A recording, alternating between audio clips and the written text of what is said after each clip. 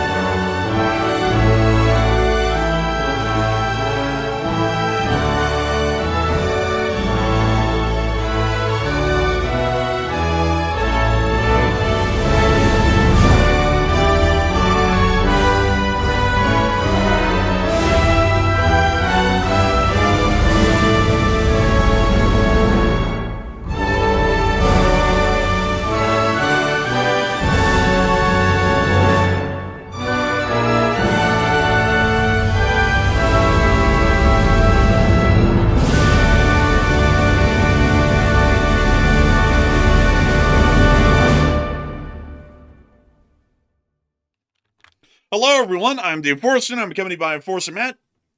And good evening, folks. This is Enforcer Matt, and welcome back to day 1569 of the War News stream. And tonight, it's all about Russia and Ukraine and a little bit about Iran. But right now, some very big happenings right now out of Crimea and out of the Russian Federation. We are currently seeing that Russia has just deployed military forces to Belarus amid the invasion threat that Zelensky keeps talking about. Also, we are seeing today that Crimea is officially completely isolated after major Ukrainian strikes took out the final bridge connecting Crimea and the Russian-occupied territory. And also, the gas shortages are spreading across Russia fast, even hitting Siberia. And it's good to see you all once again. And of course, we're going to be covering the past 24 hours in the news from around the world as we have been able to see major developments inside of Ukraine and the war inside of the Ukrainian state. As of today, the Ukrainian armed forces have officially isolated the Crimean peninsula in a decisive strike that was conducted near to the area of the Armiansk gap over the course of the day. Russian Federation armed forces, which were seeing that supplies were dwindling into non-existence within the Crimean Peninsula up until today, were attempting to use the deadly and highly dangerous route from Sevastapol to Novikakhovka and south to Armiansk to be able to access the Crimean Peninsula. Overnight, Ukrainian armed forces conducted a decisive strike against the bridge crossing into Armiansk in the Crimean Peninsula and have knocked out this bridge along with the Chandhar Gap Bridge, which has been knocked out several days prior. This is now leading to a complete supply isolation of the Crimean Peninsula and is leaving the Kerch Bridge, which at this moment still appears to be largely completely unused by the Russian armed forces and even civilians for supplies, as the only access between Crimea and the Russian Federation. We've also seen that the Ukrainians join these attacks with several other major ones that were conducted against the two largest cities in the peninsula, with Simferopol losing their CHP power plant within the area last night, and also a fire breaking out within the area of the smaller Stroletska Bay to the western area of the city of Sevastapol, with major strikes being reported in both large cities. Fuel shortages are also beginning to appear in far larger number, and in greater emergencies along the areas of the Russian Federation directly bordering Crimea, with fuel supplies completely unavailable in Novorossiysk and Krasnodar, and this is believed to be spreading throughout the entirety of the region, meaning that Russian supplies might not even be capable of crossing the Kerch Bridge if the Russians ever made the decision to start diverting all and any supplies that are supposed to be going to Crimea over the Kerch Bridge. We've also seen that there were other attacks that were conducted against Krasnodar overnight, which were quite significant in their own right. The carnage along the highway to Melitopol from Mariupol is also increasing, and more drivers that are braving the voyage from Mariupol to Melitopol are continuing to film the absolute destruction and devastation being caused by Ukrainian medium-range drones along the entirety of the M14 highway's length, showing that supply trucks that make it to Melitopol have now made the doomed journey for no reason, as they now cannot get into Crimea because of the bridges being destroyed. Additionally, we've also been able to see that a drone attack appears to have gotten incredibly close to Moscow today, and the Russians have also announced the cancellation of the Max Air Show. The Russian Federation also canceled the Russia Day celebrations in Red Square and are now going to be holding the event in a much smaller auditorium in Moscow, most likely due to the threat of possible Ukrainian drone attacks. Russians on Telegram and other social media networks, which are largely circumventing the Russian firewalls, are continuing to show absolute enragement over the situation that's been caused in the war and how poorly it's turned out to be happening or undergoing for the Russian Federation. The Russians are also continuing to build bases near to the area of Petrozavodsk, near to the Finnish border, showing that they are continuing to build up force developments and force deployments near the area of Finland. And additionally, more Russian Federation forces were seen entering and deploying into Belarus today, which was publicly explained by the Belarusians and Russians as a continuation of their nuclear preparedness exercises, which are still underway, but some people have stated that this may be a prelude or a preparation for invasions of Ukraine. The Veneer Progress plant in Cheboksary has also even had more footage put out, showing the absolute devastation and damage that's been caused to Cheboksary, the facility. We've even seen that fuel shortages have now reached even as far east as Irkutsk in the far reaches of Siberia. Additionally, Ukrainian armed forces have also been inflicting significant and major losses against the Russian Federation over the course of the day on most major fronts, and we have seen that the Southern Front continues to show that the Russians' attack ferocity is continuing to decrease, showing that the supply situation is already beginning to force the offensives that have been underway against Kharkiv and Mariupol for months on end at this point, if not over a year in some cases. We've also been able to hear that within the Middle East, things happened today. Apparently, the strikes on Iran were canceled at the request of Pakistan, and now we're hearing that there's a whole bunch of diplomatic developments that have occurred over the course of the day between the United States and Iran, with the president claiming that the war is over. The Iranians have completely denied everything, saying that there is no deal on the table, they haven't agreed to anything, and the war is still on. They also struck a ship within the area of the Strait of Hormuz, and the United States also conducted another strike against a vessel that was attempting to violate the Oman's blockade line that the U.S. has created at the very edge of the Gulf of Oman. But we have a significant amount of news to cover today, especially from Eastern Europe, and we are going to be going through all of this news, starting with our largest stories first, and then making our way on down into the smaller stories throughout the night. And I have to say, folks, Also, real quick, before you move on any further, real quick, I'm currently tracking an active attack on Tolyatti, Russia, in the Samara Oblast right now. It looks like the Ukrainians are not giving the Russians a break whatsoever. They're currently actively hitting targets inside of that city right now as we speak, as the stream just went live.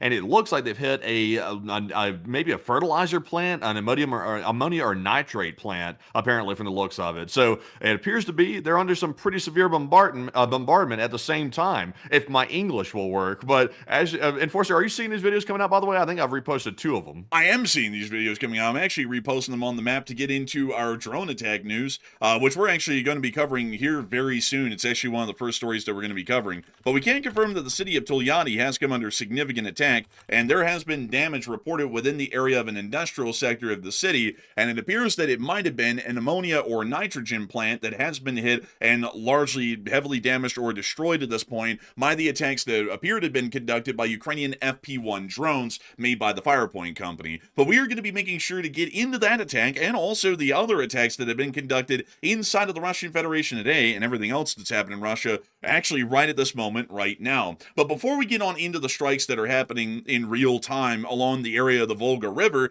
we have been able to hear of something that is even more shocking and more pressing than the drone strikes that we've been able to hear of that are happening right now. Many of y'all will know that the supply situation in Crimea has been growing to absolute desperation. Not only is the supply situation there critical, it's also critical within the Kherson Oblast as well, another far fringe of the Russian front line, these two areas being the farthest west that we see any operational Russian forces inside of Ukraine. The fact that they are the farthest west from the Russian Federation's mainland also means that they are the farthest away from the beginning of the supply lines that enter Ukrainian occupied territory, meaning that the travel time for supplies to make it from their basings in Rostov-on-Don all the way down the land bridge and into Kherson or into Crimea is incredibly lengthy, and that also decreases the amount of supplies that can be provided at any given moment, and it also cuts down on the amount of journeys that can be made over that period of time as well, meaning that generally the supply situation in these areas, even in perfect conditions, would be considered somewhat fragile but stable. Ukrainian attacks have started to completely remove that from the equation. Ukrainian medium-range drone attacks on the M14 highway have seen that supply volumes have dropped to the floor in most of Zaporizhia and the entirety of Kherson and Crimea. We've already been able to see that before the major strikes that were conducted against the gaps in northern Crimea, the Chonhar and Armiansk gaps, that the supply situation was dangerously critical in both Kherson and Crimea, with the 337th Regiment of the Russian Federation's Armed Forces, the regiment responsible for holding the Kinburn Spit, already conducting a full withdrawal and abandonment over the past few days of the Kinburn Spit due to no longer having any available supplies. The Crimean situation is even worse from what we understand, and we have seen that the situation is so bad in Crimea that most fuel stations no longer have fuel to be able to provide anyone in Crimea, and we've also seen that this has led to a complete collapse of most supply lines, even those for the civilians, where we're now seeing that a large amount of grocery stores are rationing food purchases to civilians because the supplies are running out, and it doesn't appear that there's going to be any resupplies coming in the future. Of course, this brings us back to the area of the Chonhar and Armiansk Gap, which becomes the breaking news focal point of the night. We were able to see that just yesterday, the Russian Federation was starting to divert all of its traffic from Melitopol, which usually traveled over the Chonhar Bridge into Crimea, through another route, given the fact that the Chonhar Bridge was destroyed last week in last week's war report, and we were able to see that the Russians were no longer able to cross the bridge due to it being unsafe. A pontoon bridge was also laid out beside the original bridge, and that was also destroyed as well. This left the Russians with one option. Instead of driving from Melitopol down the E105 into Crimea, they had to take the extremely deadly and dangerous drive out of Melitopol down the M14 highway to Novokakhovka, just 7 miles away from the Ukrainian front line, and then take the Ukrainian T-2202 route south to Armiansk and cross the bridge there, finally entering Crimea. That was the only supply line that we've been able to see that was still operational as of today into Crimea via the land bridge, which the Russian Federation seems to be using, considering that it doesn't rely on an incredibly long 50-mile bridge in the middle of open waters that could be hit and destroyed at any moment, and if they did put a lot of cargo capacity on that bridge, it would definitely be hit and blown up by the Ukrainians. Hell or high water, they would do it. So the Russians still prefer to use this land bridge, meaning that this one bridge in Armiansk was the last connection that Crimea had today to the broader Russian supply lines. This one right here. The Ukrainian armed forces have attacked and destroyed this bridge as of today, and this is now also a completely deleted bridge within the area, the last of its type, meaning that the Crimean Peninsula, as of today, is completely cut off from the Russian land bridge supply lines, which have basically been their only lifeline in Crimea to keeping things even in a dangerous situation. Now we're seeing that there is absolutely no supplies flowing into Crimea over the course of this whole day because of the damage to this bridge. And here is actually the clip, the very clip of the Ukrainian armed forces striking and destroying that bridge that we just showed you all in the picture right there, in those satellite pictures right there. Without further ado, here's the clip of the strikes. When you see the first drone hitting onto the side of the bridge, the second drone coming in and hitting directly into the tarmac of the bridge. And also, weirdly enough, we also saw one of these drones attack and destroy a large amount of supply trucks that were sitting and waiting to cross the Oh, bridge. dang. That was a whole lot sitting there, too. And those are the ones that were lucky to actually make it through and actually even get to the bridge through that gauntlet that the Ukrainians have set up with those drone attacks on the M14. That's wild. They're even like waiting at the bridge, and then they didn't make it even after all that trouble. Man, honestly, it is absolutely unreal. And we can also see here as the drone's flying in on the bridge spans, there has been several impacts by the time this drone is hitting, and we can already see that large parts of the bridge have had a large, massive holes punched into them by the explosives, meaning that that span of the bridge is probably not going to be usable. We can also see another hit here as well, and the Ukrainians just seem to be hitting the very same span over and over and over on this bridge to structurally weaken it as much as possible to make sure that it cannot handle hardly any tonnage, especially commercial truck tonnage, over the area of the bridge. Once again, that's the bridge in which we're speaking of right here, and this was the last road bridge into Crimea that the Russian armed forces were able to use and the Russian civilians were able to use to transport supplies into Crimea via the land bridge. The fact that this bridge has been hit to the point it is certainly knocked out today, and we did get to confirm that the Russian authorities did state that the bridge is quote-unquote temporarily knocked out due to damage by Ukrainian terrorist strikes, we know what's about to be coming next. First, the Russians are going to attempt to lay a pontoon bridge here. That's a guarantee. They're probably going to be doing that right now while we're live on air. The Ukrainians are going to come back around and they are going to blow that one up. They did that at the Chonhar Gap, and the Ukrainians blew up the pontoon bridge that was laid right next to the original bridge, meaning that there is still no viable or usable access into Crimea via the Chonhar Strait, or the Chonhar Gap, as we call it here on air. There's also going to be... Also, and also, by the way, speaking of those pontoon bridges, Russia really doesn't have a whole bunch of those anyway, do they? Like those are kind of a little bit rare, or they're not exactly plentiful, I guess you could say. I think that's why we saw the other day they were trying to make a makeshift like pontoon temporary bridge, and it looked like it was homemade. Is that right? How many of those do they even have? They don't have a lot of them. There's actually a fairly limited supply of pontoon bridges because they're considered to be specialized equipment, and so there's never really a lot of purchase orders put out for them because in most Russian doctrine, the chances of them ever needing a pontoon bridge is pretty slim, so they just don't have a whole lot of them available, and a load of them have been destroyed through the war in Ukraine, so they don't have a lot. If they do pull out a legitimate pontoon bridge, it might be one of the few that they have left. They probably have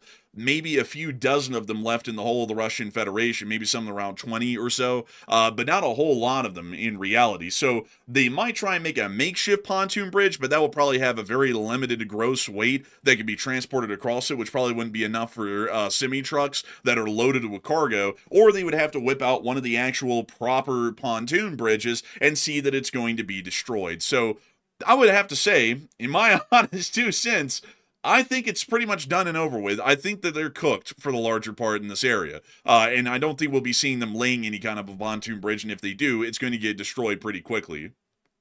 Yeah, it's going to be much easier to take out a temporary structure than it is to take out the original bridge in the first place, because I don't know how many drones in total the Ukrainians had to use to actually weaken that bridge enough to destroy it, but as you could see in the video, it was several, possibly in the dozens, that were used to hit that bridge, which weakened the concrete enough to make it actually get destroyed. So when a pontoon's brought in, or some type of temporary like structure they try to makeshift out of wood or whatever they try to do in the future, that's going to be a lot easier to take out. So obviously it's going to burn probably, and who knows what else, but they'll probably be able to take those out pretty easy right there. I have a feeling they'll definitely be taking them out pretty easy for the larger part. I think that's a guarantee at this point, at least for this area. So from what we know, this is now completely cutting off the entirety of Crimea from supplies, at least the supply lines.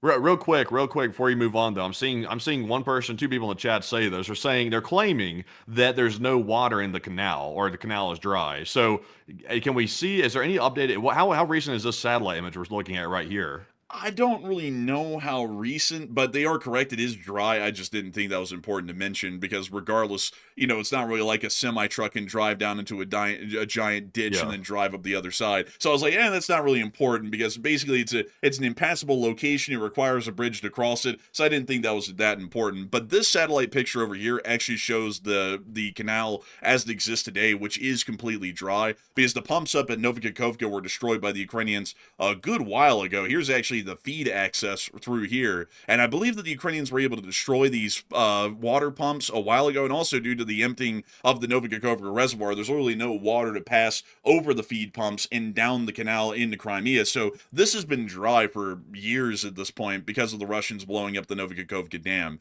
But the Show the area of the canal that you say is dry. Like, which area is it that you're saying is dry? Right here that we're looking at? it's the whole thing. Like the whole thing's dry. Okay.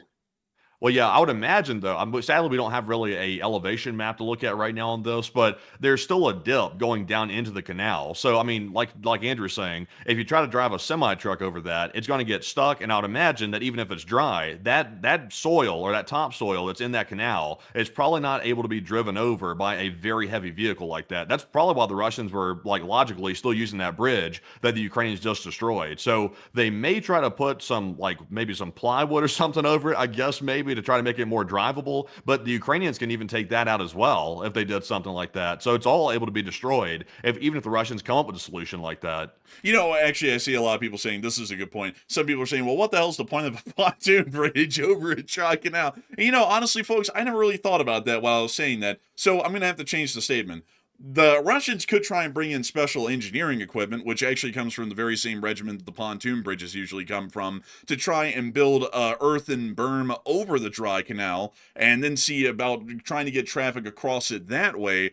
But the special equipment could be targeted pretty irregularly by the Ukrainians because this isn't that far away. I believe medium-range strike drones, which have a range of about 110 miles, from the closest area, which is only 50 miles away, could still continuously strike and destroy any special engineering equipment within the area for the larger part, meaning that an earthen berm, sort of a crossworks, or generally what would be called a fill over the dry canal, would also be a little bit difficult as well, especially if the Ukrainians keep up a continuous campaign of striking and destroying any special equipment vehicles that move into the area to try and start setting up some sort of an earthen berm or a dry bridge over the area of the canal. So that would also generally be difficult as well. I'm sorry about that, folks. I actually didn't think about that at the beginning. Like, I was watching the stuff earlier, and I was like, the canal's dry, and it has been dry for years. But I never thought about that when I was thinking, they still have to lay something over it, and I was like, pontoon bridge, and then I completely forgot the thing's dry. But moving us on out of that bit of news right there and around the area of Armiansk, the supply situation is going to be critical at this point regardless, because either the special equipment that's going to try and create a dry bridge will not be able to set up properly, or you're going to see that the Russians would try and lay down a pontoon bridge if it had water, and they would also destroy that as well, meaning that both things are within range regardless of what they're trying to do, and the supplies will still be cut off from the Crimean Peninsula. Moving us on down and into Simferopol and Sevastapol, speaking of the attacks that were conducted on that bridge today, the Ukrainians are already trying to run Crimea into the ground with the additional attacks that were conducted today to try and put Crimea in such a bad position that Russian forces will not be able to operate out of the peninsula. Moving us on and into the area of Simferopol and Sevastopol, we're about to be getting into those strikes and covering the kind of damage that we've seen there, which has been quite significant, especially in Simferopol. But before we get to that, a lot of people aren't talking about what's going to be happening to the Russian forces that are now largely stranded in the Crimean Peninsula, except for the one Kerch Bridge that crosses back into Russia at the city of Kerch. And Matthew, what are people thinking about that right now, and what are you thinking about that as well? Okay, so now that we've seen the final bridge connecting the Russian forces with Crimea, what do you think Putin will do? So it looks like 44% said Putin will sacrifice the Russian forces in Crimea, while 33% said he'll launch an invasion of Ukraine from Belarus to try to distract Ukraine and also redirect their attention. And 16% said they'll end up withdrawing Russian forces from the Crimean Peninsula. And I would say this. We did see, and we're about to get into in just a second, that Ukraine is launching some pretty overwhelming strikes inside of Crimea as of today. And now that they've taken out the final bridge, now there's no way for the Russian forces to get back into Crimea. So now they're kind of stuck in the occupied Ukrainian territories. And on top of that, all the supplies that need to go to Crimea in the first place now have to cross over the Crimean bridge, which already has a weight restriction on it. And it's very hard to get very heavy trucks across that bridge for several different reasons, including the fact that Ukraine might end up striking it again. And also, there's no Russian ferry boats hardly left. There's only like a couple of them left because Ukraine destroyed all the rest of them. So at this point, it's a really ugly situation. Every single strike from this point forward that Ukraine conducts into that territory, into Crimea, is going to be pretty much screwing the Russians over permanently, because they really can't get equipment in there to fix the problem if something gets damaged, because they can't get the trucks in. And also, not only that, but now the Russian frontline forces, they can't get their supplies because they can't get through the bridges either, because Ukraine's destroyed them all. So I would say this. I would say that I think Putin has really no choice here. He'll have to sacrifice the Russian forces in Crimea. And I think that's what's going to happen. I doubt he's going to withdraw them, because that'd be too embarrassing to do that. So he'll probably let the people just die in Crimea in the first place. That's probably what he's going to do. So I'm with the 43%. But Enforcer, what say you? I would say that there's a couple of things that are going to happen. It's kind of a mix of all of them, in a sense, because they're not going to leave all of them there to die. And there's equipment that can easily be relocated. For example, the Russian Air Force's aircraft, if they have any fuel left, they can just refuel them and fly them back into Russia. And it would really be such a strategic loss to just leave them there to rot on the ground and eventually get blown up by Ukraine, that they're really not going to be leaving any critical or expensive components of the Russian Air Force or Navy in the peninsula. And also they'd be bringing back the high-level personnel, such as pilots and so on, back to the Russian Federation as well, to avoid completely losing valuable assets in Crimea by just leaving them there for really no reason. However, most of the normal Russian forces, like the logistics forces in Sevastopol, around the airfields, and other locations, might generally be left behind because it might be too expensive to remove them, or it might become logistically infeasible to try and pick them up and move them out of the peninsula, especially if that decision is made way too late, and it's getting very close to that kind of a decision being made way too late even at this point right now. I would also say that one thing that is a guarantee, though, is that they're not going to be completely withdrawing everybody from Crimea, because that would leave it strategically open to Ukrainian raids and insertions, and that just can't be allowed. If the Ukrainians wanted to, if the Russians completely abandoned Crimea, which at that point is a giant hanging piece of land off of the southern end of Ukraine, the Ukrainians could just send in endless SSO teams from Odessa by boat right to the shore of Crimea. They get off, ruck it up behind the Russian lines, and they just start conducting sabotage attacks left and right on the Russian logistics forces and the Russian rear lines forces that might be stranded in Kherson and Zaporizhia, which would end up being a death knell. Just hearing that described, like, I already know how bad it is. We've both been analyzing this all day long, but it is. I would not want to be a Russian in Crimea right now. They're literally trapped like fish in a barrel. And unfortunately, at the same time, while the Russian forces are trapped there, also Russian civilians are trapped there, and also, unfortunately, Ukrainian civilians are still trapped there in the occupied territory. So, I mean, it's getting very hot down in Crimea. I will say this. Also, this is a stroke of genius by Ukraine, an absolute stroke of genius, because they're basically taking out a bird with, or actually two birds with one stone, as the saying goes. They're cutting off Crimea from all the supplies and also pretty much isolating Crimea, which is its own objective in itself. And on top of that, they're screwing over the Russian frontline forces, where they can't even get stuff to the front to fight Ukraine inside of Ukrainian occupied territory. So they're taking out the bird with, or the two birds with the one stone. It's really honestly something else to see. It really is something else, honestly. It's absolutely insane when you really start to think about what Crimea is going to be causing. And another thing that's guaranteed, folks, is that coastal defense forces and some limited elements of Russian forces are going to stay in Crimea to conduct coastal patrols and Ukrainian SSO interdictions to try and stop Ukrainian special forces from landing on the peninsula. But the thing about that is, though, is that they're going to be running off of very limited amounts of fuel, meaning that patrols by boats are going to be incredibly lessened along the coastline. There's not going to be as many of them. And if any Ukrainian SSO teams do land on shore and the Russians somehow find out about them, then that might mean that those Russian teams that are in Crimea that are supposed to try and stop them from making it any further behind the lines might not be able to react quick enough, or a large enough amount of them might not be able to arrive to the scene to really stop them or completely destroy them, meaning that the Ukrainians might just be able to call in once they come under fire that they're under fire and they need an exfil, load up on a boat and leave without the Russians really trapping them and wiping them out. So no matter what happens, the Russians' deterrence abilities in Crimea for the landing of Ukrainian SSO teams and raids are largely going to cease to exist probably within the next few weeks, especially considering that now all supplies in Crimea are being consumed from the internal supply pools that they have left in the peninsula, which are already non-existent,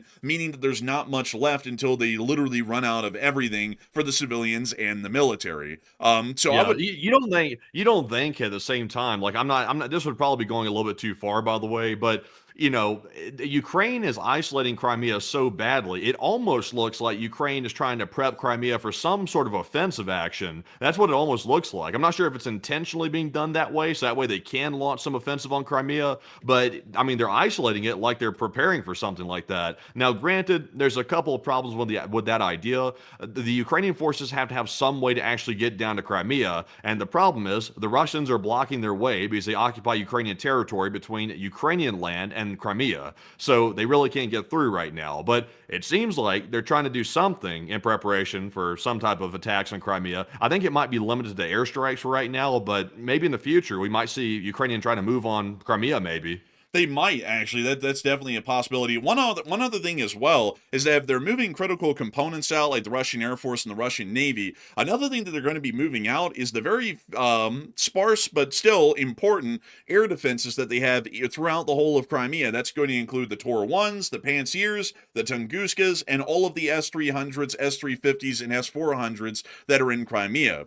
They can't leave them there because there's no fuel to be able to even run the generators at this point throughout most of the oblast to be able to keep the command centers, the surface search and target, well, not the surface search, but the air search and acquisition radars running for these air defense batteries, or to even keep the air defense systems running at that point to be able to fire off a missile if they needed to, meaning that they're also all going to be packed up as well and either brought back into Russia or relocated somewhere into the Donbass, possibly, or to Moscow. That's probably where most of these would be going if they withdrew from Ukraine. They mostly would be going straight to Moscow or Valdai, where Putin has a private home. But regardless, though, that also will be leaving the airspaces open in Crimea to even more effective attacks, because even though Russian air defense generally doesn't hit its target, every once in a while they do. And those drones will now not be getting blown up, and that means that the Ukrainians will be able to eke out even more increased efficiency in blowing up and destroying whatever may be left in Crimea that would be of any strategic value or note.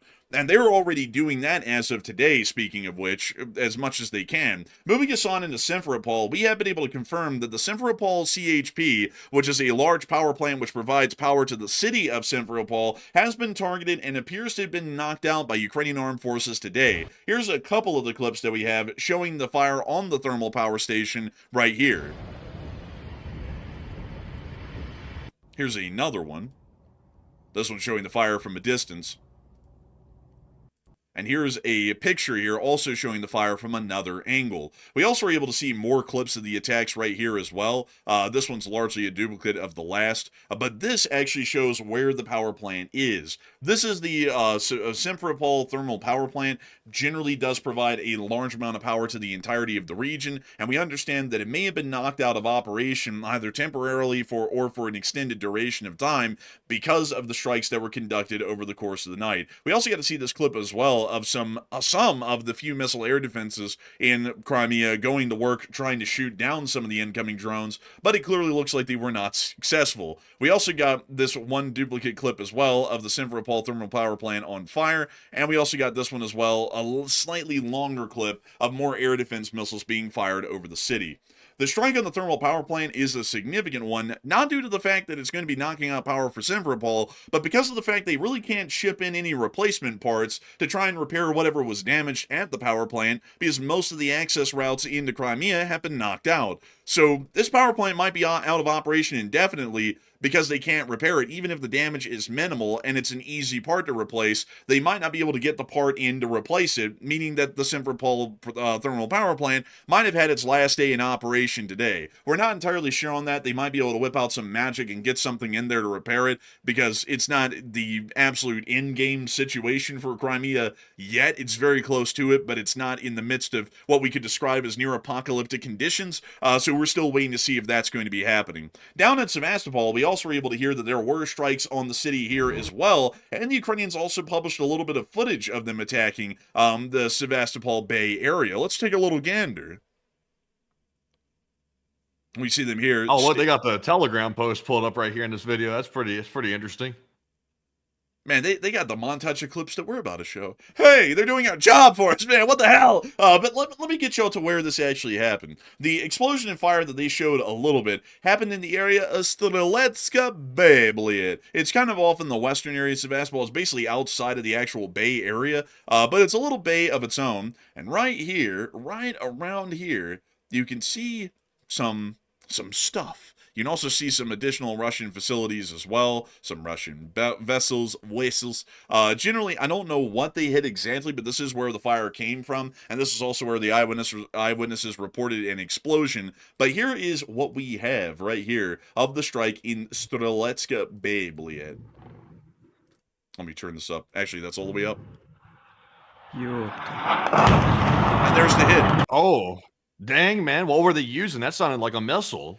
They might have been using a missile. I'm not entirely sure. The clip was so vague that we really didn't get a good idea of whatever hit. It was so loud sounding. It definitely sounded like a large explosion. But apparently this happened somewhere around Strzelecka Bay. And despite all of the research that I tried to do today to figure out what in the world would have been a value or note to hit here, I didn't really find anything. And that's why I was trying to come around at the beginning of this and kind of give it another once over to see what in the world did get hit, like what is of value in this area. But the Ukrainians did blow up something in here, and we probably have a feeling that the Ukrainian Navy or the Ukrainian Ministry of Defense is going to come out with a statement at some point in the future and probably elaborate a little bit further about what exactly they hit and what kind of damage it caused. But moving us on, where's the headquarters building? You know, the Ukraine hit the headquarters building a short while ago near this area. Like, where's that compared to where the strike just occurred? So that one would have been somewhere, I think, over in here somewhere, because this is actually the former Black Sea Fleet headquarters.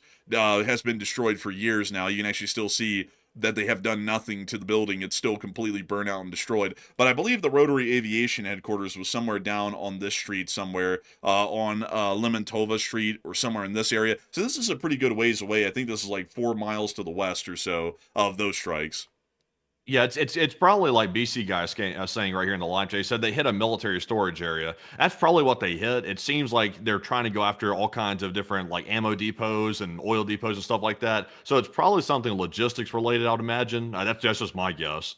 Well, the thing about that is that there really isn't any Russian storage facilities that I could find, at least in my looking around on satellite, to say that's exactly what they hit. I really didn't see anything. Maybe there's something out here, but it might have been another Russian building or another Russian facility. Wait a minute. Hold up. That's new. You know, man, the way this thing looks, you know, that teardrop shape to the hull, that kind of looks to me like a warship. Now, I didn't notice that earlier. It looked like these were tugs or auxiliaries in this area, but that actually looks to appear to be a Russian warship.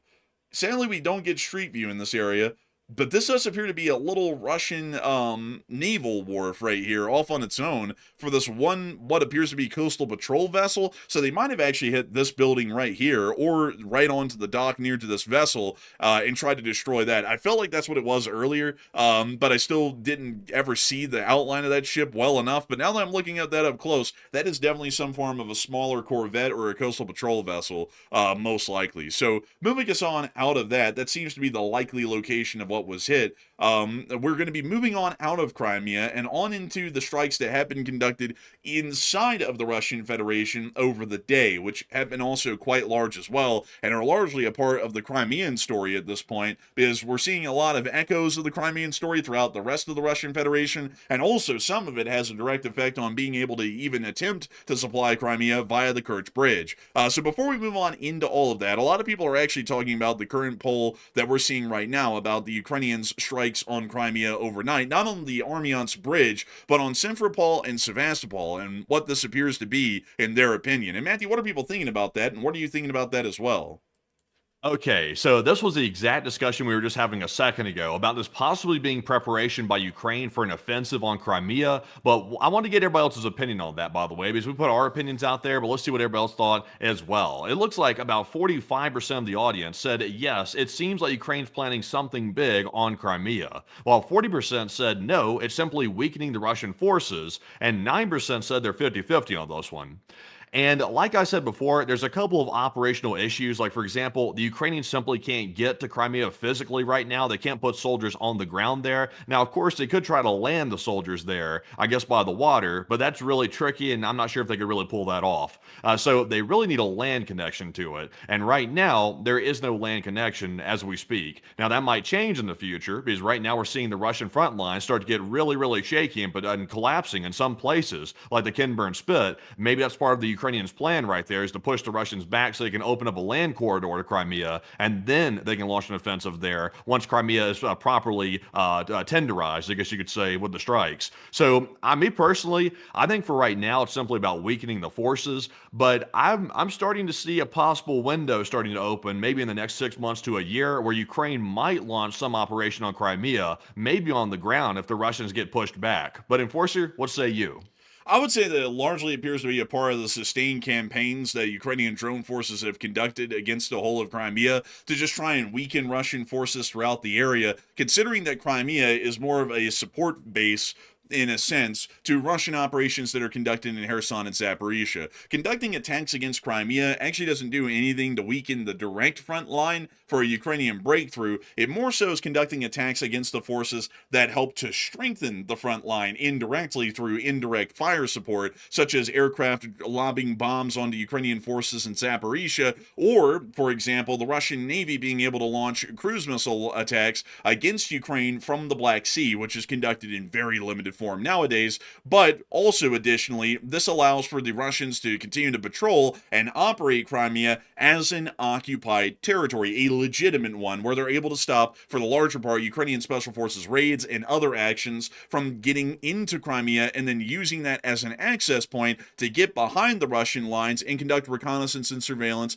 that might not be possible otherwise, even by drone. So I would say that, in my opinion, it seems to be just a furthering weakening campaign. So I would really be more so with 39% in an attempt to try and weaken the frontline forces through lacks of indirect fire support. Once the indirect fire support that Crimea provides, along with the Air Force and Navy, that the Russians operate out of this area, and once that no longer exists, we'll probably see that the front lines in Zaporizhia, which are already incredibly weak, will be weakened to a point of no return. And since the Russians won't be able to throw any emergency air power at the problem to try and, say, slow down a Ukrainian offensive, this will probably make a Ukrainian breakthrough much more easier, and also a lot less messier to conduct, considering that they probably won't be taking a large amount of casualties or losses of vehicles, equipment, and personnel in the process of conducting any sort of a breakthrough attack in Zaporizhia. So I'd actually be with the 39%. The only way you'll be eating your words is if by some miracle, somehow the Russian front lines just collapse and Ukrainians start mowing them down, like all the way down to Crimea. Now, the odds of that happening are very slim. Like, you'd probably have a better chance of getting struck by lightning, I would imagine, because that would probably be unheard of if the front lines collapse that badly. But we can expect a weakening of the front lines. We're already seeing that right now. That's why they're having to withdraw from the Kinburn Spit and certain other areas as well, because they can't get ammo or food or supplies to the front because Ukraine's hitting all their supply trucks moving over there. So, I wouldn't expect a miracle of that sort, but I wouldn't rule anything out for when it comes to the Russians getting weakened, because right now they're in uncharted territory with how little supply trucks can actually get to the front. They are in a pretty uncharted territory, but the Ukrainians breaking through and making it to Crimea, generally that's kind of a part of both of our explanation. I don't really think I'd be eating my words. I think at that point it'd be just proven true what both of us are saying in different ways, because for the front lines to break, the supply situation in Zaporizhia specifically would have to be past the point of return, which is already getting to right now. And with the Russians seeing that even indirect fire support is going to be non-existent from Crimea, which is what I'm saying that the purpose of the attacks are for, we're probably going to see that when a breakthrough happens, it's a lot easier for the Ukrainians to conduct it, and they're probably going to be moving a lot faster because there's not going to be an airstrike anywhere in the area to even slow them down, because the air power that came from Crimea prior won't even exist anymore. So I think we're kind of saying the same things, just taking different looks at it. So it was just a figure of speech. And I wasn't disagreeing. It was a figure of speech. Oh, well, it sounded to me like you were disagreeing. I was like, I think we're saying the same thing, just in different ways. No. I was like, I don't really get it. I'm just saying the only way you'd be eating your words is if a miracle of like magnificent proportions were to happen. So I'm saying it's unlikely. Oh, I thought you were saying that. No, I disagree. I was like, I think we're saying the same thing, man. I was like, what do you mean? But anyways, moving us on from that and on over into Krasnodar, we have also been able to see some other interesting developments within this area. Much like we covered yesterday, Krasnodar is already running, the city of Krasnodar is already running into fuel shortages at this moment right now in its surrounding gas stations and also within the city area. This started to give us an idea that the fuel situation in most of that region is generally quite poor and is starting to run incredibly low. We've also been able to see that within the area of Novorossiysk, there is now a fuel shortage appearing here, and it appears that most octanes of fuel are also disappearing from Novorossiysk, which is very important to cover, and we'll get into why here in a minute. But we can see the fuel line at the gas station. Man, it's no secret why this is happening. Those massive fires behind the mountain finally caught up with them. Apparently, those oil depots getting hit left and right for like several weeks in a row. That's probably what's causing this. To an extent, it is sort of, but it really is a part of a larger network of problems that the Russians have been having, which many of y'all have heard about on the show for about a year at this point. But there's the gas station finally. There it is. And everybody's still waiting for their gas because it is running out and most gas stations do not have any fuel.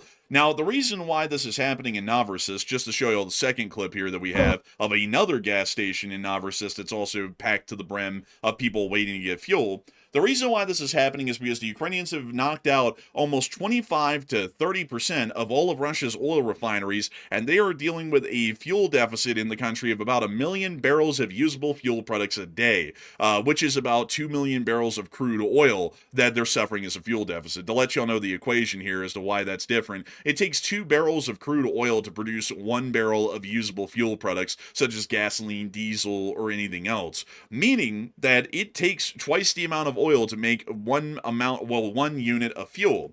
So the problem here is that the Ukrainians have been destroying, in quite significant numbers, the oil refineries in central Russia over prior months, which has led to the Russians, which are already in a fuel supply situation that's not good, running out of fuel completely. And now we're seeing that physical shortages are appearing across the whole of the country, and it's no longer a work of fiction. The strikes on Grushevaya Balka have a little bit to do with that, but it's more so on the lines of getting fuel to the ships waiting at the port, and that's more so just direct crude oil.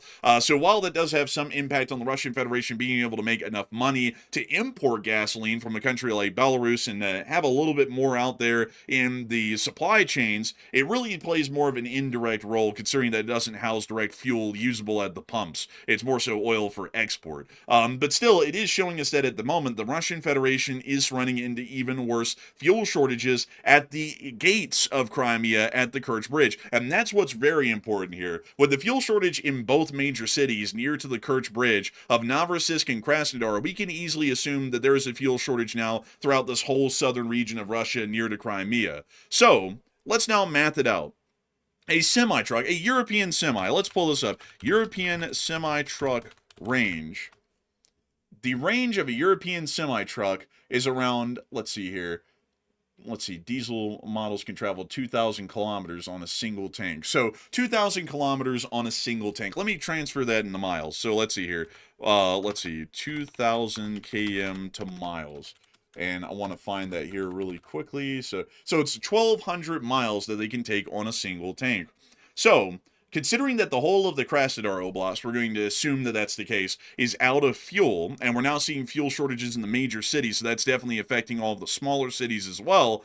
That means that if they're out of diesel, a truck is going to start running on what it has in the tank here. So let's assume that it has a full tank of fuel, and that it's going to be making its way from Rostov down the M4 into Crimea to Sevastopol or Simferopol. So it gets on the highway, it travels down the highway into this area, and let me see here if I can continue that. Oh, it just gave out on me. So let's start that over again. So it makes it into the area, and come on, work with me now. And then we go here, and then we go here, around this area, through here, to Tembriuk. And this is a very rough approximate, folks. I'm just trying to get this for the analytical purposes. So it goes all the way into here to Sevastopol, which is a distance of about 430 miles or so. And if they ever have to stop at any form of traffic anywhere, or they have to stop and idle, that could also start to consume fuel as well. So a round trip by a Russian truck is going to be about 800 to 900 miles. And that's if they were able to fuel up in Rostov-on-Don, which might also be having fuel shortages as well, or it might be decided that they don't want to refuel, and then we would see that they might be running on fumes or completely run out of fuel by the time they make it out of the fuel shortage afflicted area. It's incredibly close, because as far as the tank goes, it's going to take 3/4 of a full tank in a semi-truck to be able to make it into the Krasnodar Oblast, into Crimea, and then back out and back into Rostov-on-Don. So there's not really a huge margin of error there. 400 miles sounds like a decent bit, but what if, for example, there is some sort of a detour on a road, or they have to run the engine while it's idling in a parking lot because they have to sleep the night, and then that somehow consumes additional fuel? They could start to be running dangerously low by the time they start to make it back to the Rostov area, and if the Rostov Oblast starts to run into critical fuel shortages, then the trips to Crimea are quite literally completely impossible. And this is all considering something that I haven't even added in as a factor yet that is an even bigger issue. The Kerch Bridge as it exists right now can't even handle a truck in weight, according to the Russian government, a loaded semi-truck, that is. A loaded semi-truck is not allowed to cross over the Crimean Bridge. They only allow at the moment right now civilian cars, and I believe some lighter weight buses, to be able to cross the Kerch Bridge due to some structural deficiencies that it's been having as of late from the damage from prior attacks. And that means that a semi, even if it wanted to enter the Kerch or enter into Crimea, would find that pretty hard damn pressed. So they're driving into an area that's dry of fuel to basically get nowhere. They really can't even get into Crimea in reality. Yeah, and also, just to go into more detail about the restrictions on the Kerch Bridge, the Kerch Bridge is currently enforcing a 1.5-ton weight limit, which basically restricts it to passenger cars, motorcycles, and small minivans. You can bring a commercial vehicle across the Kerch Bridge, but it has to be less than 1.5 tons, which rules out pretty much all of them for the most part. And also, by the way, outside of the weight limit, the Russians don't want any fuel trucks going across that bridge because they're worried that the Ukrainians might send a truck across and then try to explode the truck. That's also what they're worried about. So not only for the weight and also the damage it could cause to the bridge, but also for security reasons, they don't want trucks going across with fuel on it. So it's virtually impossible to get fuel across that bridge completely. It really is. Also, I just saw someone bring this up, which is an important point. They said that range for a European semi is probably without any trailer or laden with cargo. I bet you it's a lot shorter, and you are very, very smart. Like, I gotta say, very intelligent for pointing that out to the person who did. Who in the world pointed that out?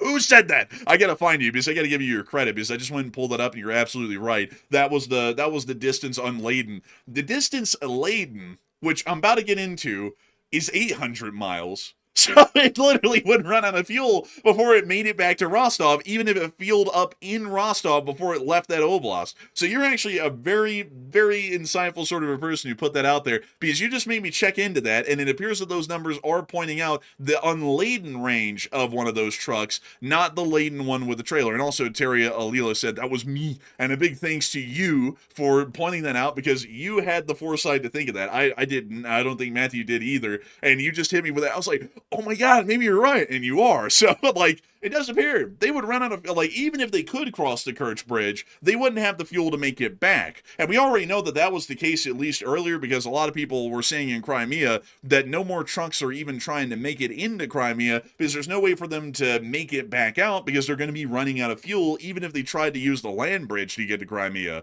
So a big thanks to you for pointing that one out. That was actually a really good one. Additionally, we've also been able to see that the Afipsky refinery nearby to Krasnodar and Novorossiysk was hit overnight. Here's that clip. Opa. Ah. calling a little AFib on them. You know, like AFib. You know, that little fibrillar fibrillation. Man, man, whenever you tell someone that you would like to go skiing and you got skiing equipment, and then, they go up there to, like, the ski slope, and then they're like, they call you up because you're not there, and they're like, hey, where the hell are you? Yeah, that's called a fib ski. Honestly, it kind of is, really, but it's a tough time in Russia. It's hard to get fuel. It's hard to get refined products of any sort right there. It's wild, though, that the Ukrainians have taken the problem from actually just producing the refined petroleum products. Now they've made the real problem simply transporting it to the areas that need it. So that's really getting to the root of the problem. You can make as much as you want, and that's becoming hard too because they're hitting the refineries like we just saw. So they're hitting them in two different prongs: the transport and the manufacturing. Yeah, they really are. I mean, it's really damned if they do, damned if they don't sort of a situation, because if they try and fix one problem, the other still makes it impossible to carry on normal supply routes and supply operations. We also got to see on Slavyansk na Kubani, the refinery up here was also hit and had some damage inflicted onto it by the Ukrainian drone attacks. That car was going 500 miles an hour, man. Damn, for all that thing. And it was a Lada, man. They were pushing that Lada to the limit right there. I can't remember how many cylinders Ladas have, but I know they're small little motors, so they were pushing that thing to the max. Man, bro, you don't even hear that car when it's coming past. You just hear it after it's passed.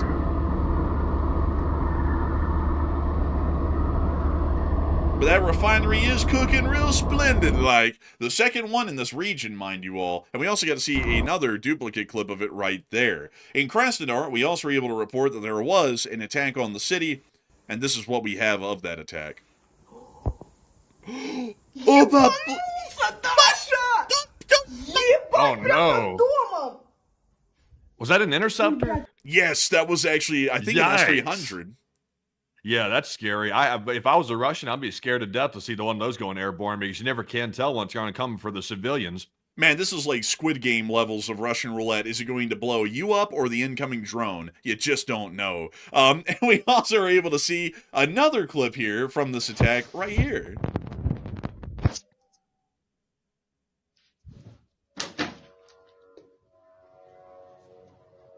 That's right. Go outside as you hear the drones coming in. A great idea.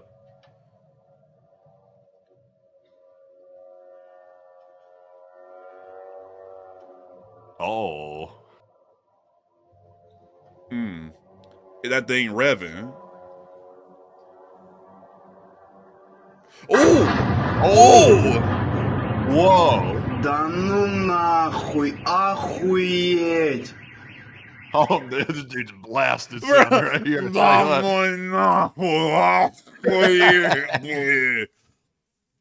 Dude sounds like he's about a gallon into it. Bruh, dude, bruh, he just saw the gallons of gas get blown up after he drank gallons of gas just earlier on before this clip. Listen to this guy.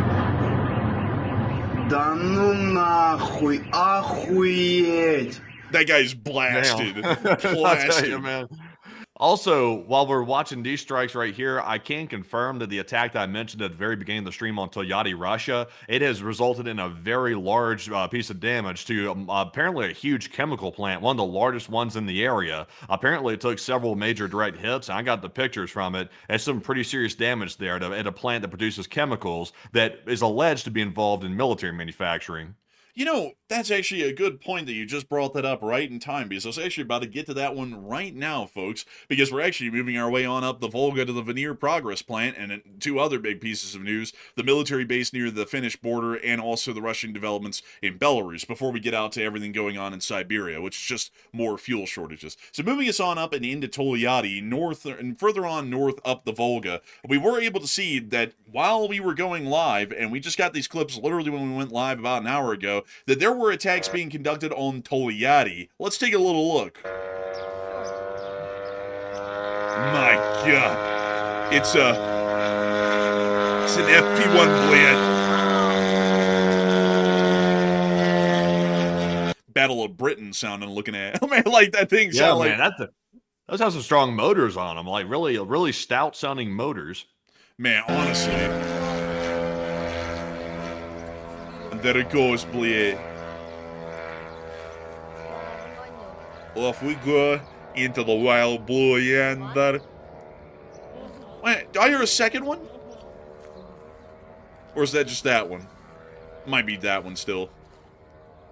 Oh, there's a Russian hanging out of their window right there, filming the thing. Man, this is like a whole event in Russia, man. This is like a free air show, basically. They gotta whip out the cameras. And there it goes. Be free, my beautiful bird, boy.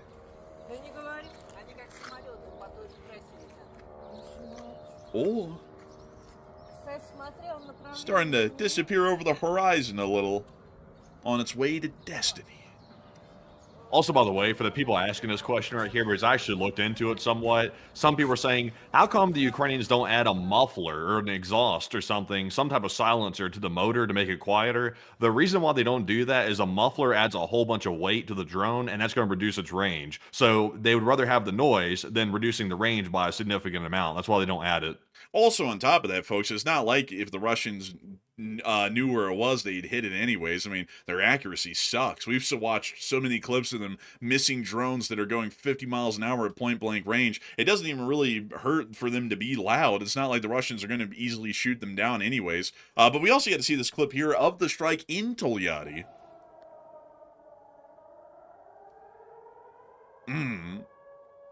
That classic like, nuclear air raid siren. Yeah. It's literally the siren right there we use, I think, in our intro or some part of our stuff. Man, I'm not gonna lie, man. That one going off makes it sound like a nuclear attack is coming in, man. It's like, dang, man, that's honestly creepy. But the attack on Tolyatti apparently hit some sort of a chemical plant. We believe it produces, I believe it's nitrates or ammonia. We're not entirely sure yet. It is some form of a chemical plant, though, and it has been hit quite heavily. Moving us on out of Tolyatti, though, and on up to Cheboksary, we also got to see a little bit more video of the damage to the Veneer Progress plant. Let's take a little look. Holy cow. Oh my God. Man, remember, by the way, I keep saying this, but now seeing it from this angle and seeing how devastating, it literally wiped out the entire section of the building where the missile hit. Just one Flamingo missile with the 1-ton warhead caused that damage right there. Literally took out basically the whole section of the building. Russians hate him. See how Firepoint destroyed this whole building with one simple trick. Man, unbelievable. And also, I gotta say, those guard towers behind the thing is still odd. I don't get what those are for. Dang, man, that is wild. That is the same type of damage you'd see if the U.S. launched a Tomahawk at some target in Iran. That's the same level of damage you'd see from a Tomahawk, which shows you. And also, by the way, they must have fixed the accuracy problem with the Flamingo because it looks like it was hitting dead on right in the middle of the building.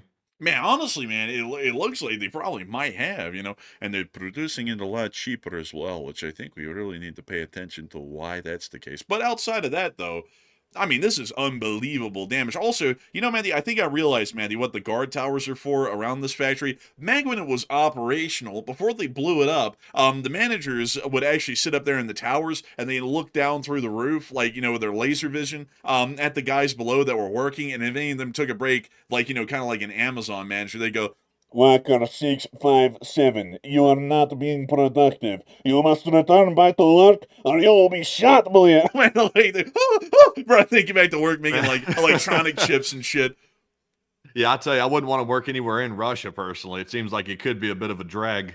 Man, honestly, man, I think it would blow a little, especially how this explosion did. Blew the windows out, the drywall, and everything else. I don't think there's anything left in there. I don't even think there's floors on some levels of this building. But moving us on out of that clip of the impact at Cheboksary, we also been able to hear of some other interesting developments within the area of Belarus and the Finnish border. But before we get to those, we do have one poll that's left in the queue right now that we have to get to because we have to get the next poll up and running on the Finnish thing. And then we're going to hop into Siberia for a brief moment to give that poll a moment to gather up some votes, and then we'll talk about it. And then we're going on into Belarus. So a lot of people right now are talking about the fuel shortages that are now occurring around Krasnodar and Novorossiysk, which are at the gates of the Crimean Peninsula. And a lot of people are wondering, is this starting to show that this fuel shortage is expanding so rapidly that it might be out of control and it might lead to a lot of damage to Russia in just more ways than one? And Matthew, what are people thinking about that? And what are you thinking about that as well? Okay, so now that we're seeing the gas shortages expanding rapidly throughout the Russian mainland, not just Crimea, but this is the mainland of Russia, we're seeing gasoline shortages. What are your thoughts about that? 51% said this will impact both military and civilian, while 39% said this will only cause civil unrest, like we've been seeing in Crimea, and 5% said the situation will be fixed very soon.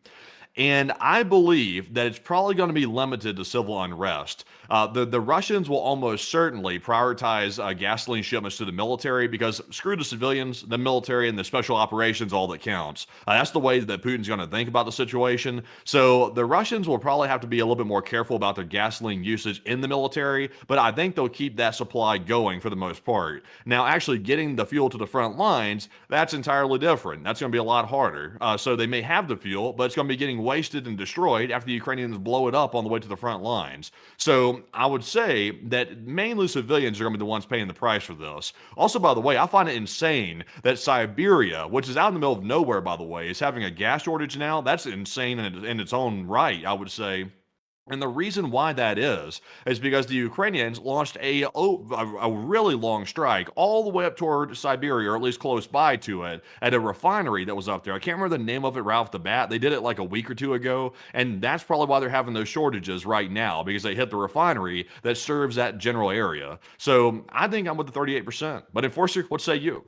I'd have to be with the 51%. I would have to be. I think this is going to be causing a lot of damage to the military and the civilians inside the Russian Federation, because if the fuel stops like it is right now and there's an absolute shortage of everything, supply lines completely collapse. And I hope that this is a learning lesson for a lot of people who act like gas shortages aren't that big of a deal, because we're already seeing right now that in places like Crimea, which is basically a petri dish for this stuff, that it's already producing very bad results down there, and it's not even at its worst, that fuel is required for the operations of the modern world. I think everybody now can kind of understand why Dick Cheney was like the patron saint of wars for oil, because you start to realize that if oil prices go up, the economy slows down. If oil and fuel completely stop being supplied to the entire nation comes to a stop. There's no food, there's nothing. You just basically sit around and die. And that's what the Russians are about to be getting involved in here soon, because they just didn't want to end the war and leave Ukraine. They could have just ended the whole thing, you know? They could have ended it. They could have just gotten up, they could have walked out. No, they had to wait for the Ukrainians to blow everything up. And so now they're all going to be in for some suffering, I would assume. But it is what it is at this point. The Russian army and the Russian government had an option of packing up and leaving once the war appeared to not be going all too well, and end with a defeat, but not one that was going to be crippling. And now they're going to be ending on a crippling defeat that might even overthrow the Russian government, with the civil unrest that's probably soon to follow as well, considering that's going to be impacting every single level of the Russian society, from the top to the very bottom throughout the whole country. But moving us on out of that bit of news and that little bit of poll right there, we also were able to see that up in the area of Petropavlovsk, there was an interesting development today on satellite photography. Satellite photography has unveiled this construction plot, which is about a square kilometer's worth of ground. And this is the first military base that has been constructed since Soviet times near Petropavlovsk, near to the border with Finland. The base is planned to house between 4,000 and 6,000 military personnel.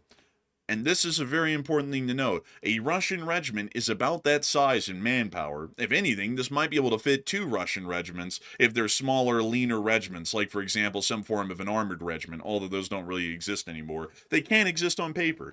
So that is something that is very interesting to us, at least at the moment right now, and it is showing that the Russian Federation's Leningrad military oblast is still continuing to build more bases to house more forces within the area, and to continue to put more forced dispositions onto the NATO border with Finland.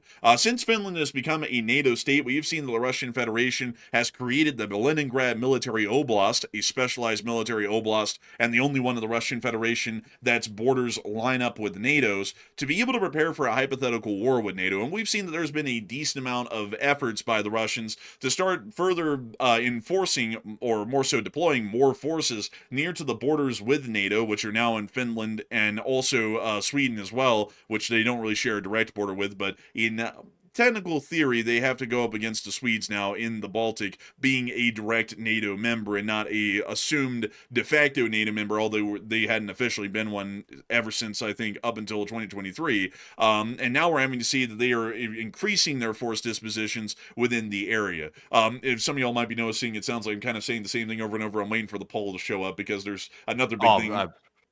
I was actually not going to run a poll. This one's going to skip it because I'm running a whole bunch of them right now, and I know there's something coming up with Belarus, so I was saving it for that.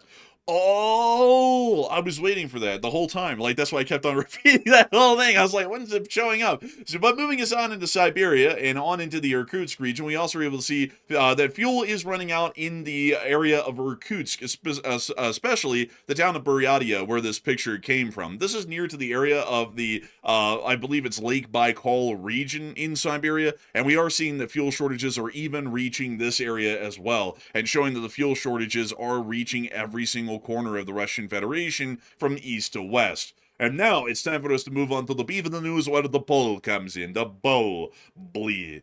We have been able to see that within the area of Belarus and the Belarusian border today, this video came out showing a large number of Russian helicopters flying on into Belarus. Here's the clip. Here we can see an Mi-17 flying on in.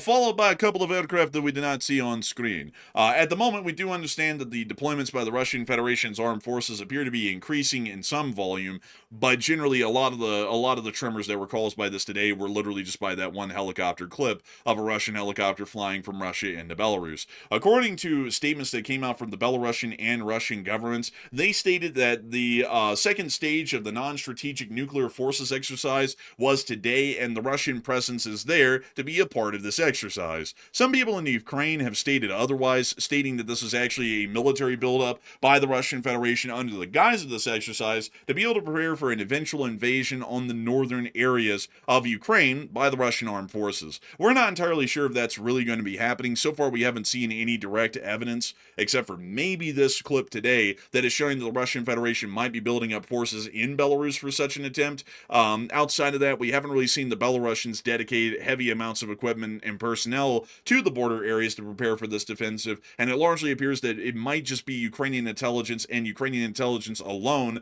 that gave the Ukrainians the idea that the Russians or the Belarusians might be preparing for some form of a northern offensive against the state of Ukraine.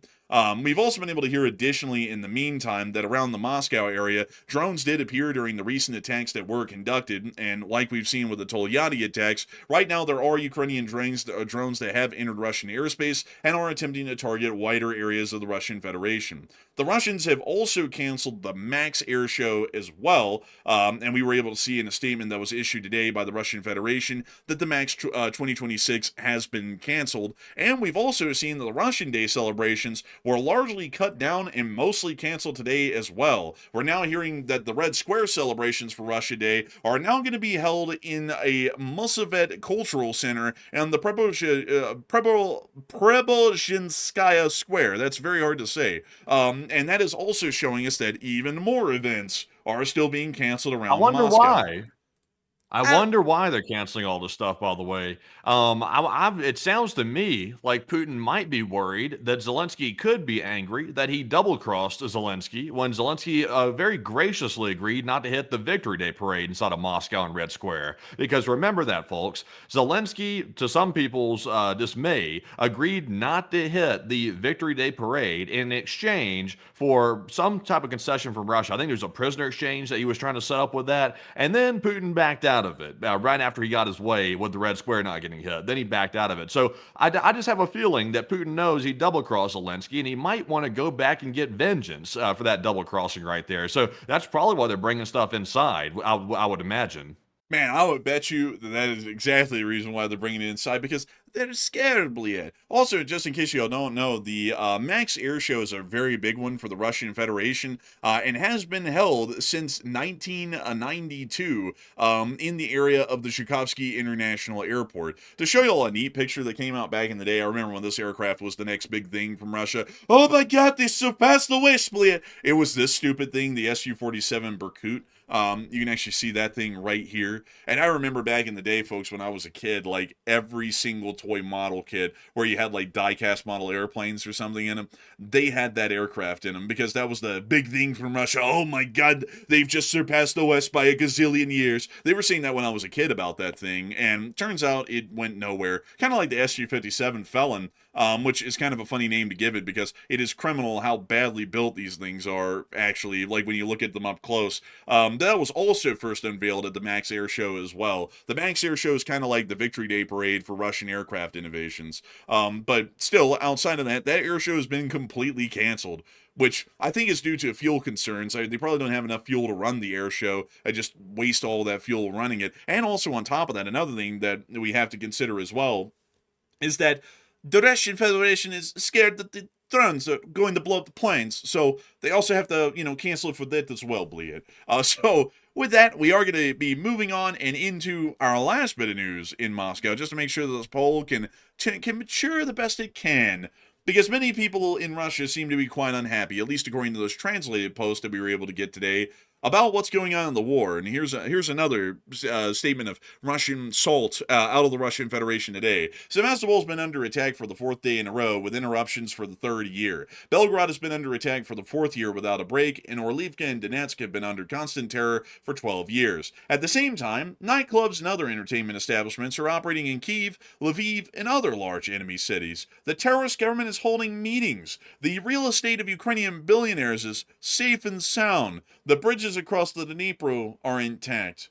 And we can continue ad infinitum, which is sarcastic. But it does show that a lot of people in Russia are starting to get the point that the Russians are getting screwed left and right by Ukrainian attacks, yet Russian attacks don't really seem to have the kind of impact they're hoping for on Ukraine. Seems like they're on the losing side of the war at this point. And that's leading a lot of people to wonder, what were the Russians doing with that movement into Belarus today? Is this some sort of a last-ditch attempt to turn the war around back into Russia's favor? Or is it something else entirely, something that is truly mundane? And Matthew, what are people thinking about that, and what are you thinking about that as well?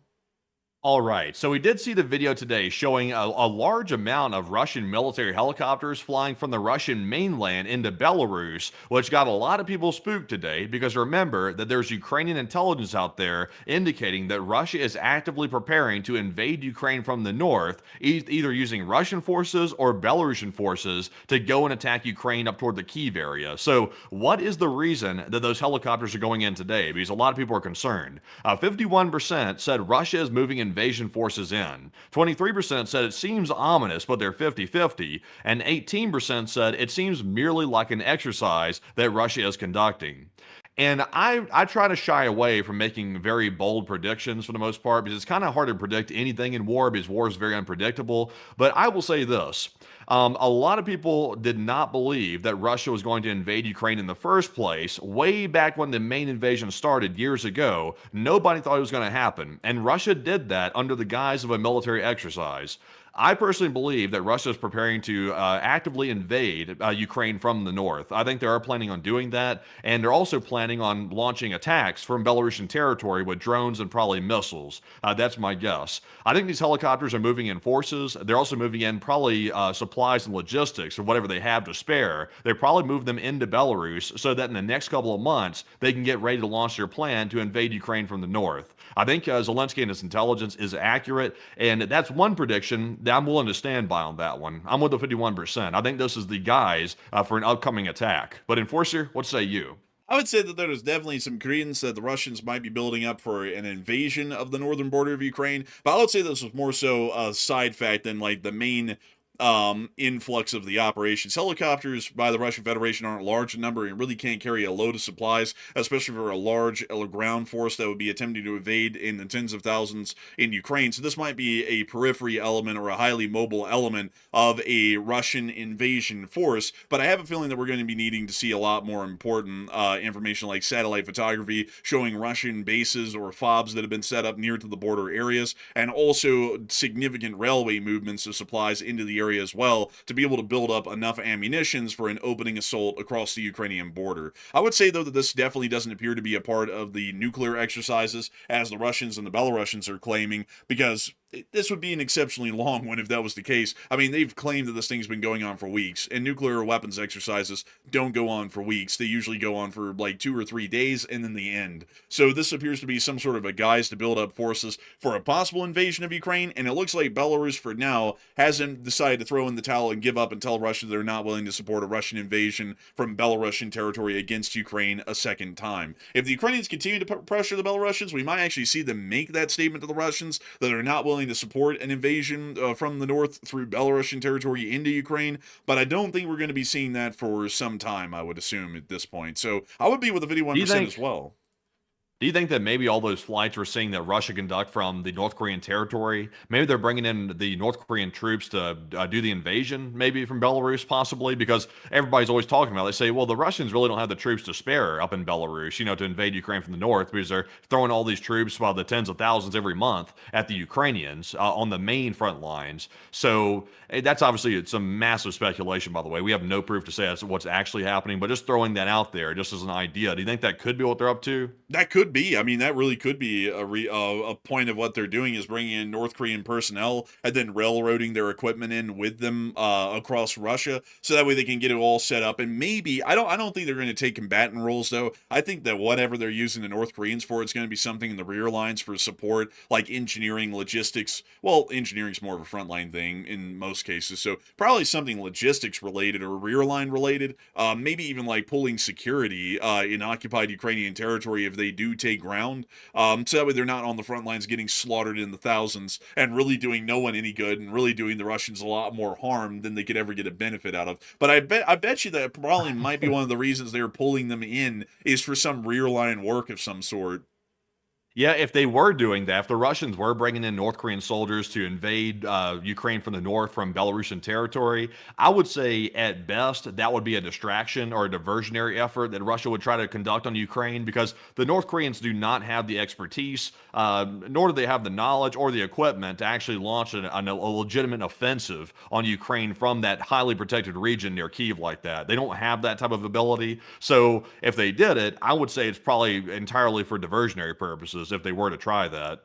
Man, I heard that this picture right here, man, was taken when they got access to cell phones, and they saw the first guy, like, pull up, like, a certain kind of a website. This guy whipped out the binoculars and said, "Oh, what do we have here?" Man, like, everyone else was like, "Oh, man," like, bro, circa 2024, the North Koreans got introduced to the global internet, like a colorized photo. But outside of that, I think that might really be what they're doing. Or they get a little bit more creative. They might be bringing them in to send them down to the Donbass to operate Russian supply lines there, or maybe they're bringing in logistics regiments of the KPA, and they're going to be operating in the Donbass, so that way they can take their supply units, which would probably be of higher quality, shift them into Belarus, so that way they'd be able to get their best troops in on this new offensive where that might be needed up front.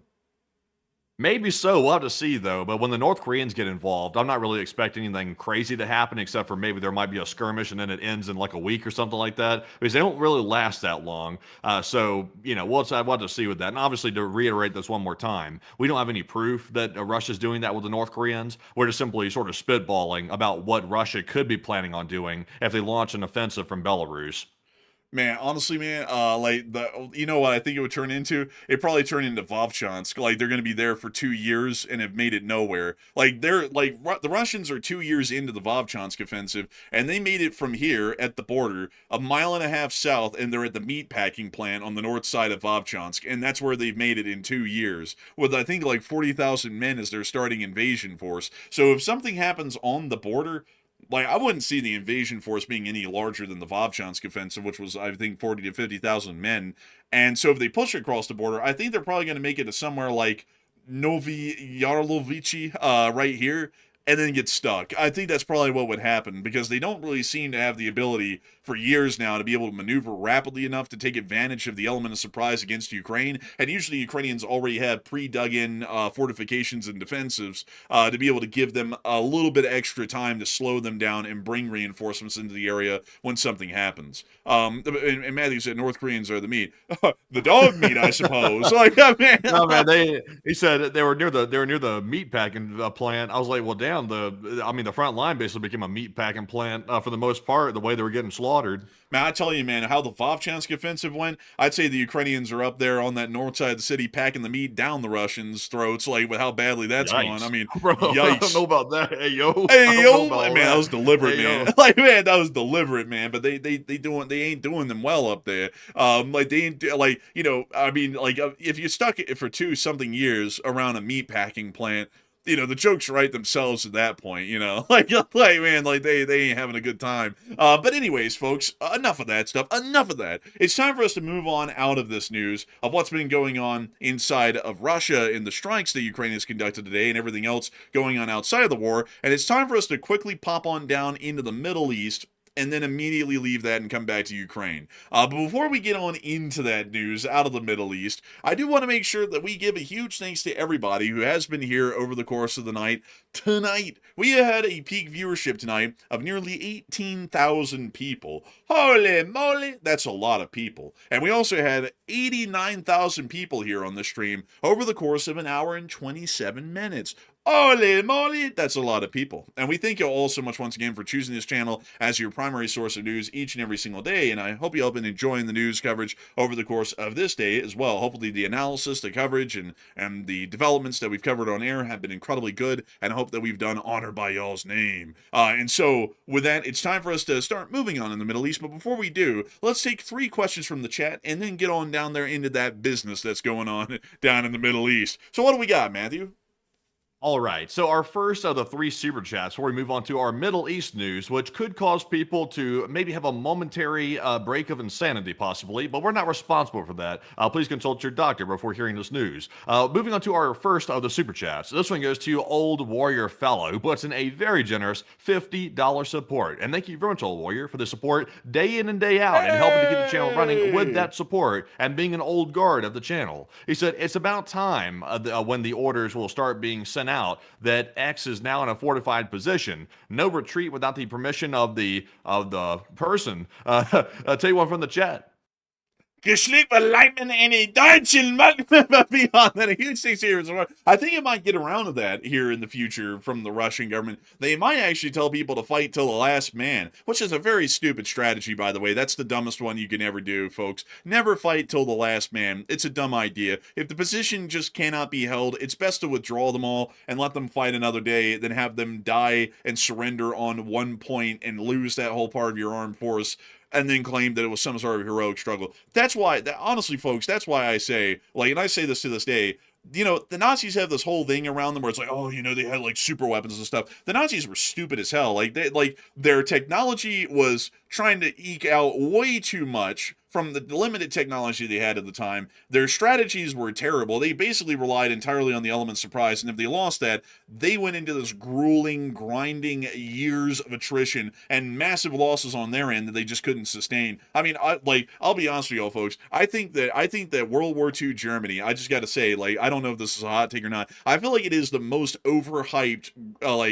nation or era of a nation that has ever existed. Like, people give the Nazi Germans way too much credit for a lot of stuff that they hardly were able to achieve, and then people be like, but they made rockets. It's like, yeah, we were like making rockets over here, not using them in war like the Germans were, but a lot of the technology they were using, we had something equivalent to that here in the States around that time, or we had something better. I mean, have y'all ever seen a German fly a P-51 Mustang? No? Well, they ain't as good as us. Like, y'all ever see them put 1,000 B-17s over America? No? Well, they ain't as good as us. I hate to say it. Like, but anyways, beyond that, though, a huge thanks to you for the support and over the channel to keep it running, Old Warrior Fella, and thank you for being an old guard and a channel legend, because if it wasn't for folks like you, we wouldn't be able to make this thing possible, and we wouldn't be able to keep it running, and I gotta say that it's an absolute honor and a great pleasure to know that so many people like you enjoy this channel and help us to keep this thing running, and we will make sure to get one from the live chat in your honor. And so, Matthew, what do we got?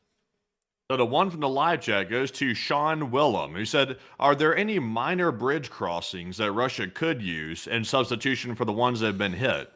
I think there's a little one somewhere, like a little itty bitty one, I believe, but It's not that big, and it like the road might start to get bogged down pretty quickly if they tried to send everyone down. And the few people that survived, by the way, because the Chandhar Bridge has been completely knocked out, and there's no way to cross that passageway. And so even if they somehow build an earthen berm over the dry canal, the chances of Russian trucks making it past Novokakhovka is near impossible. I mean, if they make it through, it's still a trickle to the point it's not going to really change anything in Crimea. So really, to be honest, if there is a passageway, it's probably going to be not that usable for heavy volumes of traffic, and there won't even be that amount of traffic to exist in the first place to really even bring that into question. So I would say there might be one that I don't know of off the top of my head, but generally it won't even really matter all too much with how badly things are going elsewhere outside of Crimea right now and just trying to get the trucks to Crimea. So I hope that does address the live chat the best I can, and a big thanks to you once again for support, old warrior fella, at helping this channel to keep on running. And with that, we are on to the next one.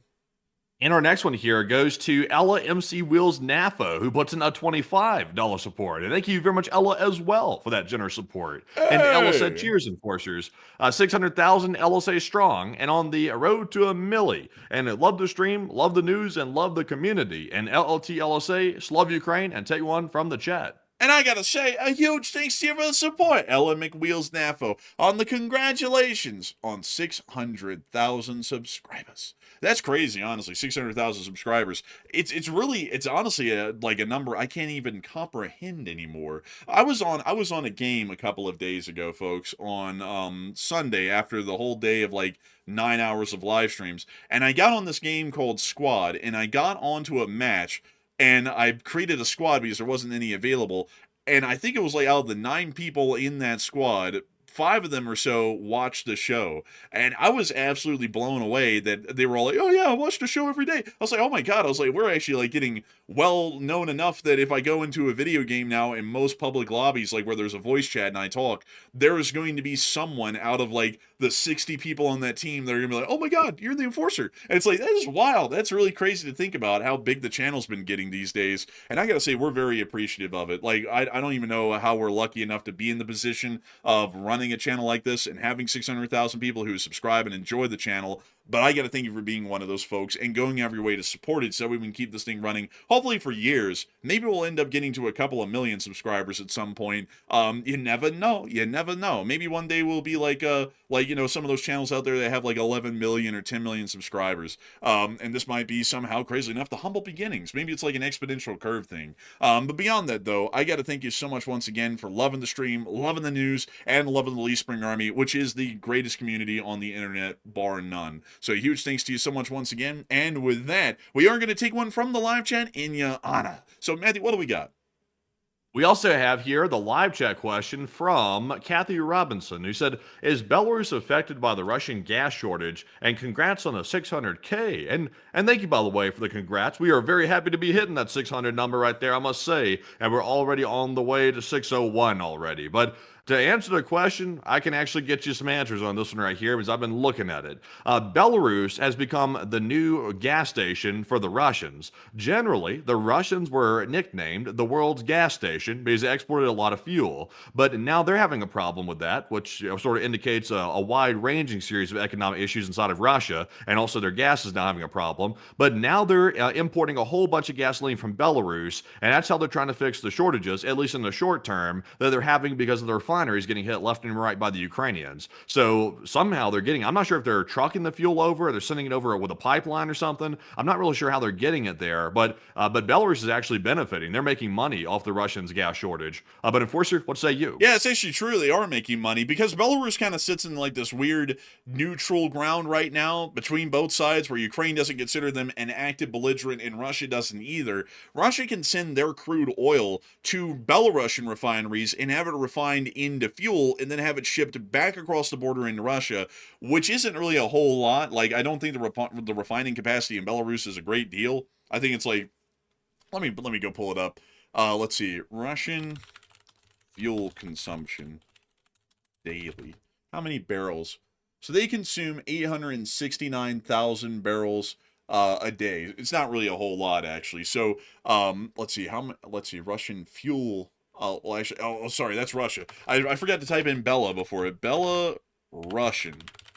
fuel consumption. So Belarus actually only consumes 24,000 barrels of oil a day in fuel and whatnot. So the refining capacity can't be much larger than that. The refining capacity is maybe 25 or 26,000 barrels of fuel a day, because that's usually how it works, is that they produce just a little bit of surplus in most countries daily.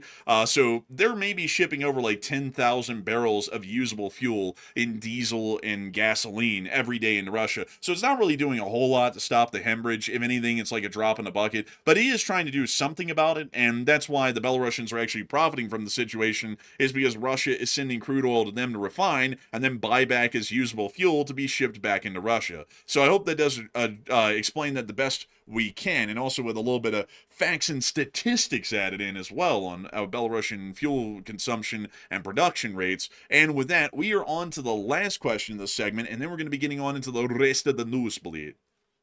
So our last one here goes to none other than Caitlyn Jenner, last name Toles, by the way, who puts in the 20. We do appreciate the support. He said, will a deal be done, or will we be transitioning back to war? I see what you did. But he said, so honestly, I think he's referring to the Iran thing, right? That's what you're taking that? Yeah, I think so. I got caught off guard by the reference and the analogies there, and that was really something else. But I'll say this: I think that a deal will definitely not be done. We'll get to that here in just a second. I don't think a deal is being done. I think a lot of stuff is being made up right now about how the negotiations are really going at the moment. So I don't think a deal is here.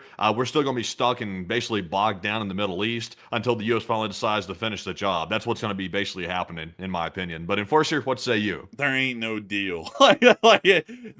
Someone actually made a count today of how many times the president has said that a deal is just hours away. Y'all want to know the count? Over 60 days of the ceasefire, the president has said that a deal is literally just hours away 38 times. So we're almost averaging a deal is literally hours away every other day of the ceasefire. So honestly, what's crazy, folks, is that there are far less days out of the 60 days. Out of 60 days of ceasefire, there's only been 22 days where he has not said that.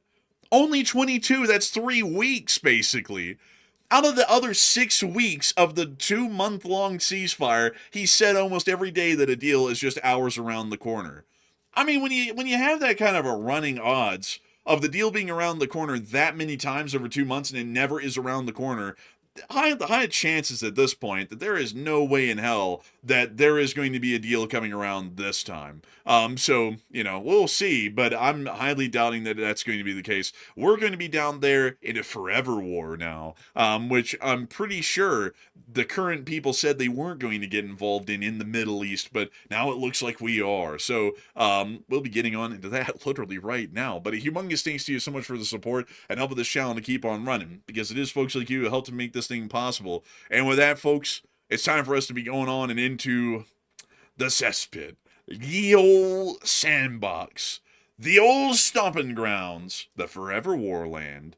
You were born too late to fight in the sandbox. You were born too early to fight in the sandbox, but you were born just in time to fight in the sandbox. And so, let's get into it. I'm just going to breeze over the diplomatic developments today, like as quick as I can. We're just going to get to what actually happened. So, earlier in the morning, the CENTCOM published a statement. CENTCOM's official Twitter, published the statement. The Strait of Hormuz is open for transit. Safe pathways are established for commercial vessels transiting the Strait of Hormuz. The pathways are available to all vessels not violating the blockade against Iran. Hundreds of ships have transited in the last 2 months, and the U.S. forces are postured to defend against Iranian aggression. Iran does not control the Strait of Hormuz. So, now the blockade does not exist, according to CENTCOM. Not long afterwards, we then were able to hear the following. The United States will be hitting Iran, whose Navy, Air Force, radar, anti-aircraft, and all other forms of defense, together with its most offensive capability, are gone very hard tonight. At some point in the not too distant future, we'll be taking Karg Island and other oil infrastructure points and assume total control of their oil and gas markets, much like we have with Venezuela. Venezuela, great place, wonderful oil. Sour oil is what they call it, very sour, which is working out brilliantly for both Venezuela and the United States of America. Thank you for your attention to this matter. Not long afterwards, the oil price then skyrocketed, which we saw right here, and it shot up from from about $89 to $90, literally in minutes. So then the next statement came out. I don't know if you heard, but we ended the war with Iran today, and they've agreed to never have a nuclear weapon. That literally came out just an hour after. Bullshit. Bullshit is what that is. Pure bullshit. On the other hand, we then also heard this additional statement as well. Once again, just about like 2 hours after the whole oil skyrocketed through the roof thing again. Based on the fact that discussions with the Islamic Republic of Iran have been brought to the highest level of Iranian leadership and approved, I have, as President of the United States of America, canceled the scheduled strikes and bombings against Iran this evening. Discussions and final points have been, in both concept and great detail, approved by all parties involved, including the United States, Israel, Saudi Arabia, the United Arab Emirates, Qatar, Great Plain, Turkey, Pakistan, Bahrain, Kuwait, Jordan, Egypt, which hasn't been involved at all, and others. The naval blockade will remain in full force and effect until this transaction is finalized. Time and place of the signing will be announced shortly. So it appears. Oh, to save us, help us. Oh my God.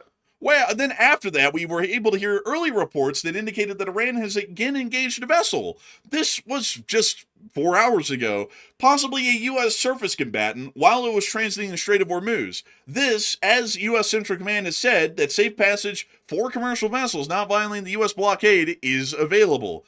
We also were able to hear the IRGC did announce that they attacked a commercial vessel in the Strait of Hormuz just a couple of hours before we went live on air, which, according to the U.S., the war is over, so that couldn't have happened.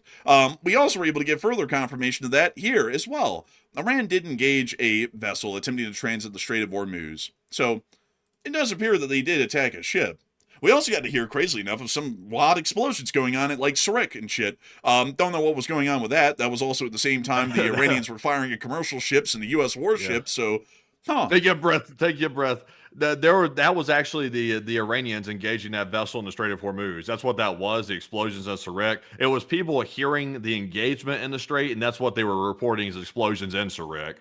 Oh, I see. There were also some reports of that from Bandar Abbas as well. And then we were able to hear that Iran denied that there were any explosions happening on Iranian territory, and they could be related to military movements in the maritime area, basically saying what Matthew was saying. So there we got to that news right there on the spot. Then we also saw, the war is over and everything, but then the U.S. went and attacked a vessel in the Gulf of Oman today. This was actually the Guinea-Bissau flagged motor tankle Jalvir, if I could get that right. But here's the motor tankle. Man, whoa, Jack, you got that motor tankle. But you see them hitting the engine room on this vessel right here, knocking it on out. Looks like another hellfire again. It does appear like. Oh, and Have they ever found those two crew members? Have they ever found those two crew members that were missing on that other ship that got hit with the hellfire? Because there was two people missing on that one. I'm never heard an update about that. I think they said missing as a polite way of saying they were atomized in the engine room from the explosion. Probably, I think that's what they meant by that. Because it's really hard to go missing in an engine room on a ship, for a really long period of time rather than a couple of minutes. So I think they got vaporized. But outside of that, though, we also got to see a picture of this vessel, the Jalvir, from nearby. Take a look at that. There it is on fire from the engine room. So that's the current U.S. foreign policy position as of right now. The Iranians, on the other hand, have made a lot of statements in Tehran today about this deal, and they made the following claims. Tonight's attack has been canceled. The head of the U.S. terrorist government claimed that the negotiations have progressed and said that tonight's U.S. attack will be canceled. The president has announced 38 times in the past 2 months that an agreement is imminent. That's you would think that's Iranian propaganda. We actually went and checked some other sources around, and the count is actually 38. They actually didn't get that one wrong. Within 3 days, he had imagined sending Pence to Pakistan 4 times. Pence, bro, what are they talking about? That was a vice president from like years ago. Someone woke up in Iran. Pence is Sebastian. It's Vance. Oh, like until What the hell? What, man, they said they literally said sending Pence. Who put this out? Tasnim News? yeah, Tasnim did. Jeez, man, they're out of their mind. Pence hadn't been in the whole government in like years. Like he hadn't been around for ages. Bro, they got that Internet Explorer way of writing a news article, man. It's like from like 6 years ago. It's like, damn. It's like, that should have said Vance, but it says Pence. Well, I mean, they're kind of close when you think about it, though. Like, especially if you're not like incredibly familiar with the English language, they both end with NCE. So maybe that's why they put Pence. I don't know. Or they don't have internet to pull up who the hell the vice president is right now. They don't know who his name is. That's crazy work, by the way. Sending Pence. Also, by the way, it's like Pence, the vice president wasn't even sent to Pakistan 4 times. The people that's been going there, I think it might be the U.S. envoy, I think, or something like that. They haven't been sending the vice president. Yeah, they haven't. Like, I think they sent him once, but that was the only time. Also, I see a lot of people saying, the Tasnim News is such bullshit. It is. Like, I agree with y'all. But the thing about it is, though, is that it's an IRGC-affiliated news outlet in Iran, and that's why we take their statements and read them on air, because they're basically the mouthpiece in media form of the IRGC. So that's why we read them. I know generally a lot of their statements are full of crap, but it's important to read them because it's actually showing in the broader strokes what the Iranian position is right now on the situation. Until the possible understanding is announced by Iran, any news from the president in this regard should be considered as part of his previous messages. We then also heard some further elaboration as well, that the Iranian state media outlet Fars, which is also IRGC affiliated, says that the U.S. through Qatari mediation dropped the president's proposed changes to the original Iran-offered peace deal. So the Iranians completely dropped anything that we were asking for and just said, take our deal or we're going to walk. That's what they said today, at least according to Fars. We then also heard at the end of the day, this was the most recent statement, that the Iranian Foreign Ministry spokesperson said much of the text had already been finalized, but the U.S. shifted its position, adding that Tehran has not reached a final conclusion on any agreement and reports of a deal remain entirely speculative. Now, what are people thinking about this? Matthew, take it away. Okay, so the U.S. canceled their scheduled strikes because remember yesterday when we were on the breaking war news stream that we covered early yesterday evening, the U.S. president was making statements that he was going to blow the shit out of Iran if they didn't sign the deal. And there was all kinds of statements about they're going to definitely hit Iran tonight, which was when we're running the stream right now. So now we're hearing that the U.S. canceled all those strikes because Iran allegedly approved a deal, but the Iranians are saying they never signed a deal, and they're saying that they haven't agreed to anything, despite the U.S. announcing that there's a deal apparently that just got approved. So kind of a weird thing that if a country is, signing a deal for them to deny that they've signed a deal, a little bit strange with that.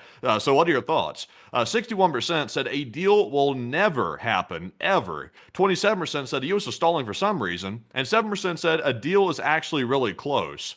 And a deal is never going to happen, folks. I think you'd have to be blind at this point not to see that. A deal is not possible because the U.S. and Iran are so far apart on so many important issues that unless the U.S. simply says we surrender, then a deal is not possible. So I will say this. If the Iranians are telling the truth, and I really don't put much stock in what they say because they're a terrorist regime, but if they're telling the truth and the U.S. is making concessions about a deal to simply sign one and get it done, that means the U.S. is on the verge of surrendering. That's what that means, which would be the most awful foreign policy decision we could make. It's going to piss off all of our allies in the region, including the Gulf states, Israel, etc. And not only that, it's going to piss off any sensible-minded American, too, that we got into a war just to surrender to a country that is a terrorist regime. So there's no way forward except for simply the U.S. can keep stalling until they find the balls to deal with it, or they can simply finish the job like they said they were going to do last night. So, Enforcer, what say you? I had to be with 61%. A deal is never going to happen, I don't think. If a deal is about to happen with Iran, then there is really a Nigerian prince that has $400 million and I'm related to him. I'm about to get an inheritance. Like, that's the only way that a deal is ever going to happen is if scams are real. And this is just nowhere close to happening. It's unbelievable. Like, and it's this is going to go on for another month or two, like for sure, where a deal's around the corner every day. Tomorrow, the president's going to wake up. He might even be making a post right now, or he's going to claim that the Iranians are bastards. We're going to have to bomb them to teach them a lesson or something. That's coming around again tomorrow. I mean, like, literally the bombings that happened yesterday happened right after the day before that on Monday, where he said, you know, we've negotiated the Israelis out of striking Iran. A deal is literally just hours away right now. No joke. Like, he literally said that on Monday. And then on Tuesday, we bombed them. And now today, a deal is once again hours away from being signed. And in fact, the war is even over. Like, the whole war ended, according to the president today. Yeah, it's like, also, by the way, you know, they threatened this morning to invade and take Karg Island and start stealing the Iranians' oil. So they threatened that this morning. And then literally, what was it, like a handful of hours later, like 3 or 4 hours later, or maybe even less than that, they said, oh, the war's over. It's like, wow, how did we go from invading Karg Island to also airstriking Iran to now all of a sudden, a couple hours later, everything's been resolved. Every single one of these like monumental, like Mount Everest-sized issues have been suddenly resolved after just a couple of hours after threatening to invade and take Karg Island. It's like that isn't making logical sense on its face. It's not even a good lie. It's not even good. Like, you'd have to be insane to look at that sequence of events and say, "Oh, that makes sense. He must be telling the truth." You'd have to be insane. Honestly, it'd have to be nuts. But moving us on into the United Arab Emirates, we also got to see an F-35 declared an emergency today. We also saw that around Bahrain, we were able to get finally some impact reports. It appears that one missile landed in the area of Hamad City in Manama and caused some damage to some residential buildings and commercial buildings. And we also saw smoke rising from near to an AR-327 long-range radar in Bahrain as well. Although it appears that the radome was not directly hit, it seems that something else on the facility was hit and was on fire as a result of the attack. We also were able to see additionally that near to Karaj, there was some archival clips that came out today of yesterday's attacks near to Karaj, which we saw right here. Oh my God! This is what the U.S. should have been doing to Iran literally right now. Yeah, we should be. But they just won't. I don't know why, man. Yeah, give that slide. I was just warming up. I was just warming up to it though last night because, you know, I even gave credit last night. I said this is what the U.S. should be doing and dealing with this terrorist regime properly by dealing with them with a pretty steady hand. But then today they chicken out. I said that yesterday too. I said unless they chicken out or something tomorrow, which is today, then it seems like it's on a good step forward. But it doesn't look like they took the extra step. Man, it doesn't look like they ever will. It doesn't look like they ever will. Honestly, folks, right now, for foreign policy, if you watch the executive branch and you just set your bar of expectations down to expecting absolute failure on everything, you won't ever be sorely disappointed because that's what you're getting 90% of the time these days on any given day. But we also got to see some of the air defenses around the Muafak Air Base. This is also archival footage. This didn't happen today. This happened yesterday, but the footage came out today from a new angle. There goes another Patriot.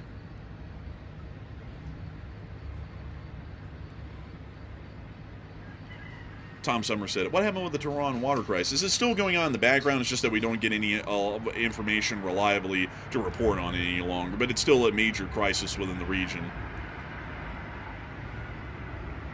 Meanwhile, we're already dealing with arsenic clouds here in Salt Lake. We had one yesterday, actually. It won't hurt you. Just don't mess with it. Man, meanwhile, the rats out there are going, ah! Man, oh, God! You know, like... Man. I don't care if the arsenic blows in my face every single day from that dry lake bed of the Salt Lake thing. I still won't be dumb enough to believe that a deal's close. Oh, man, I can't wait to see what they mean about saving the Great Salt Lake, you know, considering how foreign policy is going. You know, the president said they're going to save the Great Salt Lake. I wonder how that's going to go. They're probably just going to drain the thing at this point. But moving this on out of the Middle East, that's everything that we had out of the region. Thank God we didn't have to cover that for like 40 minutes. So we're going to immediately move on out of this. I don't even want to stay here for any longer than we have to. So moving us on and up into the area of Ukraine to continue to cover the news from up here, we still have some very interesting developments that came out of Ukraine today. It's time for us to get into those front lines, speaking of which. In our location unknown news today, we got to see this these Russians getting schwacked by an unmanned ground vehicle that was mounted with a machine gun. When you see the Ukrainians loaded, and the battle bot is on its way. What a scary sight. Look at that. Making its way down through the mud. Look at it. Man, someone said you guys Oh, damn. Oh? It's got a package on board. Look at that. They're bringing packages. They're serving up Pizza Hot and ready. Look, they're passing another one. Oh, look at that. They're getting the Oh my stuff God, off of via it. Prime. Wow. Now, isn't that something right there? The Ukrainians, they have robots delivering their stuff, and they're getting it on time. Unlike some people, like the Russians, they can't even get a truck to their guys, and they're starving. Oh, look, there was a Oh, a dog. dog. Oh, they're on a supply truck. And there it goes again. All right, is this the Russian rear lines? I don't know, man. Like, that's kind of weird. They stopped and like just stood still for a minute. Now the battle wagon's back on his way again. Also, I saw someone in the chat say, "You guys The are video's gonna replaying. eat your word, huh?" I think the video might be replaying, isn't it? No. I think it's still going. Yeah, it is still going. But to finally get to this thing, someone said you're gonna eat your words. Actually, I speak them. I generally don't eat them, but if I did, I'd probably like salt and pepper to have them properly seasoned. Look at this thing, just toting along. The Ukrainians said, we need a robot, like a ATV chassis, and we want to put a machine gun on it. And they said, yes. And they got it done. Man, honestly, this is very interesting to watch. They blurred out, sadly, most of... Oh, look, a crane. Nature. Damn, they aren't about to light it up, are they? Put 5 rounds on target. Man, They like, had that thing in the scope, man. They weren't just looking at it. They had the thing lined up in the scope. Like, we're going to bring the soldiers something to eat, too. oh, and now we can finally see it from the air. And now we can see them actually recovering another drone with a ground drone. That's actually wild. Look at that. This thing has a tow like bar to it. Oh my God, really having a Damn. tow version of this thing. It's multi-purpose. Look at that. Literally saving each other. Now, how long is it going to be until these things right here are totally AI-driven? Like, they just do their own thing without any human, like, driving at all? I think right now it's being driven by a person, a Ukrainian in a bunker somewhere, but eventually these things will be completely autonomous. Oh, there goes one taking off a wounded guy. And now they're loading up the machine gun drone. Now, look at that. You just put it in the back of a pickup truck, too. That's pretty crazy. You just take it off like you're going on, like, for a weekend with your four-wheeler. Man, honestly, that's wild. Really, really insane. We also get to see the Russian cashier report, speaking of which, today, which was pretty good. Damn! Oh my goodness, 10 Bobcats. What did they do here? What do we have here? But I tell you what, tell us more. This is Taiwan Bobcat! This is not China Bobcat! You go! But anyways, outside of that, Miss DC Keeper of the Record stated that June averages exceed prior months in all categories. Using current average, personnel losses will hit 1.4 million in 16 days, and special equipment is on fire. And I would definitely agree. It is absolutely on fire. And over the past 24 hours, we've been able to see that 1,310 Russian soldiers were wounded and killed over the past 24 hours, along with 10 APCs, 326 supply trucks, 6 main battle tanks, 74 artillery pieces, 2,120 drones, 2 MLRSs, 2 anti-aircraft warfare systems, and 10 Bobcat skid steers. So, with that, we're going to be moving on out of that Keshe report, one hell of a day, and moving on up into Vovchansk, near that meat packing plant, where we got to see the Ukrainians were really packing the meat today on the Russians, in the 57th Brigade. See, it says Vovchansk Robota, let's see, it says Robota Artillery 57th Brigade, no Misitsim, something else, Boroga. So basically just saying their 57th Brigade's artillery was working against the Russian positions today is what that's largely saying in rough translation. And now we can see... You know, I'm having a hard time these days distinguishing the Russian ground forces from the North Korean ground forces because, I mean, at this point, really, what's the difference? I mean, rather than geography, what is the difference? The North Korean soldiers, they starve. Like, they're on the starving diet. The Russians are on that starving diet, too, now. They're both very poorly trained. They really don't know what they're doing, to say the least. Their commanders put them out to dry and really don't have their backs. They have very sycophantic leaders. I mean, what's the difference at this point? I don't think the Russians are dry, though. I don't think their commanders are leaving them out dry. I think they're leaving them out wet because they pissed themselves out of fear. I mean, it could be that too, possibly. I mean, they're both pretty crappy forces. I can't tell the difference anymore. You know, I can't really tell the difference anymore myself, Bleed. They're not good forces. That's basically just how to put it in a simple way. Simple words, get job done, bleed. Moving us on out of Vovchansk, we also get to see that up in the area of Kupiansk and the Truvchina area, the 5th Brigade of the Ukrainian Armed Forces was also hitting Russian forces and Russian positions, like that dugout. And we also see them here hitting a trench line. See, there's the hit. They put 5 arrows around it so you couldn't miss it. They forgot the big red circle, too, that's like in all the clickbait thumbnails. They should have added that. That would have made it very obvious what they hit. We can also see them blowing up what appears to be this junked-out car, and that's the end of that clip. We also got another one from the Kupiansk area showing more drones of the 14th Mechanized Brigade hitting the Russian forces within this area. Hitting this guy on a 4-wheeler, hitting this 4-wheeler again. Yeah, bush, and there it goes.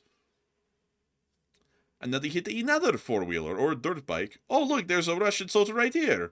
He was caught by surprise. Another 4-wheeler. Oh!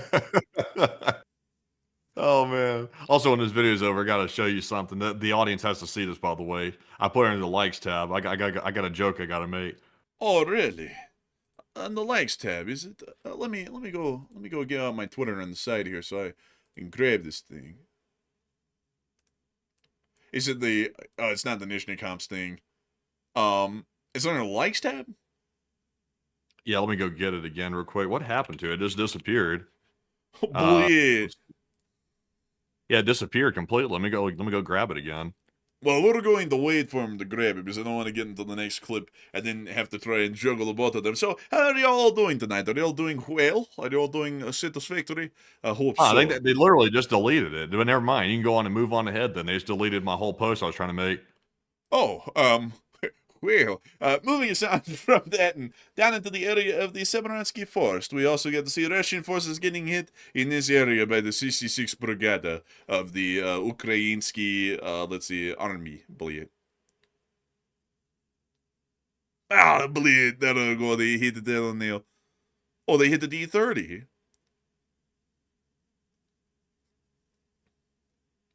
And they got another. They're actually taking out a lot of Russian artillery positions. This looks to be a counter battery clip. Also, by the way, the picture I was trying to show, it was an F-16 pulled up to a normal gas station, but I don't even know what happened. It might have been AI. I think the poster might have realized it was AI or something. They just deleted it literally at the exact moment I was trying to show it here on the air. So I was going to make a joke and say the Ukrainians are going to be pulling up to the Russians' gas stations like that, but you know, sadly they took it away. They took my joy away from me. Oh, wait a minute, Matt. Do you mean these? Yes, it's this right here. Where'd you find that? Oh, I just typed in F-16 at gas station. They had like plenty of pictures of this shit. Oh. This happens all the time. Yeah, this right here. I was going to show this picture right here of the F-16 pulled up at the gas station. This will be Ukraine eventually when they get to Russian-occupied territory, but the problem is they won't be able to get gas because they're out. Yeah, this probably will be them. I don't know what's up with this. It's actually a Danish Air Force F-16 in Denmark somewhere. It's like, you know that meme of it's like filmed on that phone from like a car and it's like an F-16 like crawling across, or I think it's a MiG like crawling across a roadway and they're like boom boom driving in the bricks car and the thing's like going across the highway. Yeah, I've seen that before. Yeah, it reminds me of that so much. Man, honestly, man, it's like, what the hell were they doing bringing, like, it doesn't run on diesel either. It runs on aviation-grade jet fuel, so why do they even have it at the gas station? Hell if I know, but it looks baller, though. They pulled up to the station in the F-16. You're just on the road in Denmark, and you just see, like, at the red light, like, 3 cars back, an F-16 sitting in the lane. It's like, what are you doing? Oh, I'm on the way to the liquor store. It's like, oh, okay. It's like, well, you know, go have fun, get some Swisher Sweets and shit. It's like, I don't know. I guess, you know, might as well. And this is honestly a crazy clip. Let me see. Let's see. MiG-29 on a road. Well, it doesn't really seem like they have like the picture I was looking for, like the meme thing. Yeah, there's a video. I'm sure. I think it's that runway that crosses like a highway, and all the like car traffic has to stop while the plane goes across the runway. There was a one time a fighter jet went across. It was like a MiG, I think, and it went across it. But the catch is though, it was filmed on like a horrible, crappy phone, and it was literally just like driving across the road. And the whole joke was, it was like, what the hell is this like plane doing? Just going across the highway? It's literally a fighter jet crawling across. Man, honestly. Also, I see someone saying, it AI, man. No, it's not. This picture was made in 2014. There was no AI back then. And I knew what Matthew was talking about because I'd seen the picture before. I knew what he was talking about. Because when he said there was a plane at a gas station, I was like, that sounds to me like a picture I've seen before. That's why I pulled up F-16 at a gas station, because I knew it was real. It's not AI. This post, let me go see when this post was put on Reddit. I'll prove it to you. I'll prove it to you. This was put on Reddit 12 years ago. There's the timestamp up there on r/funny. 12 years ago. AI didn't even exist back then. Like, it wasn't even around. But anyways. Oh. So apparently the reason why they pulled up in the F-16 to the gas station is they were trying to determine whether or not they could land the F-16s on normal civilian roadways and simply fuel it up at the normal gas stations. The answer to that would be no, because diesel doesn't work in a jet engine. Well, see, I think they probably found that out later, but you know, what they walked inside and said, "Can I get like $1,000 on pump 20 of that jet fuel?" And they said, "We don't have any of that." And I said, "Exercise over." I guess. I mean, I guess. I don't know how they back it up, though. I see some people saying Photoshop. It's not Photoshop, folks. It's real. It's real. There's multiple angles of it. I mean, like, we can go back, well, actually, we can.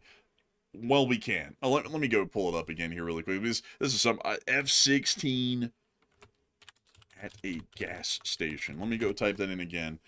Because if it was fake and it was Photoshop, I don't want to find out if it's fake. I don't want to find out. I no, want it it's to be real. real. It's real. I want it to be real. Okay, No, good. Here's one angle. Here's a video they made of it. Here's another picture from another angle. Same gas station. Damn, man, somebody pulled up in the Jag out front. Wait, is this a private F-16? That's somebody pulled up in the Jag. Somebody's a high roller. They got this thing. They were stupid though. You know, that's a mark right there. Sometimes people go buy stuff, they don't know how it works, so they pull up to a normal gas station. Like, I've seen people pull up to gas stations in Teslas and try to put the gas nozzle in it. Like, you wouldn't believe what some people do. Maybe they got confused. No. This is a Danish Air Force F-16. Like, this is owned by the Kingdom of Denmark. Well, maybe they got stupid. Man, we out here snitching. We with the Rat Pack. Fa! Man, like, that would be the perfect song for this. Like, throw that picture up right when the fa hits. You know what I mean? Like, that'd be perfect. Really perfect. Ideal, really. True. But anyways, moving on from True that that. whole rabbit hole, it is time for us to move on down the rest of the front and down to Sevastapol, where we were able to see that the 81st Air Mobile Brigade was also doing their work against the Russians today. I find it interesting, though, folks. I tell you all of these different names of these units: the 57th Mechanized Brigade, the 14th Artillery Brigade, the 81st Air Mobile Brigade, and then every single clip is just of them using a drone. They basically are all drone brigades at this point, or autonomous vehicle brigades is what you could call them, because that's basically all they operate nowadays. All of these brigades. Moving us on down from that area, we also were able to see some major Ukrainian attacks done in the rear lines over a wide area. This first clip here comes from Mariupol. They hit the shrimp boat. But we're just going through the entry here. This is the appetizer. Now we're getting into the real stuff from the unmanned systems forces. Here they go. They're going to take out this Tor. Look at that little thing fire. What a goof. They just gave themselves away. What a silly goose. There's a couple of examples of the Tor. Now they're going to blow it up. That name Tor works perfectly for after the Ukrainians hit it, because I guess they say they tore it up. Man, they tore that thing up on Gaw. Man, like it's man. Oh, look, it's moving into a shelter. It's not going to be safe down there, though. This Tor's lived a sheltered life. Man, I guess you could say it's about to go to Purgatory. Get it? Because they about to blow it up. You got to catch a penalty for that one. You got to catch a penalty. A penalty? Like what? 5-yard penalty? Man, I'll tell you what, I'd have to catch a penalty. But also, by the way, after you get done with this footage right here, apparently Ukraine has been striking not only in the Samara region, they've also apparently struck Nizhnekamsk as well, and they hit the refinery there. I have what could be some of the most close-up footage I've ever seen of a refinery fire in my life. The Russians literally pulled straight up to the fire and whipped their camera out like 20, 30 feet away from it or something like that and started filming it literally right as it's blowing up. Oh, really? Yeah, I got that footage right now after this clip. Damn, we're going to have to get to that. Then they blew up the shrimp boat in Bryansk. Rip to the shrimping boat. We also get to see that they hit a couple of fuel tank cars in a rail yard in Mariupol. We all love trains. We love them. I'll tell you all this, though. Words in my mouth. I'll tell you all this, though, folks. The Union Pacific is never bringing the big boy back to the East Coast. I've seen so many people almost get splattered by that thing because they literally stand right on the tracks looking right at the thing as it's coming at them. They're never bringing that thing back to the East Coast again.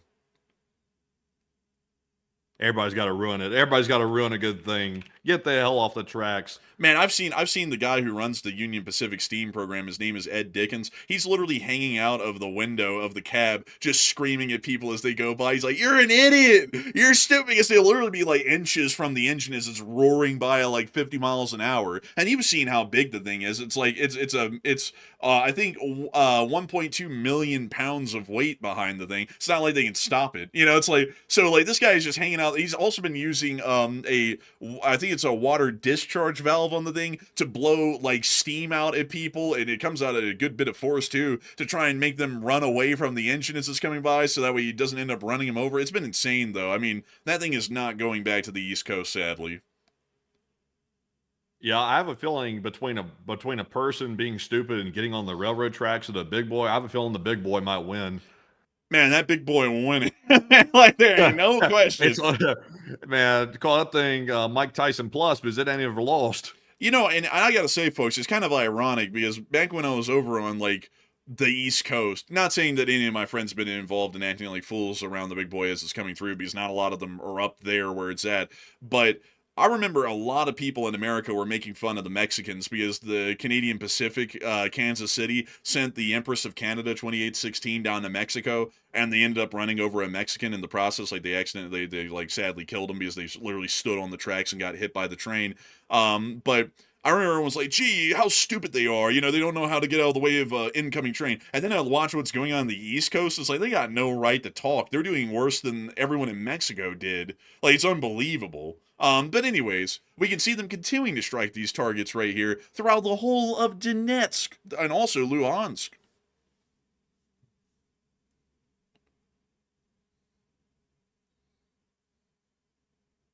We see them here hitting the electrical substation in Melitopol. This is like a daily occurrence at this point. And look at them go, hitting the target dead on, bleed. I like how virtually every drone that's coming in these days is like all exclusively Firepoint made drones. It seems like the Ukrainian military is like moving almost exclusively to Firepoint drones. Man, honestly, it is crazy. It's really insanely how like prevalent Firepoint is on everything now. They make drones, missiles. They're like the be-all, end-all arms company at this point for Ukrainian long-range solutions, to put it in a corporate-sounding way.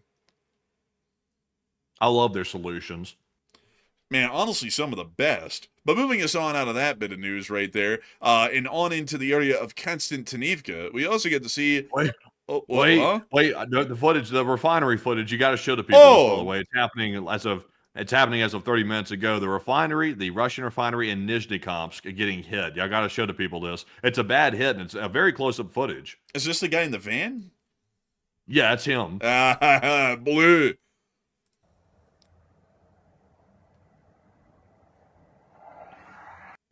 Oh, what was that?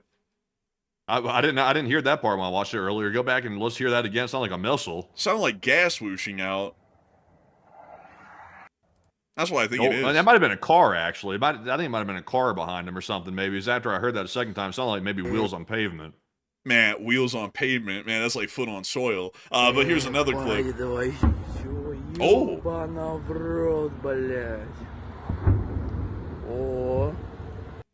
Oh! Oh, but here's the picture of the fire from a distance, another picture of the fire from the distance, and one right there.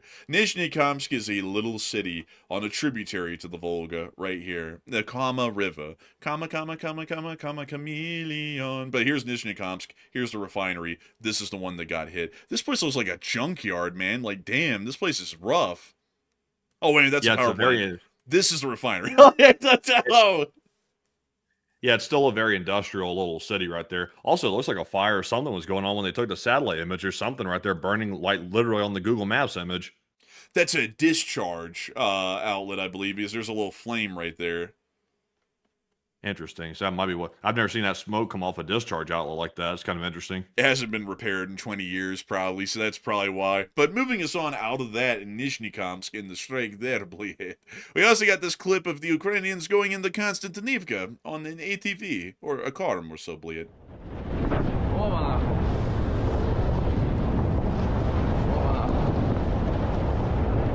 This is what it takes for a Ukrainian soldier to get into Konstantinivka. Ця хуйня злетіла по дорозі. Не обіссудьте. Хачапурі заберіть. Диви, оптику собрав камерою.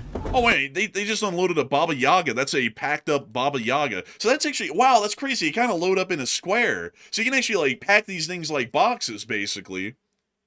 It's modular, as they call it. That's actually pretty cool. Обіссудьте. Хачапурі заберіть. Диви, оптику собрав камерою. Що? Давай, давай. А назад що, блядь, як? And now they're back on the way out. Damn. First said, how the hell are we going to get back? Man, honestly, that's a good question these days. But now they're flooring it down the road. They're going at least 80 or 90 right now. Що таке? They're coming to a stop, Що? hopping out. Apparently, they spotted a drone, А, вон вони. Норм, норм. and the drone is close. Я праву. It's an ambush drone on the road. Не зриваються нахуй, але їм пізда вже. And now we see it smoking. Стой, стой, Жигуль їде. Все, вйобуємо нахуй. Damn, there goes another car. Oh my god, dude, they drove Oh my right by God. it. Holy cow, man, that thing was flying too. Let's see that Вйобуємо again. нахуй. Damn, bro, and that little thing, that is booking it. Oh my god, it's probably rattling apart in there. It looked like a lot of taxi or something. Man, that is crazy. And they literally drove right by the ambush drone. Good thing these guys spotted it and shot it. Because if it was still operational, it probably would have popped right up and tried to get that car. And now they're on the way. But that's the end of that clip. And that was just a drive in to drop off a Baba Yaga in Konstantinivka and the kind of crazy events that happened getting into the city and out of it. Moving us on down to Pokrovsk, we also get to see the Ukrainians of the CI-4 team of the Presidential Brigade striking and destroying Russian forces within this area, using the old classic FPV drones. Also, by the way, I see people talking about, damn, that dude right there, they saved that guy. That guy didn't give a damn anyway, driving that Lada. He's like, get out of my way.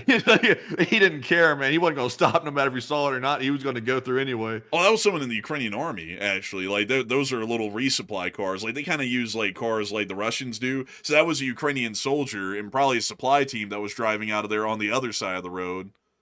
That's what I'm saying, man. He didn't give a damn. He was going straight past it. Man, he didn't even know. He had no clue. But moving us on down and into the Novopavlivka area, we also get to see some drone operators of the Ukrainian Waffenträger battalion, 33rd Assault Regiment. The Waffenträger. Oh, all right. Geschlägt Lightning. But anyways, here's the clip. Oh, look, it's a Russian. I'm glad they don't have any unusual symbology in this video. I'm glad to see it's very clean. Uh-oh, here comes the Wehrmacht. Oh dear. Look at these little trail bike things they got. They got like motorcycle smorgasbord. Like they got everything. Well, they cooked that thing to a crisp too. There was nothing left.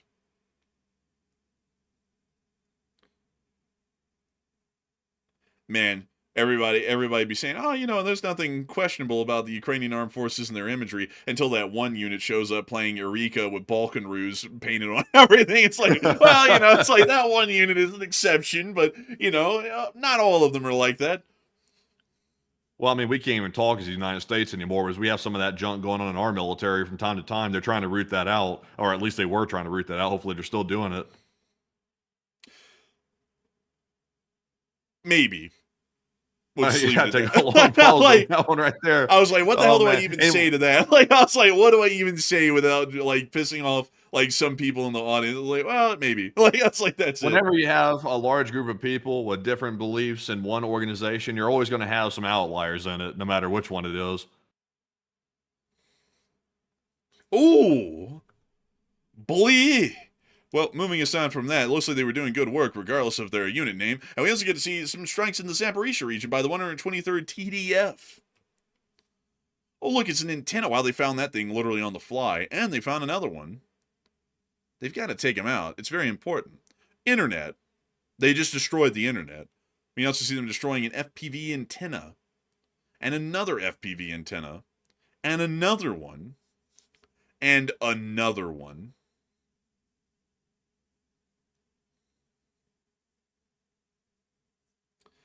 You know, That's the strangest internet like devices right there. They look like parabolic dishes for the internet. I've never really seen that. man, honestly, it is kind of interesting. That's like what you'd put up to like, tune into like satellite signals or something like for like, like a normal TV service, like a satellite service here in America. Not really internet though. Yeah, you wouldn't think so. It's pretty wild, honestly.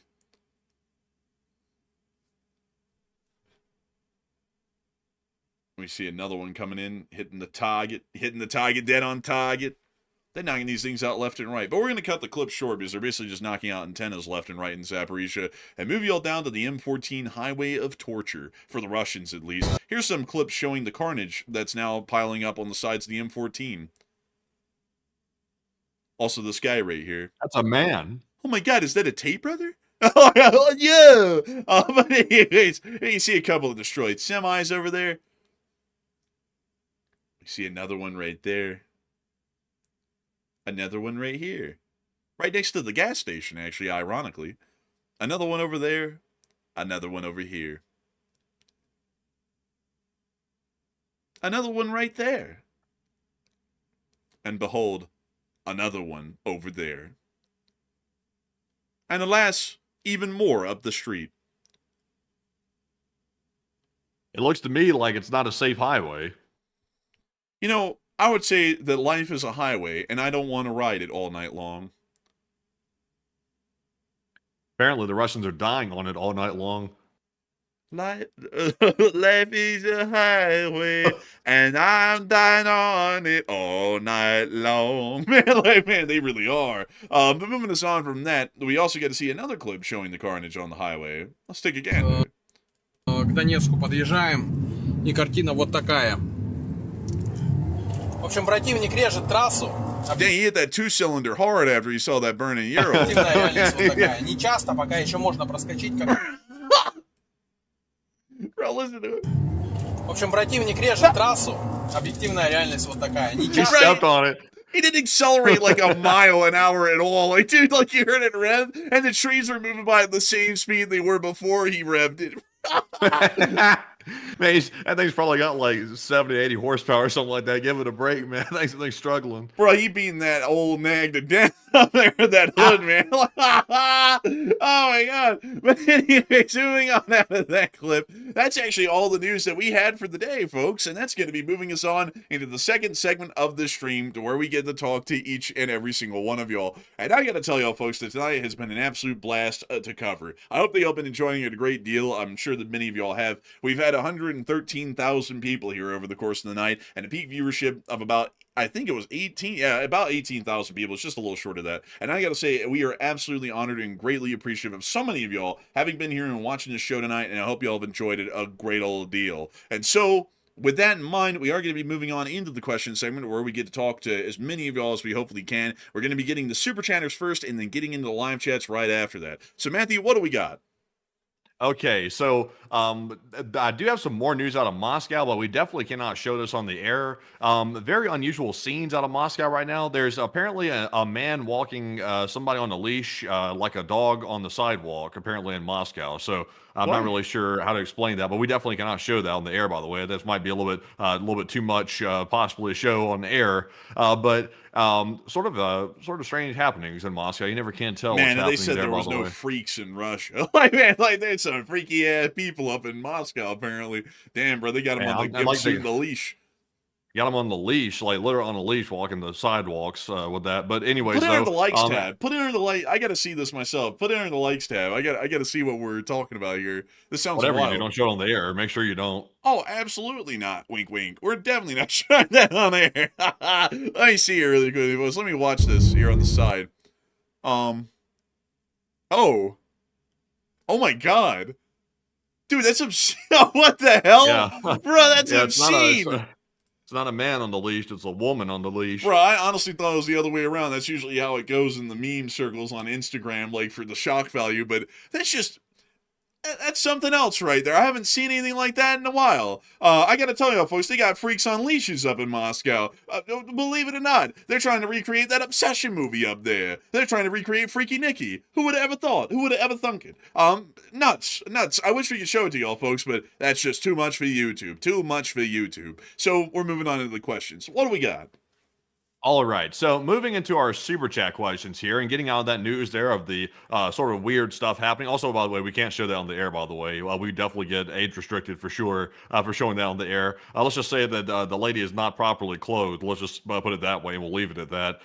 So it's on Twitter, by the way. I'm sure people will run across the bench. I'm sure everybody's furiously typing at this point. But moving on from that, though, we have a $50 support from none other than Chef Danny B. And thank you, Chef Danny, for that generous $50 support, by the way, and we do appreciate that very, very much. And Chef Danny said, "Good evening, enforcers. Chef Danny here, and yesterday I was proud of the U.S. to finally do what we should have been doing, and now again today to do absolutely nothing, and chasing a deal that doesn't exist. I mean, for real, what are we doing in LLT, LSA?" Really, what are we doing at this point?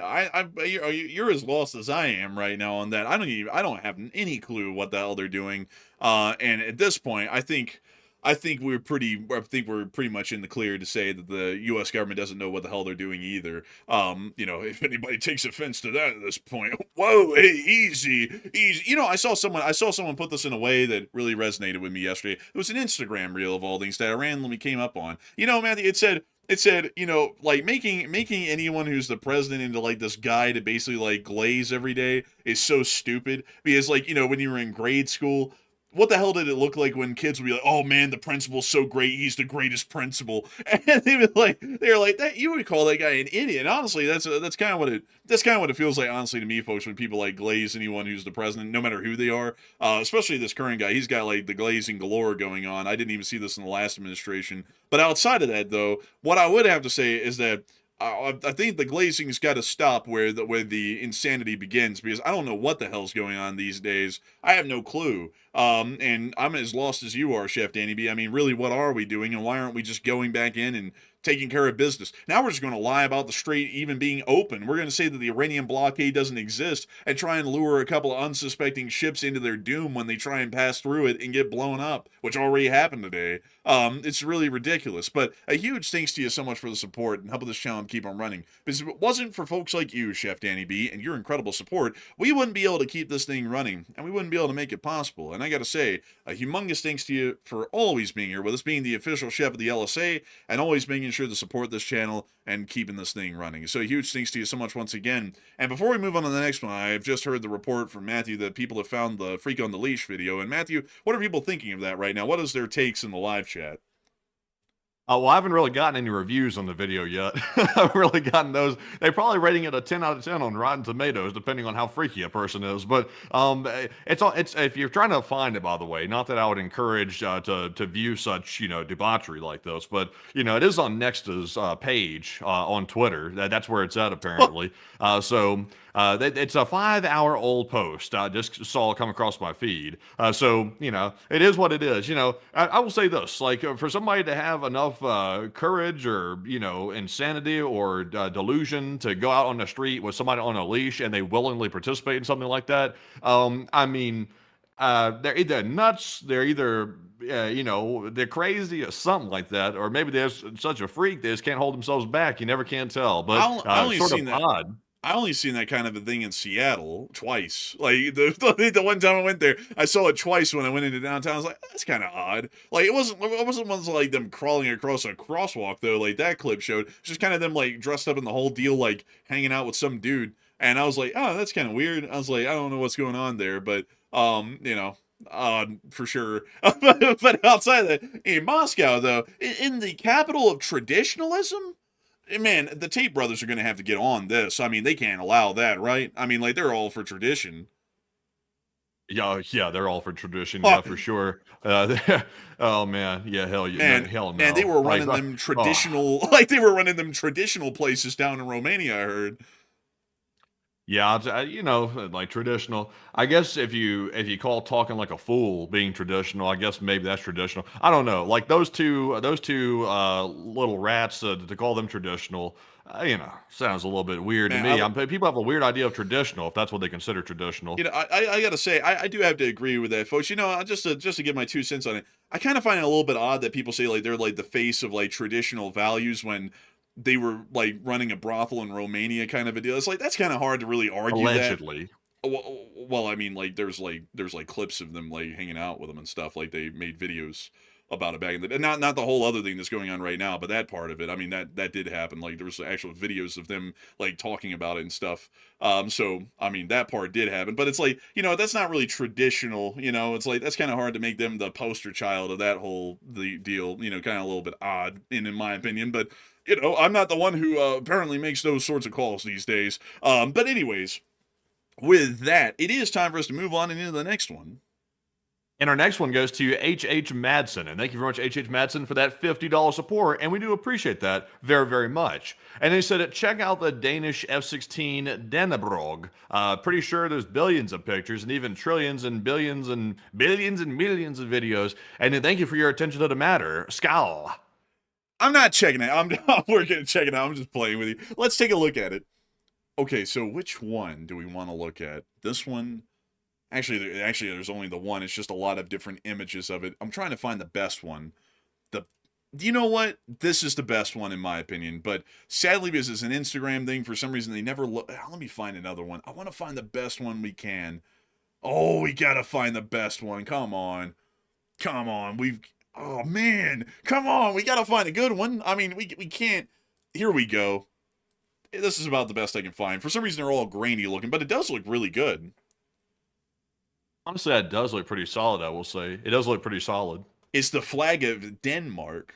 That's pretty cool. And I got to say, a humongous thanks to your support all the way from Denmark. Crazy enough. Giving a huge patriotic shout out to your own home country, which I've got to say, folks. It's something to admire right there. I love a good patriot for their own home country. And I got to say a huge thanks to you for the support and helping this channel to keep it running. And thank you so much for bringing some attention to this matter. There's a lot of nice F-16 paint jobs out there. There are more than we can count, actually. What about Finland? I think they have F-18s only. So, let's see. Finish. Yeah, they have F-18s. They don't have F-16s. Oh, they have they have more of the traditional gray, it looks like right there. I tell you, the Russians aren't from Finland, but they're building that base around Finland's border and stuff like that. The Russians aren't from Finland, but the Finns are going to finish them. So I guess you can call them Finnish when it's all over with. Man, that's real. I had to get that out. I'm sorry. I had to shoehorn that in somehow. But Japan has a whole bunch of cool. Let's see. Let me make sure. I think they call it the F2, and it's slightly different than an F-16. But I'm pretty sure. Yeah, actually, it's the F2. Let me type in the F2 so that way it'll pull up the right thing. Because it looks like an F-16, but it's actually not an F-16, crazily enough. But there's the Japanese F2, which I love their paint job. I like that like light blue and dark blue kind of a paint scheme. It actually looks really cool. And I think they have a couple of unique paint jobs for their F-16s as well. But I have to try and find them here. But, I mean, man, look at that. I mean, that is a really cool look, actually.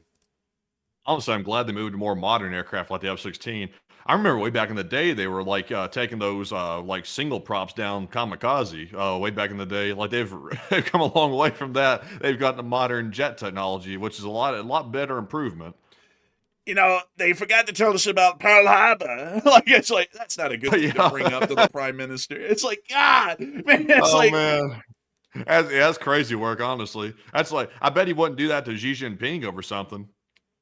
do you remember the Great Leap Forward? Like, it's like, do you remember that? It's like, probably didn't bring that one up. But, man, I gotta find the neat paint jobs they have for these things. Let's see. Japanese F2's special paint schemes.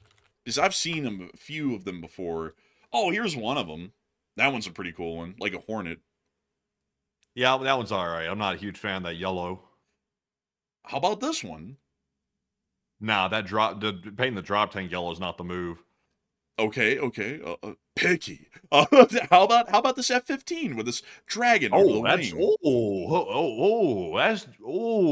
At first I thought that was Chinese for a minute, because they're big into the dragon imagery, but that is nice actually. I like that. How about this Top Gun themed F-15? No, I'm not a fan. How about this cherry blossom themed F-15? I thought it was gonna look good, but I don't really like that one that much. That doesn't really look like a cherry blossom. It looks like a pinwheel. How about this fire-based F-15? Oh yeah, I like that. You know, actually, it seems like all the F-15s have, like, the paint jobs in Japan. Let me go get that instead. How about this one? What about all blacked out? Like, did they have an all blacked out one? I think that's the closest they get right here. Interesting. Okay, like let's see, like blacked out military helicopters, fighter jets, or something. Like I want to see one that's all blacked out. Like the special forces use, like the SOAR, like something like that. I'm trying to think of a country that would have that, so that way you just skip right to it and pull it up. And I can't really think of it. So let me just pull up. Let's see. Punch in the Black SOAR. 160 is F-15. SOARs, helicopters, and little birds and stuff like that. That's some sharp looking stuff. Here's a dark gray F-15. This is an F-15EX. You gotta admit that's something. I like that. Oi. Here's another dark gray one. Like I think all the F-15EXs have that kind of like a very dark gray, almost black kind of paint color. I like that. You gotta admit that looks pretty menacing. Like you saw this little thing coming your way. I like that. That's a DCS thing. Is that real? That is real. Huh. Mm-hmm. I like that. Show us the 160th SOAR helicopters. Those are the coolest ones. The ones that show up at night. You can barely see them at night. Let's see here. There's one of them. Yeah, but show us the helicopters and stuff. Like you might have to punch in helicopters. They have the Chinooks, the Little Bird. Yeah, there's the Blackhawks. They have the coolest loadout of helicopters, like of any military unit, which is what was used in Venezuela, by the way. And you can barely see them at night because they're obviously painted all black. So at night you really can't see it hardly at all. They turn all the lights off on these helicopters. Honestly, very cool. They are really cool, I'll have to admit. You know, another country that has some really cool paint jobs for their aircraft? The British, actually. They have some really cool ones. Let's see. RAF Eurofighter. Special... Let's see. Special paint. Let me see here. They have the World War II version. Uh-huh. They have the other World War II version. Oh, yes. They have... that's actually a Luftwaffe paint job. But that one's still kind of neat. Let's see. Then they have... I have one. What about the F117? You know that? I got a picture of it. I just reposted it right now on the Twitter page. All blacked out. That looks pretty nice.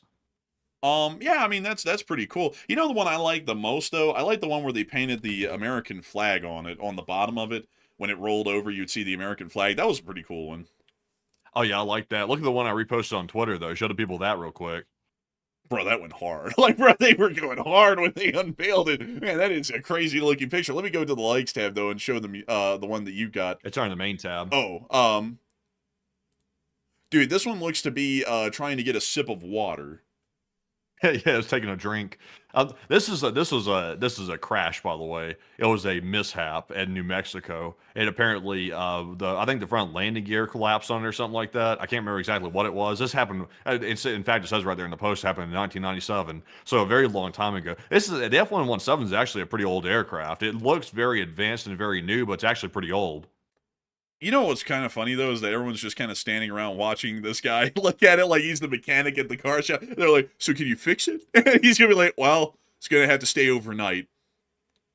Yeah, I think it was screwed. No, they might be able to fix it. I mean, I don't really think there's anything in the nose cone. Well, actually, there might be some computers in the nose cone, but I don't really think anything too important in the nose cone. They might be able to fix it, get it back up and running. But you know, dude, that picture right here was a good one. That is cool looking. Yeah, it is, honestly. That is pretty cool. Let's see, what is another cool one that we can think of here? One more cool one. Oh, a cool country. A cool country. We got it. The Republic of Korea. South Korean Air Force special paint schemes. South Koreans actually have some pretty cool stuff. They never get talked about a lot. But let me see here. I'm trying to find y'all the good one. Oh yeah, the Black Eagles, which is their special aerobatic team. That's their paint job. Yeah, I like that. It does look pretty sharp. It does look sharp. And so with that, we're on the next one. And our next one goes to Ken Shearback. And thank you very much, Ken, for the $40 support. And we do appreciate that very much. He said, "Do you believe that a country would end a conflict with just drone forces only? I personally don't. And I think we would need boots on the ground." I would agree. I think that boots on the ground are always going to be needed to actually take and physically hold the territory on the ground to some extent. So there's always going to be boots on the ground. It's just that they're going to become far less and less in number over like a square mile area in the future, but there's definitely always going to be soldiers on the ground having to physically hold down that territory, even if we go well on into the future, in my opinion. Because everyone always says, you know, like the advancements of technology, and this has been a thing going on for the last century, advancements in technology are going to completely remove the infantrymen from the battlefield. That's what they even thought in World War I. And 100 years later, there's still a lot of infantrymen out there on the field. I think that it's just going to be, you know, the running trend of just, you know, spreading out the formations wider and wider, putting less troops over a given area, but they're always going to be there. So big thanks to you so much once again. And with that, we're on the next one. We also have here a 20 from Ginny the Pooh. And thank you very much for the support. I need to put in a 20. He said, He said, "On hood, on gang, and on cuh."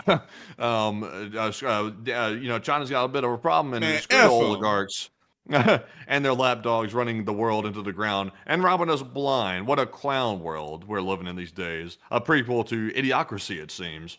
Very, very, very bold statement, but honestly, you ain't wrong. You's right. I gotta say, on God, man, on God. But a huge thanks to you for the support and helping this channel to keep it running. Jenny the Pooh, wonderful name, by the way, wonderful name. Honestly, your whole account's pretty on point. Based, I'd say, based in red pilled is I think what the Gen Z kids call it these days, or the Gen Alpha kids. But I gotta thank you incredibly for that support and helping this channel to keep on running. Because if it wasn't for folks like you, we wouldn't be able to make this thing possible to keep it running and point out that the axis of evil in this world is a group that you shouldn't like us supporting. And I see that you're a strong believer of that along with us. So big thanks to you once again. And we're on the next one. And our next one here goes to none other than Jack Ray, puts in a $21 support. And thank you very much, Jack, for that support as well. He said, "For Enforcer Matt, a 300 blackout Daniel defense with a black finish." And I actually have one of those, by the way. It's not all blacked out. I have the M4A1, which has the quad rails on it, the quad Picatinny rails, because I wanted to put flashlights and stuff and all these like different stuff on the gun. But I do have one that looks similar to it, and it's pretty neat, except for the rails are actually coyote tan. They're like the normal tan color that the military has, and then the actual receiver is black. But yeah, there's a FN right there. He's looking at a little FN M4 right there. I like Daniel though, as y'all might have been able to tell for a while, as I name drop them all the time. I'm a big fan of those rifles. They're pretty smooth, I will say. But Enforcer, what say you? I'm a big fan of FN when it comes to ARs. I think they're the best, the greatest, honestly. I really like them. They're really good. And I gotta say that we always love a nice AR. I like all rifles. I'm an appreciator of all of them. If you ever gave me one, like a FAL or an AK or an AR, I would always be absolutely, enthralled to get any of them. I think rifles and small arms as a whole are really cool. But when it comes to my rifle, I like the old tried and true, the tested and proven M4A1 from FN America. Great rifle. Especially when you put a Trichicon ACOG on that thing. Ooh, wait. Look, this person on Reddit actually has theirs set up just like mine. I actually have the ACOG on mine as well. I think it's one of the best. I see someone say HK 417. Oh, that's not bad either. That's a really good one. Look at that. Yes, the only problem with all these that you're looking at right here, including that FN and HK, any gun company has 2 letters. You're about to have to mortgage your house to buy the gun. So that's the only downside. No, that's not true, Matthew. There's other ways. Selling kidneys. That's a great way to raise the money. Like, it's like, you can do that. But anyways, a big thanks to you for support and helping this channel to keep them running, and I hope that does address that well. And with that, we're on the next one. And obviously, selling kidneys is a bad thing, folks. Don't do that, by the way. I mean, That's obviously, a bad thing. like, it's a joke. That's a bad thing. It's a bad thing. I just don't know what YouTube's going to find funny. They might call us in like HR and be like, that's not very funny. Man, but, I've watched so many channels, man, say such crazy things. I think you're too worried about it. I don't want to find out. There's a bit of the F around, and then you might find out. You never can tell these days. You got to be careful with that. I mean, it's not like we were advocating for people to sell their kidneys. It wasn't like we were promoting the black market or anything for them. It's just a joke. It's just a little joke. It doesn't harm anybody to joke around. Yeah, I'll just always add like I'm joking clearly or something behind that, because you never know, like if you have like a YouTube reviewer that comes along and hears that and then they're like not really like smart or something like that, and then they do something, you never can tell. Just gotta be cautious because we don't want to lose our whole livelihood here. Man, but moving on to our next one. Moving on to our next one. This one goes to Game Theory, who puts in a 20. And thank you very much, Game Theory, for that $20 support. And he said, one thing that Germany did pioneer was shadow war finance. And central bank chief shocked used MEFO bills to covertly arm outside Versailles.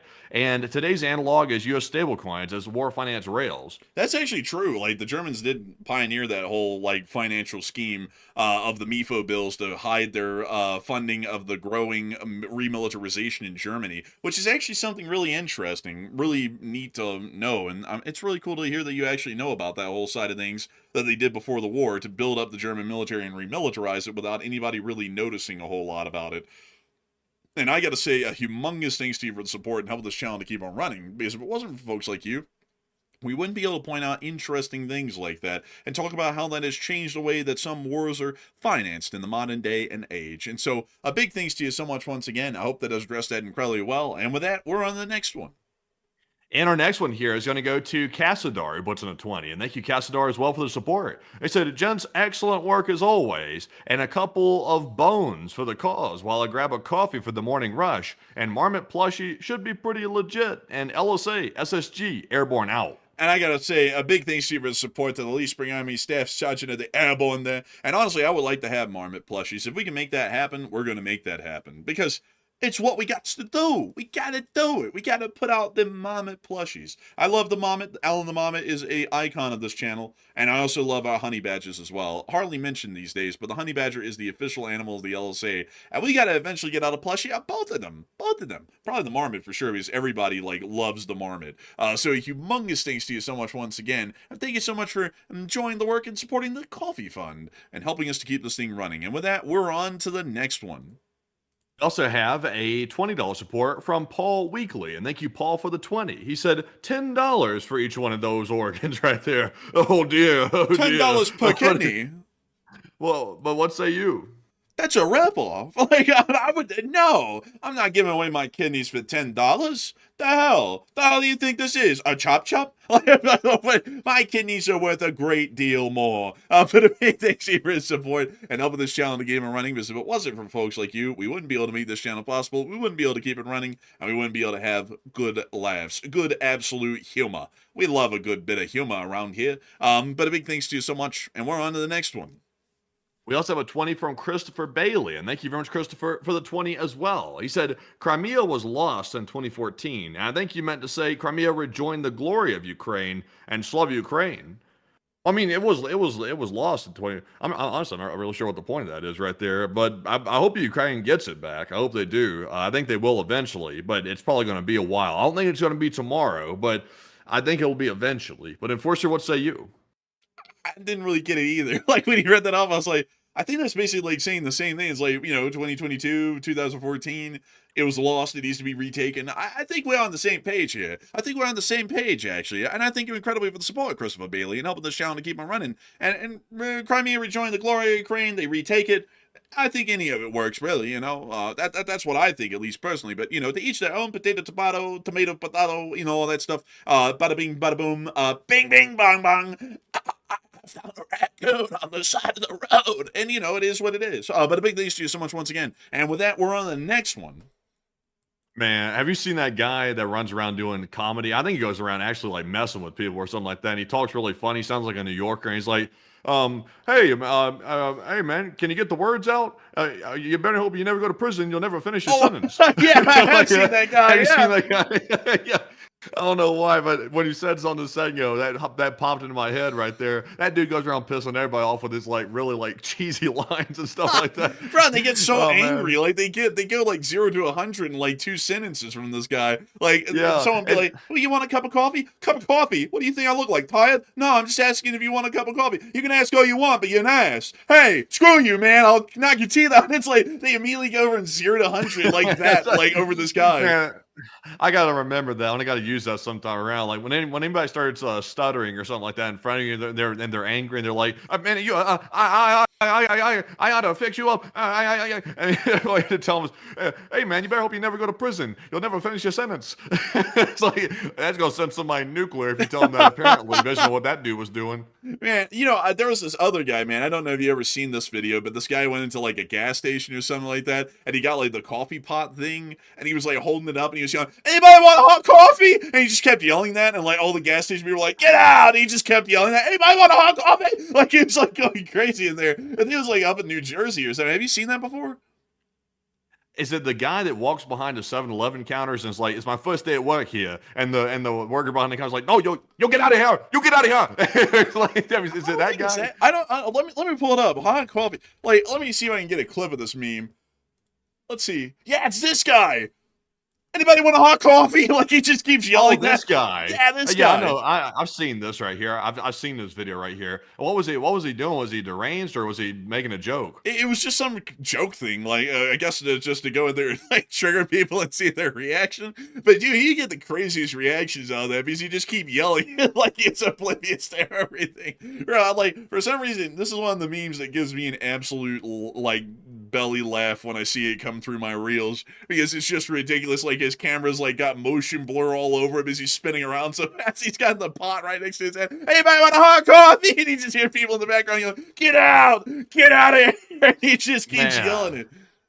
The worst ones though, like out of all the people going around like, doing these like stunts in public and stuff like that for attention, the worst ones are those 2 guys that go around basically assaulting people. Like, they go around with like a leaf blower and they'll whack people in the head with it or something like that in Lowe's or Home Depot or something. Have you seen those? Yeah, like, bro. They'll be walking around with like lumber on their shoulder and stuff, and they'll whack people with it and be like, "I didn't see there, buddy." And then they'll turn around and be like, "Hey, man, watch it." And they'll be like, "I'll throw down right now if you want." Just like, damn, like they're going around like legit just picking fights with people. It's like, it's no joke. Honestly, man, I think those are the kind of folks ought to be like charged with assault or battery, whatever the law is in those states. But it's like that's not a prank. That's just trying to like injure people or hurt them. And then when they confront you about it, say it's a prank, and then double down on it. Even at that, it's like that. Those aren't pranks to me. And then back in the day, folks, the cheeky thing that people used to do back on YouTube to like get away with like beating people up and stuff is they call it a social experiment in the title, which let them get away with it. And they just basically go around beating people's asses and call it a joke or a social experiment. And it's like that's not really a joke. Like, it's like those people are hurt or they're going to have a ruined day over it. It's like it's not like a harmless thing like an actual joke. I don't like those folks.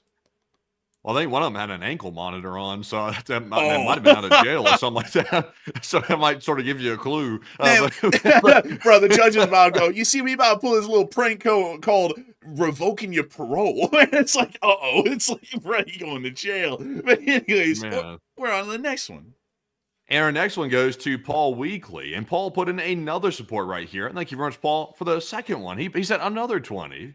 Hey, and a big thanks to your support, Paul Weekly, and thank you for another 20. Thank you for another 20. It's getting on up there, it's getting on up there. And we thank you so much for the support and helping this channel to keep it running. I hope that this addressed that incredibly well. And with that, we're on the next one. Also, Max Shabai mentioned one of them right there. He said that idiot's channel, that prankster's channel, is pretty good for picking fights in the hood. Honestly, like their stuff is just downright dangerous. I've seen that channel before. They'll go into like the hood and they'll use like a play on words or something. They'll walk up to these like legit gangsters like in the hood and they'll be like, "Hey man, you trying to get like cut up or something?"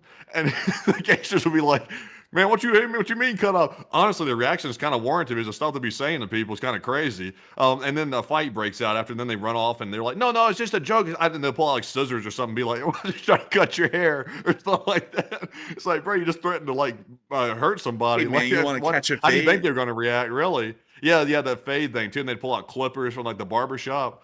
Man, honestly, man, that kind of stuff is wild. You know I've seen one lately though that's absolutely crazy. Like there's these people who wander around the hood like with these giant empty PS5 boxes, and they always end up getting boosted off of them. Like people like pull guns on them and stuff to rob it from them basically, and then they'll go wander off like the pranksters will, and they'll come back with like a fake RPG. Have you seen that one? Like, have you seen that one lately at least? Nah, I ain't seen that. Man, I've been seeing that one so much for some reason. Like it's happening like every once in a while in some places, and they'll come like running around the corner with this RPG saying, "You say what now? You say what, bro?" And they always go running. It's like I don't know if they like would believe that's real. Like if I ever saw that, I generally believe it's not real because if y'all know about the paperwork you got to do to get an RPG in this country, like nobody owns one. Like it's impossible to get all the paperwork done and approved and everything for them. But anyways, with that, I hope that does address that well. Just a whole side note on that. Big thanks to you once again for support, Paul Weekly. And with that, we're on the next one. We also have a $15 support from Max Verslappen, and thank you very much, Max, for that 15. He said, "Oh, and I forgot to add one for the coffee fund. And men, we ride at dawn. And have a great stream, boys. I'll be in and out. Aussie, Aussie, Aussie." Hey, and a big shout out to the Australians down in Australia, the land down under. But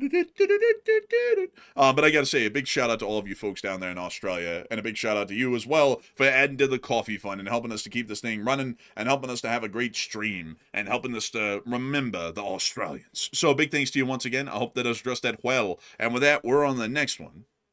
We also have a $15 support from Live Animal, and thank you, Live Animal, as well for the 15. And they said, "Sorry for spam." And also, I didn't see any spam, by the way, but thank you, though. He said, land wars can be won indeed. Ukraine won because it relied on real allies, geography, its own people, own strategy, and relying on allies with no stakes and finicky admin changes is bad. I'll say this one caveat. I agree with that generally. One caveat is this. About a year or two ago, Ukraine was using old tactics on the front lines before the drones really became a big deal, and the U.S. forces were trying to show them a better way to fight at the front lines with ground troops and how to go do these assaults on the Russians on the front lines. And that was before the drones came into effect. The Ukrainians were having a hard time with that. That was when the last Ukrainian ground forces commander, before he got sent off to Britain, he was in charge then. So they were really resistant to changing their strategy with that. But then once the drones came into the picture, that took that out of the equation, because the drones became the new way that the front line was mainly being fought. But they were a little resistant before. That their own strategy was about to get them into some trouble. But Enforcer, what say you? That actually is true. I would say that Ukraine has had a lot of things go their way positively, kind of luck in some senses, like the international support side of things. That could have easily gone to where most people ignored it and just watched it from afar and didn't directly support. Yet a lot of countries did, including the United States at the beginning of the war, which really gave them an upper hand advantage that they would have never had if that foreign support had never coalesced or been brought into being. So I would say that the Ukrainians have done incredibly well, but whenever you fight a war as an underdog country like the Ukrainians are, because technically the Ukrainians are the underdog statistically against the Russians, it's always important that they do have foreign support. Because many people say about the Revolutionary War that Americans got up and won that on their own. We didn't rely on nobody. And they apparently don't know history, because the French supported the U.S. colonials massively. I mean, like, if it wasn't for the French, the American Revolution would have been lost. There would have been no military support. There would have been no equipment support. There wouldn't have been the French actively joining the war and fighting Britain in support of us. We would have lost. And so I would say that in a large way, it is a lot of the Ukrainians' tenacity, their skill and strategy, but then they've also had the luck of working diplomacy the proper way in the earlier part of the war, and generally still to this day, to be able to see that they have a significant amount of international support that not only puts them on an even footing against their opponent, but also puts them above their opponent when on paper the Russians should have been able to beat them, but they never did. So a big thanks to you for support and helping this channel to keep it running, and a huge thanks to you so much once again. And with that, we're on to the next one. And our next one goes to none other than Crispy, who puts in the traditional $20 support, by the way, without a comment. But a huge shout out to Crispy for once again being here yet again tonight and helping to keep the channel running with that support. And Enforcer, what say you? I gotta thank you massively for the support, Crispy, and helping this channel to keep on running. Because if it wasn't for folks like you, we wouldn't be able to make this thing possible. We wouldn't be able to keep it rolling, and we wouldn't be able to keep this thing a reality. So a big thanks to you once again, and we're on to the next one. We also have a $13 support from Jack Ray, and he said, it's sad when senile grandpa and IRGC race to see who can lie more on social media. Oh, now I'm getting the comment. Oh my god. Well, honestly, you're not wrong. Like, it's like they all lie like dogs over there. Like, you can't really take anything at face value. You got to do a lot of research. We had to do a lot of research every day just to try and get the sense out of the story if there is any. But nowadays, there really isn't any sense in the story whatsoever. So it's just best to just glide right through it and be like, none of that makes sense, and then just move on. I gotta say, you know, tough, sad reality to think that you can't count on the U.S. to say things honestly anymore, but I guess that is what it is. We live in the modern age these days. But thank you so much once again for support, and we're on to the next one. You know, I wonder because obviously, you know, the U.S. military generals, they can't speak out or say what they're really thinking because that's a big issue to do that. You can't speak your mind like that, even if you are near the top of the command structure. But I wonder how they look at this because they're the ones who are having to sit there operationally day to day, like, you know, making sure things are flowing smoothly in the Middle East. I wonder if they're quietly frustrated with the flip-flopping that's going on because I would imagine that most of the military people, they probably don't want to start a ground incursion because they know it's going to be costly for lives, and they obviously don't want to put their men out there like that. But I'm sure that they're probably a little bit curious as to why we don't either commit to, you know, long-term airstrikes or something like that. I wonder how they're taking it. I don't know. And also, we have to remember there was a little bit of like a purge that happened a little while ago where they replaced a lot of the people who had been there for a while that I would say were probably pretty competent with people who may not be competent but may be more loyal. So some of them might just be completely fine with it. You know, some of them might be just blown away with how insane it is. Because one thing I will say, folks, and I'm not saying this is political, this is just a statement of fact. And if you don't believe me, you can just go and look at them. Most of the people who get involved with working with the current president in a very intimate way where they have to deal with him every day, they end up not liking him pretty quickly because he doesn't really listen to anything from anyone. I think the best example of that is probably General Mattis, who ended up resigning in protest because the president wouldn't listen to him over a damn thing, and he basically just tried to get General Mattis the job so that way he could say that he has the best guy with him, but then all the decisions would still be made by him, and then just rubber stamped by Mattis to give it a sense of legitimacy or that it came from a greater strategic mind. And when you look at that kind of stuff, I mean, there's no way that people who were even like a big fan of him at the outset could still think that, you know, he's like just a strategic genius now because nothing about it makes any sense. But just because you're kissing butt, though, like some people do this. Like, this is the way some people operate, which I personally don't operate like this, but some people do. Some people kiss ass just to get a position, and then once they get it, the truth comes out. Once they've sort of used the person to get the position, and then they're like, "What the hell's going on?" Then they'll basically turn against the person that they used to get there to that position to a certain degree. So I'm sure in private, like regardless of how much butt kissing is going on in public, I'm sure in private people are probably shaking their heads and being like, "What the hell is going on?" Because if you're in the military, I mean, generally speaking, most people that join the military aren't exactly what you call pushovers for the most part. That's why they're joining the military. They want to fight for the country. So they're probably thinking, why the hell aren't we doing something, you know, more extreme to deal with the enemy? That's probably what most people are thinking. Yeah, I would probably say so. But I actually know, folks, a decent amount of people in the military that are my friends, and I've talked to them, and half of them say, I don't really consider it to be that big of a deal. And then some of them are like, it's absolutely atrocious, it's unbelievable, and I'm blown away and absolutely outraged at how it's going. And it's kind of like a half and half sort of thing, kind of like the country these days. So, you know, a little interesting with that. Honestly, I don't really know how some people are like, it's not that big of a deal. Because, like, I know these people quite well, and I know specifically that some of those people were complaining greatly about how the Afghanistan withdrawal was conducted and how poorly done that was. Which honestly, at this point, the Afghanistan withdrawal looks like nothing compared to how badly this has been done at this point with Iran. I mean, Afghanistan looks like small business or small potatoes compared to this, and that was an insane thing to some of these people. And they said that that was just uncalled for and unacceptable, and that president should have been impeached or they should have resigned. And then under the current situation, they're like, well, it's not really that big of a deal. So there might be some political bias at play with how they're interpreting things.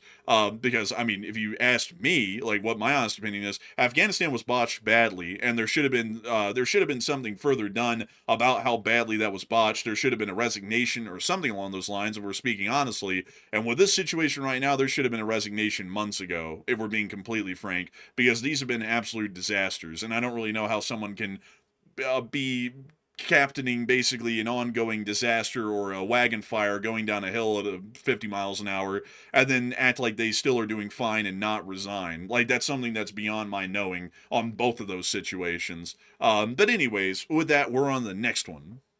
And our next super chat goes to Blind Man. And thank you, Blind Man, for the 20. And we do appreciate that. He said, hello, enforcers in LSA. And Illinois got hit with a massive tornado outbreak, estimating a total of 16 tornadoes in a 5-hour period, 8 of which happened in the same hour, and crazy footage and times. And hope everyone's safe and unharmed.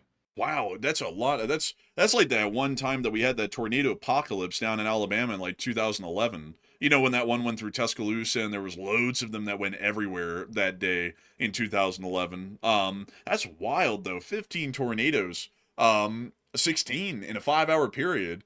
8 of them in the same hour. I mean, that's unreal. I would hate to be in Illinois right now. I hope everyone who's watching out there, if they are able to watch and they have power, I hope they're safe out there, because that sounds like a tough time. I know that's very stressful to be in the midst of a tornado warning, because in Alabama, you just grow up in those all of the time. So I hope that everyone out there is making sure to handle their nerves and stay safe and stay away from any open windows or doors and all that sort of stuff in their house. But that's crazy right there. I thank you for the support and sharing that with us. And if any of y'all are in Illinois right now, I hope y'all are staying safe in the midst of that. So a big thanks to you for the support. And with that, we're on the next one. We also have a $12 support from Jack Ray, and Jack said, "Russian observe in the sky. It's a bird. It's a plane. No way. Wait, it's well, kinda. It's a Ukrainian drone." They call that a deadly bird. That's what they call that, an angry bird. That's actually what the Ukrainians are now calling them. They'll say when they send out a huge drone attack in the Russian territory, they'll be like, "Oh, the angry birds are in the sky." That's what they say now. Cease and desist. Like, cease and desist. But beyond that, that's very interesting to hear. Honestly, I think they do wake up like that. They're like, oh, that sounds like a lawnmower. Oh, it's a landscaping cruise here early. And then they go outside and they're like, no, it's coming from the sky. It's a bird. It's a plane. No, it's a Ukrainian. Ukrainsky. Blah, blah. But a big thanks to your support and hope this channel to keep on running. And with that, we're on the next one. We also have a 10 from Worship Wiggles, and they said, best news channel around, and thanks for all y'all do. And thank you so much for enjoying what we do, Worship Wiggles. Interesting name there, actually. And a huge thanks to you for helping this channel to keep on running as well. And with that, we're on the next one. We also have a 10 from Sadana Hosoda, who said, Happy Unmanned Systems Forces Day. And is it that day? Is it? Is it that day? Is it? I mean, they got a day for everything these days. I mean, the Russians just canceled their Russia Day parade that was going to be held in Red Square. I didn't even know there was a Russia Day. I didn't even know that was a thing. So, I mean, there's a day for everything. Man. Honestly, over in those like Eastern European countries, they literally do have a day for everything. Crazily enough, a lot of them are like Soviet holidays. Like the Soviets had a holiday for everybody. There was like the Steel Workers Day, and then there was like the Hay Gatherers Day, and the Farmers Day, and the Cattle Ranchers Day, and then the Railroad Maintenance Away Guys Day, and then the Railroader Engineer Day. Like they had a day for everybody in every job over there. And like every day is something in most Eastern European countries, but that is very interesting to hear right there. And I got to thank you for the support, and also a happy Unmanned Systems Forces Day, because it has been quite a day for sure. Also, I saw someone in the chat say, we don't do politics, proceed to talk politics. Oh, come on. The thing is that we don't talk about domestic politics. That's what I think a lot of people don't understand. If you consider foreign policy to be politics, we do talk about that. I mean, that's our whole show. I don't consider foreign policy to be politics in the sense that a lot of people think of it as, where it's like a culture war thing or whatever the hell they've turned it into here in the States internally. But Yeah, I mean, like, if a president's doing badly, we criticize them across the board. I don't know if you were around during the last administration, but we did this all the time with the last guy. If people don't like it, like, I don't know why, because it's not like we're saying it completely unfounded to just go after someone. Like, we say it with legitimate cause. I mean, if you're looking at this right now and you're saying that this is fine and this is going great and it couldn't be handled any better, I don't know where you're getting that idea from, because I don't really know how anyone could say that at this point reasonably, whether you like the person or not, for domestic political reasons. But anyways, with that, we're on the next one. We also have a 10 from Flying Snake, and thank you, Flying Snake, for the 10. He said, can NATO do an exercise deploy in response to Russia's exercise troop buildup in Belarus? And will that send a positive message for NATO or galvanize the Russians against NATO? NATO actually does some exercises, like they've been doing them so far, that they're not super publicized constantly, and we really haven't covered them very much on the air. I think Finland was having a NATO exercise, like a short few, like maybe a week or two ago or something. I can't remember the name of it, but they're doing exercises on the Russian border or near to it pretty often.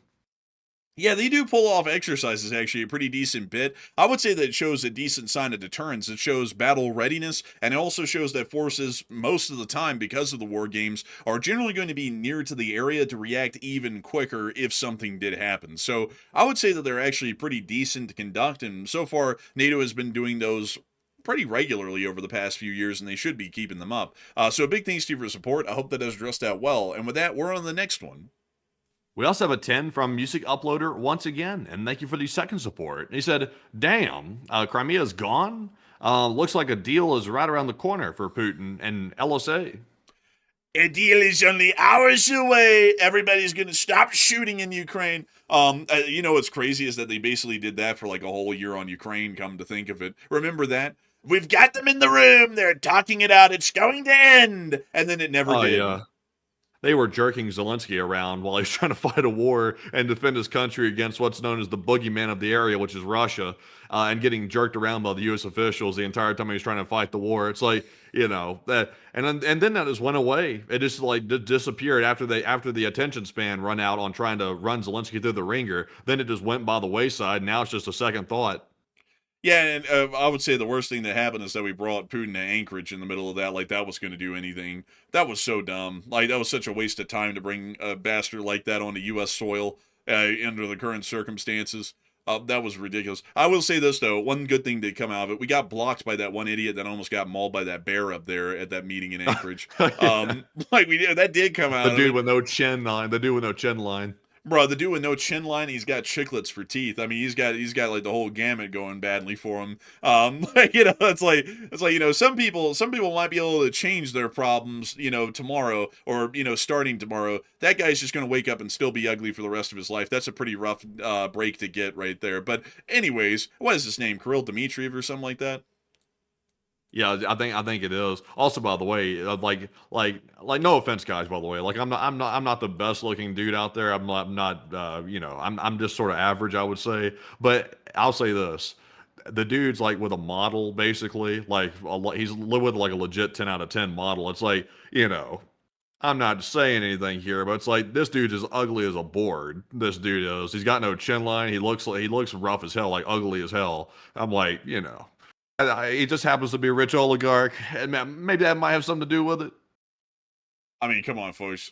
I mean, Get that other picture of him, though, man. There's that dog ugly picture. Scroll down, you'll see it in a minute. It's that one where he's like, there it is right there. Oh, bro, those teeth. He's got all that money, he can't fix his teeth. Yeah, really, man. You need to go see the dentist. Bro, he's got like 3 strands of hair up there on the top of his head, and they're just like hanging on barely. It's like, damn, dude, you could do a lot to like make yourself look better, You can look smacks, but no, this guy is definitely not a believer in look smacks. Jeez, folks, I'm not the leanest person out there. I'm a little hefty, but I can wake up tomorrow and I can start a diet and lose weight. This guy can wake up tomorrow and he's still going to be ugly. So I'd have to say I'm doing a little bit better than this guy right here. Doing a little bit better, I think, at least in my opinion, but I don't know. But anyways, wait a minute, who in the world is it his wife? I think he might be married to her, maybe. Kirill Dmitriev wife. Oh yeah, that's not lining up.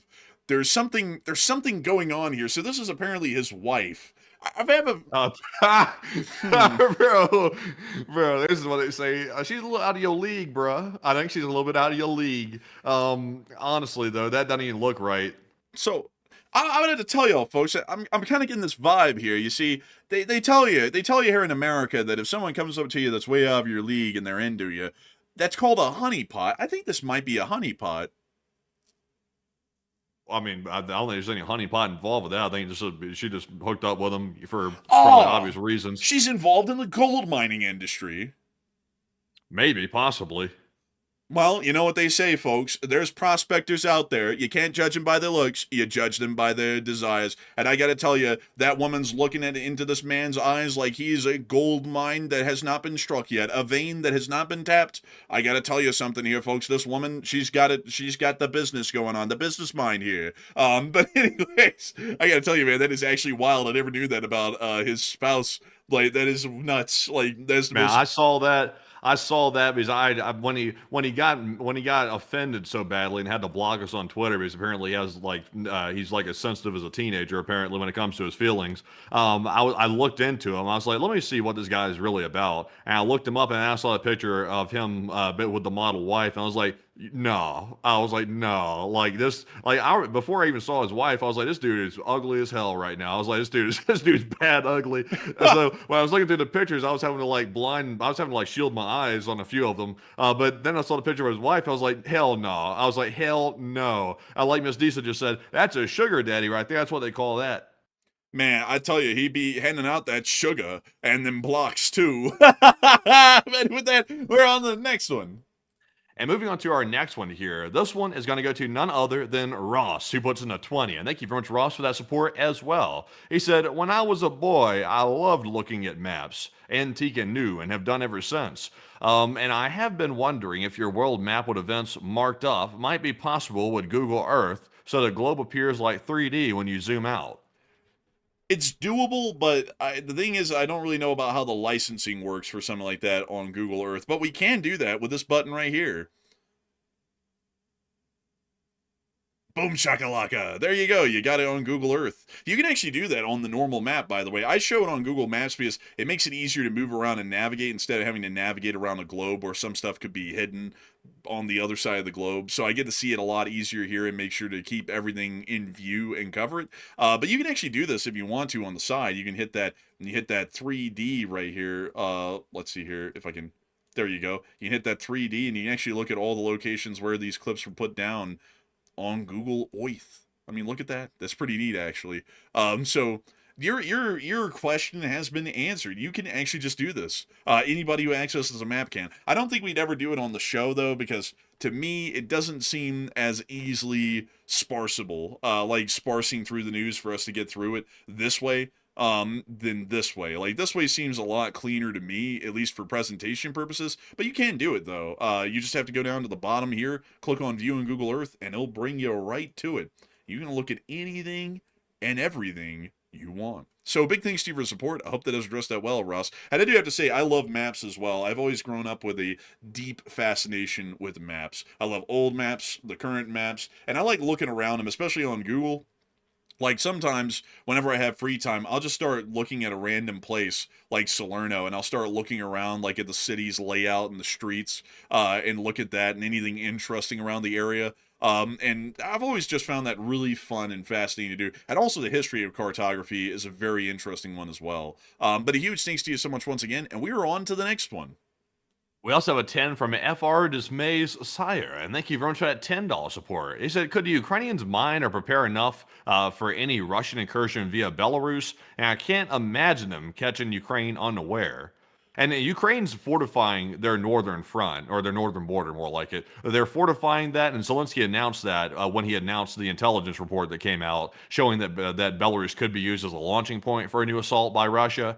They're building that up as we speak. But Enforcer, what say you? That is true. They've been working on those northern defenses for a while. They've built up significant anti-tank ditches, minefields, dragon's teeth barriers, the whole 9 yards. And so I hope that does address that the best I can, and a big thanks to you for the support and helping this channel to keep on running. But they have built up loads of defenses up there in that northern front. And so with that, we're on to the next one. And this one goes to Music Uploader, who puts in another 10. He said, can't even say one innocent, meaningful, funny joke. Damn, YouTube.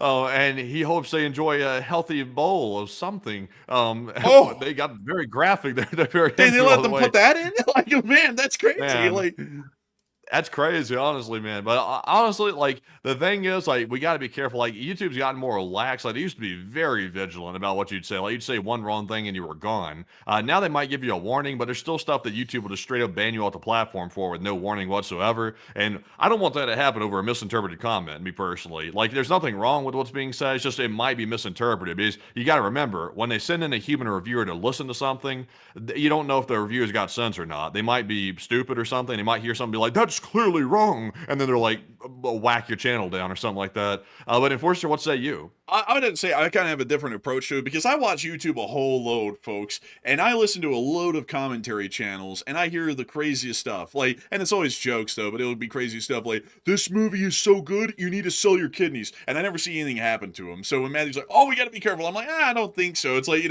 like there's channels way bigger than us out there that say way crazier things than we even get close to saying if I was completely unfiltered. And so that's why I'm like, like I get, like, maybe a human reviewer would come around, but also I'm sure human reviewers are watching them every day and they never really get in trouble for anything. And I don't even see smaller channels getting in trouble for some jokes they make as well. Like I watch Railfan channels like a good bit, and they'll even say crazy stuff as well, like the wildest off the cuff jokes, and they'll be like, oh, well, it's like they're not getting had, the bigger people aren't getting had, so I'm like, like as long as it's a joke. I mean, obviously, if you say something nuts that's clearly against like the guidelines, like you start advocating for like harming groups or conducting extremism or something, like that's clearly against the guidelines. Well, I mean, that's just explaining their guidelines. I mean, they're not going to get you for explaining YouTube guidelines either. I mean, like, it's not. I just don't want you. I don't want you to say something crazy trying to make your point, then end up getting us had for trying to make the example. Well, I mean, I was just giving the umbrella statements. You were like losing it to that, like like it's like generally YouTube isn't going to like delete a channel, especially one like ours, just because we make a joke, like, especially considering that it's a joke, when it's like, oh, that gun's so expensive, you need to sell a kidney for it. It's like, we're not advocating for people to go sell their kidneys and telling them how to sell them. It's just a joke, and they're clearly going to get the nuance on that, because, it's one thing to say, oh yeah, that's so expensive, you had to sell a kidney for it. And it's a whole other thing to be like, here's how you extract a kidney and sell it. Like, those are very different things, clearly. I don't think a human reviewer would ever get that mixed up. Yeah, but the thing for me, though, is you say you don't think. Like, if you can't say with certainty they're not going to do it, then you just want to err on the side of caution. You don't want to play it by the seat of your pants and play risky, and then one day we wake up and the channel's gone or something like that. Then we're going to be like, oh, it turns out they didn't like that after all. I usually play it safe. Like, I'll steer clear of if I say something, I'm like, somebody that's not so smart might hear that and take it out of context and say, oh, he meant something bad by it. I'll generally steer clear of it, because it's better to play it safe. Well, yeah, but I mean, like, even with what you're saying, though, you're like, I think that they're going to take that this way, and it's a thinking thing as well on your end. So, like, everyone's just kind of guessworking everything. Like, you don't know if they delete the channel. You don't want to play it extreme, but you don't want to play it extreme, though. Like, if you're still guesswork, you want to err on the side of caution. You don't want to go to the most extreme and test the boundaries. Well, yeah, but usually how I do it, though, like, to figure out if it's extreme or not, like, this is how I look at it, folks, and maybe y'all agree with me, but if I see another YouTube channel doing it, and plenty of them are doing it, and some of them are in the millions of subscribers, and some of them only have tens of thousands of subscribers, and everyone makes that joke, and none of them are getting deleted, because I watch them all the time, and none of them have been deleted yet, then it's probably a safe joke. Like, I'm not really a politically correct kind of a person where I gotta be so careful we can only stay to the PG jokes. Like, I'd be fine with getting into PG-13 jokes to spicing it up a little bit, because, making the same most politically correct, like, whitewash jokes possible gets pretty old, and also gets you just don't want to make them edgy, though. Like, if you're saying something that's like, gets a wild reaction out of people, the odds are it's probably something that you probably have to think twice about saying anyway. You don't want to push it.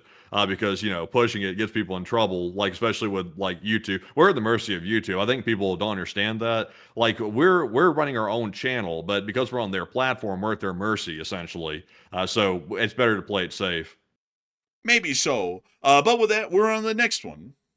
And our next one goes to Slinger, who puts in a 10. And thank you very much, Slinger, for that $10 support. And they said, good evening, enforcers. And with Ukraine's most recent strikes, do you think there is one specifically that could send Russia over the edge? Or will it be a mix of past and future strikes that do it? And thank you, and LSA. I think it's going to be I don't really think there's a particular strike that's going to send them over the edge. And as far as sending them over the edge, it's probably just going to lead up to another kinetic Oreshnik strike, in my opinion. So I hope that does address that the best I can. And big thanks to you for support and helping this channel to keep it running. And with that, we're on the next one.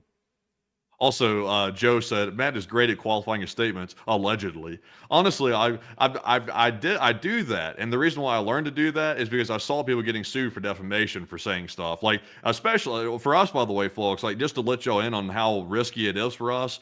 If we end up saying something that turns out to be factually incorrect about somebody and it harms their reputation, that is easily a lawsuit, and they can get very expensive very quickly because we're broadcasting to a lot of people. Like, we're broadcasting nightly to over 100,000 people. That's big boy damages right there. If you say something ends up harming somebody's reputation falsely and you meant to do it with the actual malice, you're in serious trouble at that point. So that's why I'm always very cautious about speaking on specific people and specific allegations, because if you've ever seen a defamation suit and how it works, that gets bad, and you can be bankrupted for life over those suits sometimes. So that's why we're very careful about that. But moving into our next one here, this one goes to David Malone, who puts in a 10. He said, they're going to get back to Chernobyl and Kyiv. The Russians, I wouldn't know. Like, Kyiv, I don't think they're ever even going to make it close to Kyiv. They definitely would make it into Chernobyl because they literally just walk right across and actually they'd be in the exclusion zone before they even cross the border. So they'd definitely be in the Chernobyl area if they tried to invade, but I don't ever think they're going to make it close to Kyiv again, in my opinion. I think they're going to get held off a good ways away because we've never even seen them make that kind of ground. That would be a 50-mile jaunt to get to Kyiv from the border at the quickest, at the shortest route. And I don't think they're ever going to be capable of doing that again in a quick fell swoop. So big thanks to you for support. I hope that does address that well. And with that, we're on the next one. And moving on to, also, by the way, I see everybody mentioning everybody in the history of public influence that's ever said something that's bad. There are so many examples. Like, go ask that one guy that said something and then went to court. I think his business just got liquidated. His media business just got liquidated from a statement he made. Now, granted, that was a pretty egregious one. Like, that was a pretty egregious example of what that one individual said. I think most people know who I'm talking about. I won't say his name. It's just bringing him up causes chaos. But it's been something else I've seen. That I think that was the biggest defamation case of for ages. Actually, the damages that came out of that one. But moving into our next one here, this one goes to Gabby White, who puts in a 10. And Gabby said, "I've heard rumors that North Korea sent trenching and tunneling crews to Belarus." I haven't heard that myself, but it is now the question. The North Koreans do actually have specialized units for that. So a big thanks to you for support and helping this channel to keep them running and making this thing possible. And with that, also another thing that I got to say about the whole joke thing. I mean, they let Dave Chappelle's specials on YouTube and they don't restrict them. And he says some wild stuff in his specials, like comedians do in general when they put their specials on YouTube. And some of them put them only on YouTube. And that's also another thing. It's it's not really pushing a boundary. If a comedian makes that's so expensive, I got to sell my kidney joke sort of a thing, because it's if everyone's making the jokes and they're clearly jokes, and we're talking about something expensive, it's I don't really see the context where that could ever be misinterpreted. That's not really something that I see, it's comedy, it's a joke. And they don't go hard in on jokes. They go hard in on people who are, telling you to sell your kidney legitimately or something crazy like that. And we don't do that at all. We just kid around here. But with that, we're on the next one. We also have a 10 from Jim, who said, "Smoke and mirrors." And I would have to agree to, especially in the Middle East, it is definitely smoke and mirrors. But a huge thanks to you so much for the support and helping this channel to keep on running. And also, I don't know why someone would say the lawsuit is unconstitutional by design. That's literally one of the key elements. That's the whole reason we have courts. How in the world is a lawsuit unconstitutional? You're basically saying the whole judicial branch of the government is unconstitutional at that point. How do people resolve things if they don't go to court?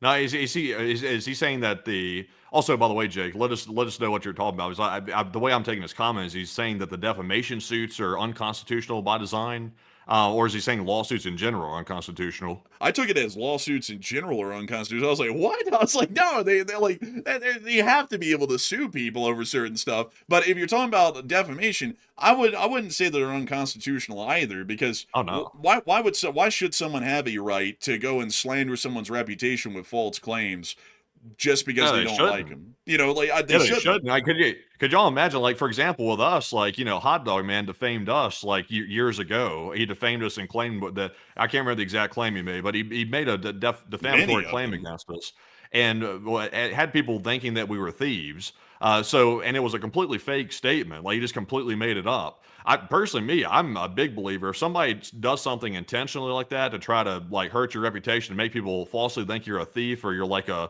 bad person doing something illegal or something like that, then that should easily be a lawsuit. Now, if it's something that bad, it should be. The problem is, though, there's people out there that will weaponize those lawsuits. Like for example, there's a couple of people in our government right now that like to do that. If someone says something that simply criticizes somebody, then they'll sue them for defamation and simply drag them through the court system to try to bankrupt them with legal fees, knowing that they're not going to win the defamation case, but they're just trying to bankrupt them through the legal fees. But if somebody's legitimately making a false statement on you and they hurt your business as a result of it, sue them. Like, the people should be taught a lesson about stuff like that. They shouldn't just be allowed to go around and, call people a thief and hurt their whole livelihood and everything like that and get away with it. There should be consequences. Yeah, like what if someone said that they didn't like you, for example, Jake, and they came up with an absolute lie about you, like, oh, you dabble in like narcotics or something, and you like steal money out of your, but came up with something crazy like that, and then it started to hurt your business. It's like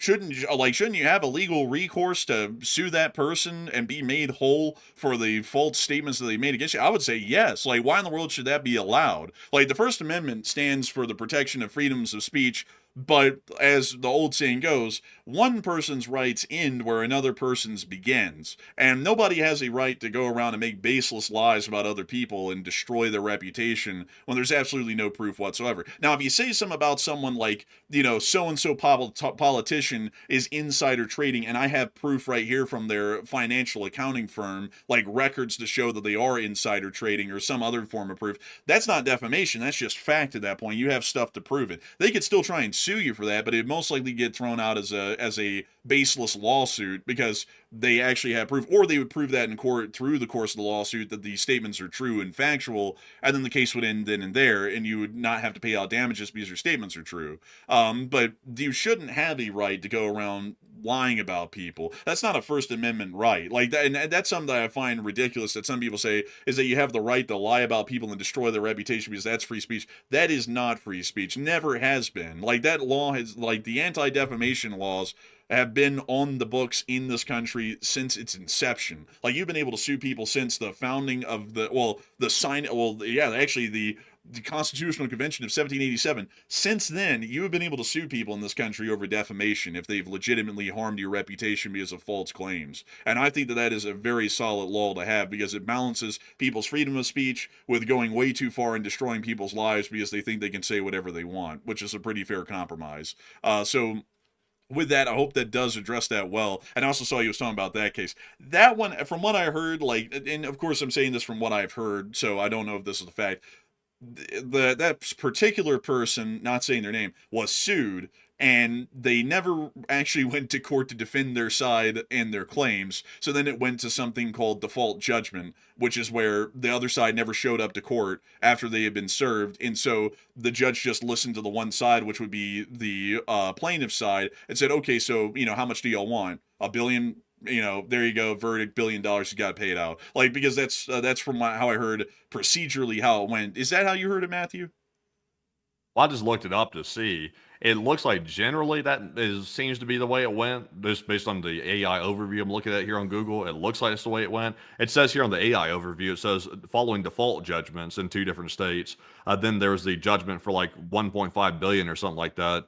And then it was appealed, and that's when you saw the testimony and all that stuff happening. Apparently, it was during the appeal, I believe. So that's why that happened. Like, people say that was like, if that is the case, and we're taking that information as fact, that's why that happened. If you get served, you have to show up to court, and that's something I kind of find funny about a lot of these people that say that they're patriots. They apparently don't understand the law well enough to know that if you are served, you have to go get an attorney, or you have to represent yourself, and you have to go to court and actually defend your side if you're being sued. You can't just not show up, because at that point, what's going to happen is that the court is going to take what you've done as a flagrant, basically flipping of the finger off to them and their authority and their jurisdiction over you as the defendant, and they're going to take the plaintiff's party, which is the only one that's present, as the only side of the story, and whatever demand they make, it could be $1 trillion, or it could be a huge amount, like $1 billion. They're going to approve that as the judgment.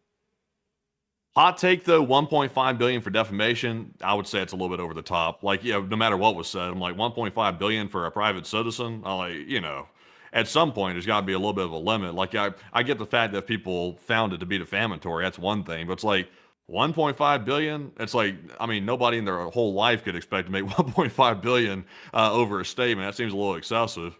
Also, I see you saying in the chat he did defend himself. Well, defending yourself once you've appealed the judgment, the default judgment, is the wrong time to do that. You're supposed to do that during the actual case. And I hate to say this for a lot of... He might have testified during the damages part, actually. I'm not really sure. But the way it's supposed to work is the courts don't work your way. You work the court's way by the letter of the law. So if you get served and there is a trial date, you go to that trial date. You don't fight the case and win it in the appeals, because the appeals is just seeing if there was some sort of technical or procedural issue that would generally throw the case out because of some sort of bias from the jurors or the judge or someone else, or the case was tried improperly. You don't fight that and win that in the appeals. You fight that during the case. So if there were default judgments issued on basically every single suit that was brought forward, then clearly that was pretty stupid. You don't get to fight that, win that now, because the guy was apparently too ignorant to know he needed to get a legal team and defend himself in court from those suits. But anyways, with that, we're on the next one. I also have a 10 from Eric Dodge Live, and thank you very much, Eric Dodge, for that 10. He said, "Thanks, guys. You are my news go-to, and I enjoy the LSA." Hey, and a big thanks to you for the support, and thank you for the kind words, and help this channel to keep on running. And I gotta say, a humongous thanks to you so much once again for support and help this channel to keep on running. And with that, we're on the next one.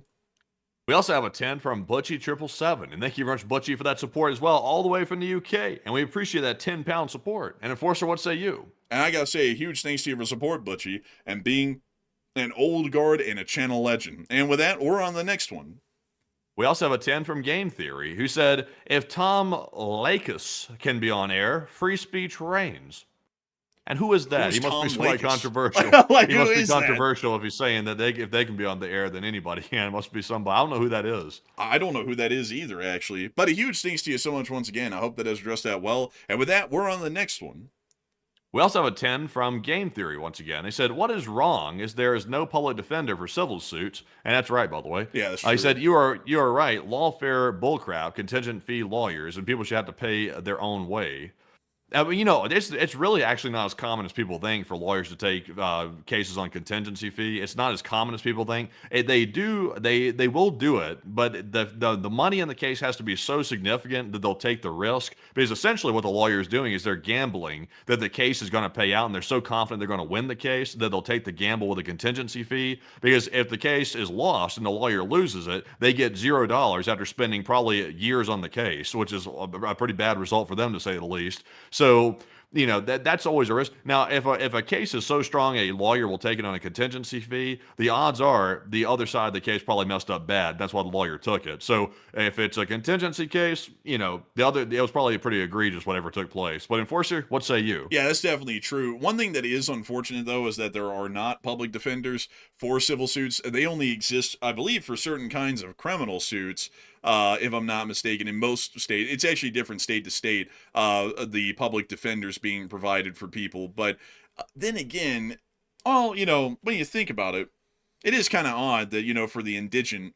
Well, then again, at the same time, though, when you think about that, it's like suing someone who's an indigent person who cannot afford an attorney for defamation. It's like, that's basically suing someone to bleed a turnip dry. It's like, what money would they get out of them in damages at that point? It's like, I don't know. Oh, well, then again, they could get buried in having to pay this person off for the rest of their life for whatever conclusion comes out of the case, and they couldn't afford an attorney, so they basically got screwed. But that is actually a pretty good point, Game Theory. But a huge thanks to you for support and help this channel to keep them running. And Matthew is right about the contingency case thing. They're gambling with their time. Like they're expecting that the case is such a surefire win and it'll pay out so much that they'll be paid in spades for the amount of time that they put in on the case. And that's usually quite rare. Usually they only do that when it's just so open and shut, like say a constitutional rights violation that is just undoubtedly the case, and then they'll sue like a city or whatnot and get millions for it, and then they get like 40% of the millions. So if it's like 4 million, they get like 1.7 million of it at 40% contingency fee. But a big thanks to you for support. I hope that does address that well, and with that, we're on to the next one. Also, Tom Exman said, did they have a combination, Matt, like pay to organize it and then contingent?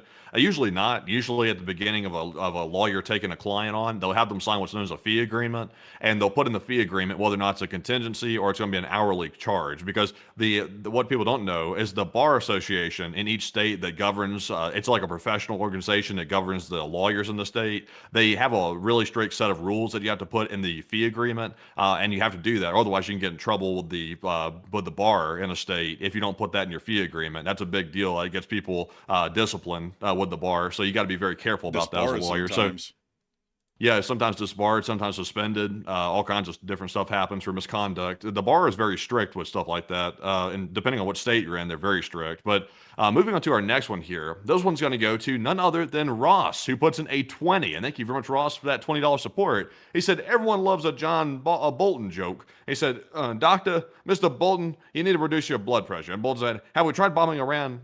That's a classic. Oh, man, Bolton would love that. I wonder if Bolton watches. But a big thanks to you for support and help this channel to keep it running. I hope that does address that incredibly well. Good one, by the way. And with that, we're on the next one. We also have a 10 from Game Theory. He said in California it is common, mainly drive by ADA and employment, and California different.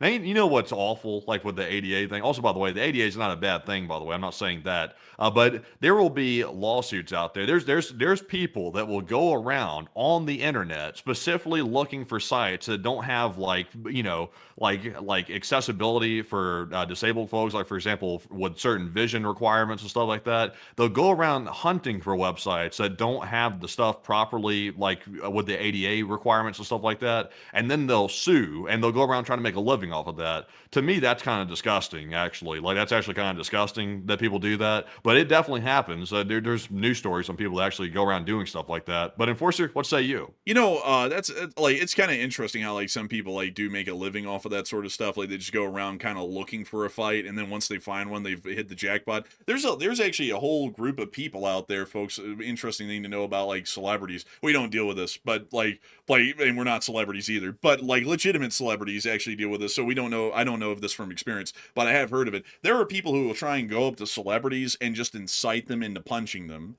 Just throwing out as many fighting words as they can at this person and trying to basically get under their skin as much as they can, hoping that if the celebrity punches them, they can sue the celebrity for a jackpot, basically, of several million, for, some sort of mental damages, grief, and whatnot. And it's kind of crazy how a lot of people will try and game the legal system to try and screw people over within the confines of the law by doing stuff like that. And I wish that the law would have certain exceptions in those cases to account for what appears to be malicious sorts of attempts to create suits like that, civil suits, because there's definitely a lot of people, well, not a lot, but there's some people out there who do that, and it's an abuse of the system. But a big thanks to you for the support. I hope that has addressed that well. And with that, we're on the next one. I also have an 8 from Max Verslappen, and thank you very much, Max, once again. He said, good afternoon, excuse me, goodness, good afternoon from Sydney, Australia, source, and I'll be starting a petition for you two to be the prime ministers of Australia and LSA. The prime minister? Is that possible? Is that possible for a non-Australian citizen to be the prime minister of Australia? Is that legal? Can you be the PM of Australia as a non-citizen? And no. So like sadly we would never be the prime minister of Australia. Damn. People were petitioning me a while back to be the czar of Russia if it ever fell. I don't know if I would take it. I've never really been one to be a czar, like, sounds too much like SARS virus to me. Not really my deal. But anyways, with that, we're on to the next one.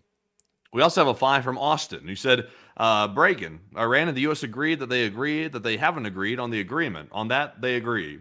There's actually Amen. truth to your statement, by the way. It's not really all a joke.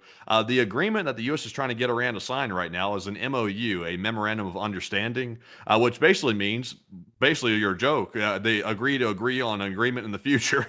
So it's basically meaningless to a large degree. And that's what the U.S. is desperately trying to get Iran to sign. But Enforcer, what say you? It's a sadness, really, that we are living in that kind of world where that is actually pretty true, really. It's even crazier when you watch things like The Onion and the Babylon Bee, like trying to be like satirical, and it's literally just what's happening. It's really sad, honestly. But a big thanks to your support. And with that, we're on the next one. We also have a 5 from Live Animal, who said that the stock market crash makes it more likely for the USA to give Iran what it wants, and at this rate, Iran will get Israel if it asks for it. Strange war. Really is, honestly, and at this rate, at some point we'll probably see the U.S. as in due course these days, as they normally do, turn against all of our allies in the region and start shitting on all of them, not just Israel, but all of our Gulf state allies, and then reverse that in about a couple of weeks after they notice that isn't working. But then we've done the damage of destroying our reputation with those countries. So a big thanks to your support and help with this channel to keep it running. And with that, we're on to the next one. I don't know why I was about to say on to the next one. I was like turning Irish there or something, but with that, let's get to it. Gotta be careful about turning Irish right now. But moving on to our next one, this goes to Ian Mitson, who puts in the 5. And thank you, Ian. He said, take one from the chapter's time, and thanks for the efforts. And is the 1 million subscribers coming soon? I think at some point it probably is. If at the current rate that the channel's growing, which is about 200,000 subscribers a year, we'll probably hit that within the next 2 years. If the subscriber rates explode and we start to grow way faster than 200,000 subscribers a year, we'll probably hit 1 million within the next year and a half or a year. But I'm doubting it's going to be in the next year. It's probably going to be in the next 2 years, in my opinion. But we never know. I definitely think we'll be hitting 1 million at some point, though. So a huge thanks to you for the support. I hope that has addressed that well. And with that, we're on the next one. And the live chat, in honor of the super chat, goes to Donald Kaus. He said, if Putin left office suddenly, would the next person be worse, or who do you think it would be? I don't really know who it would be. And in Russia, most of the people are always like these quiet, unassuming, generally non-threatening looking sorts of bureaucrats that were kind of hitting way down at the bottom and they rise to the top in a meteoric sense. So we probably wouldn't even know them by name. And I really wouldn't know how they would act, considering that we don't even know their personality traits or generally their thoughts on certain issues. So a big thanks to your support, and I hope that does address that well. And with that, we're on the next one. We also have here a 5 from Ian Mitson yet again. And he said, is a humanitarian crisis inevitable for the civilians in Crimea? And are they going to starve? And I hope not. Unfortunately, I'd say yes, because if the food runs out, there's really no way for them to find food elsewhere in Crimea. So there might be a humanitarian situation that's about to be unfolding in Crimea. I'd hope not. And I'd hope that if that is the case, they'd somehow be evacuated somewhere where they can't actually get food. But a big thanks to you for support. And with that, we're on the next one. We also have a 5 from Game Theory. He said, what I don't get, those drones are like prop planes. Wouldn't their own people be shot down learning to fly Cessnas? Actually, that's happened. Like, that's actually happened a couple of times, I think. I think a Cessna was actually shot down by Russian air defenses at one point, and both people on the plane were killed. So, yeah, actually, that has happened from time to time, crazily enough, Game Theory. But a big thanks to you for the support, and we're on the next one. We've also got a 5 from Sylph, who said Ukraine's strong. Ukraine is not weak. Ukraine is strong. I take your board and smash it to pieces. And a big thanks to your support. And yeah, Ukraine is pretty strong. I'm pretty happy for them. I like them. And a big thanks to you once again. And with that, we're on to the next one. We also have a 5 from Jake, who said, what happens to the ships and crew when their engine room gets hellfired? No engines makes it a capsize and a collision hazard. Well, you see, what happens is they abandon ship for the most part. That's usually what happens. I don't really know what happens to the ship beyond that. I don't know if they get tugged somewhere or if they just go adrift and run aground. I don't really know. We don't really get the follow-ups on what happens to the ships after they're hit. But generally, the crew does abandon ship. So I hope that does address that part well. And a big thanks to you once again for the support. And with that, we're on to the next one. We also have a 5 from TGTV, who said, thoughts on the UK Defense Secretary leaving, and if you haven't read his statement, it makes me worried more for our cousins across the pond. I haven't heard about that. I haven't really been following that all too much. Mandy, have you heard about that? I heard the general gist of it, by the way. Apparently, he did resign, and I think it's because of something about allocating money to funding certain aspects of the military. I think that's what it was. I was trying to look it up here to see exactly. Yeah, it looks like everybody's reporting on Twitter and all these different platforms. They're saying that apparently he might have been upset about the UK not allocating enough resources to maybe the military or defense spending, I think. So it sounds to me like he had concerns that the UK is not putting proper, planning into planning for the next war. Well, that's pretty British. Like, like unfortunately, that's pretty damn British. You know, folks, people have been complaining about that in Britain since the 60s. Like in these days, I think it's actually with a little bit more merit than in the past. But people in Britain are always going, what the hell are we going to do if we're going into a war? Because the British government has always had these harebrained ideas of how to try and save money on fighting wars.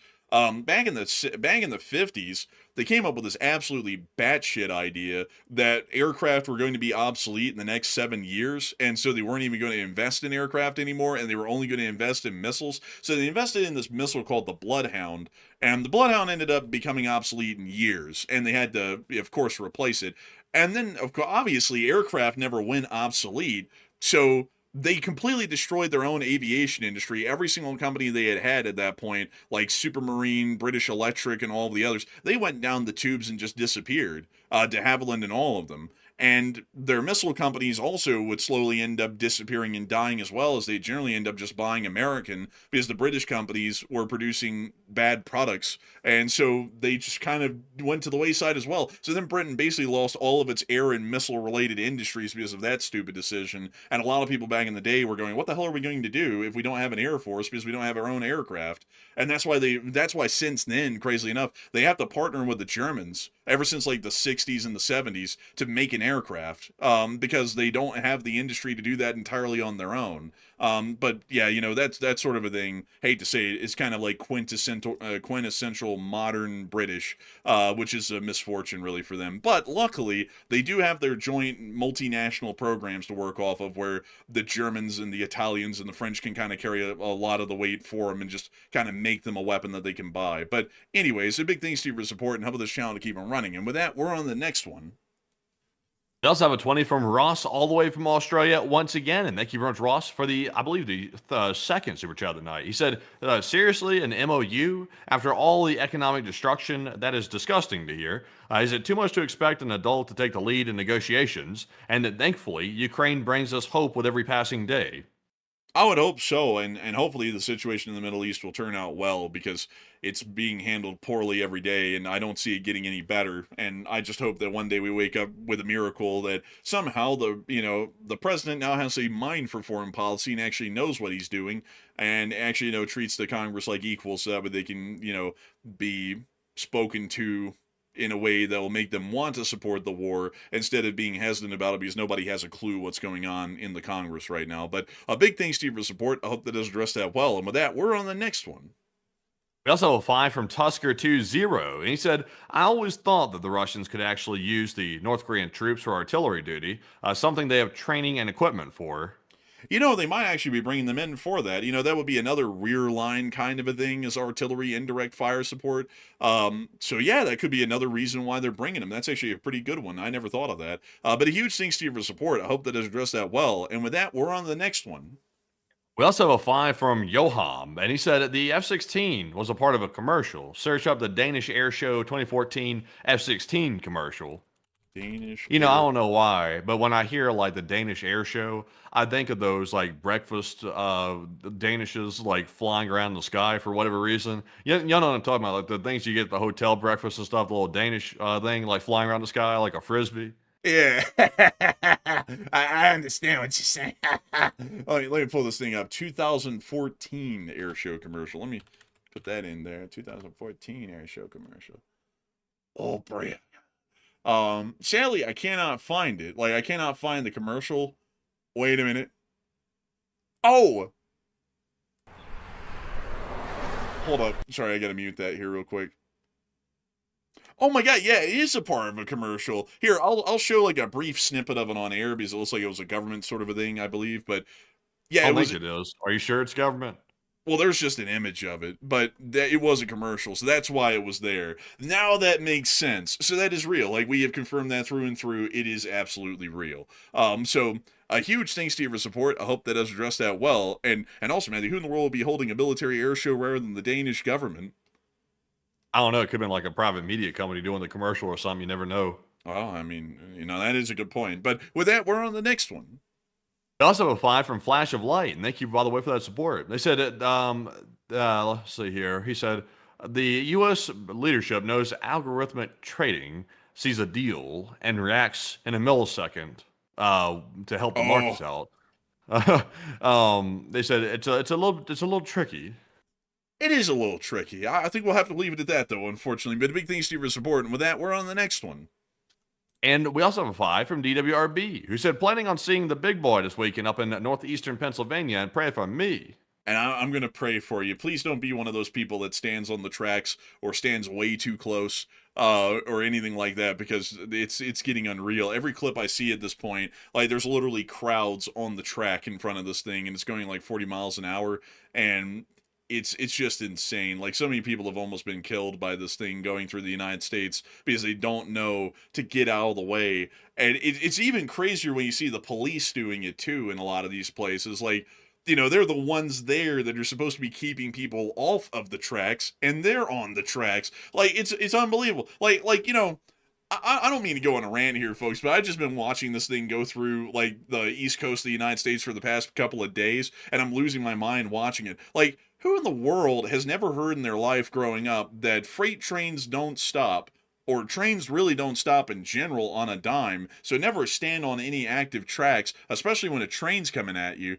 And all these people act like they've never heard of that before, like they have no clue. And I see people saying Darwin Awards, and yeah, that's true, but if someone does win a Darwin Award on this whole thing, the fear is that that's going to pose such a legal liability to Union Pacific that they might cancel the whole STEAM program, and there will never be another 4014 or an 844 excursion again. And when you think about that, it's like, we can't really let anyone get a Darwin Award because they're going to end the whole STEAM program. And also on top of that, it doesn't seem like anyone learns from that either anywhere. So, like, it's like, I just wish that they'd stay off the tracks. Like, someone's going to get hurt at some point with this going on. But a big thanks to your support. I hope that has addressed that well. And with that, we're on the next one. Also, a 5 from Wolf Hednar, who said that the big booty worm needs a new host, and I'll volunteer Putin, LOL. I think of it as support, and that's an idea. And with that, we're on the next one. We also have a 5 from Game Theory once again. He said that the new LSA mascot should be Narai Sandersy. It's a worm, and a worm looks odd enough. I don't think I'm going to show it on air, but a big thanks to you so much once again. I hope that does address that well. And with that, we're on the next one. And our next one goes to Hormuz Vessel, who puts in a 3. And he said, do you think that's, should we read this one? Yeah, no. I think that one's, the defamation suits are stacking up on that one. I can see it. So I thank you for the support, and we're on the next one.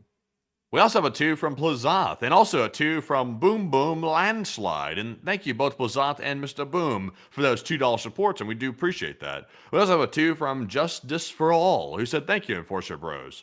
And I gotta say, a big thanks to you for the support and helping this channel to keep on running, because it is folks like you who help to make this thing possible and keep this thing running. And so a huge thanks to you once again, and we're on the next one.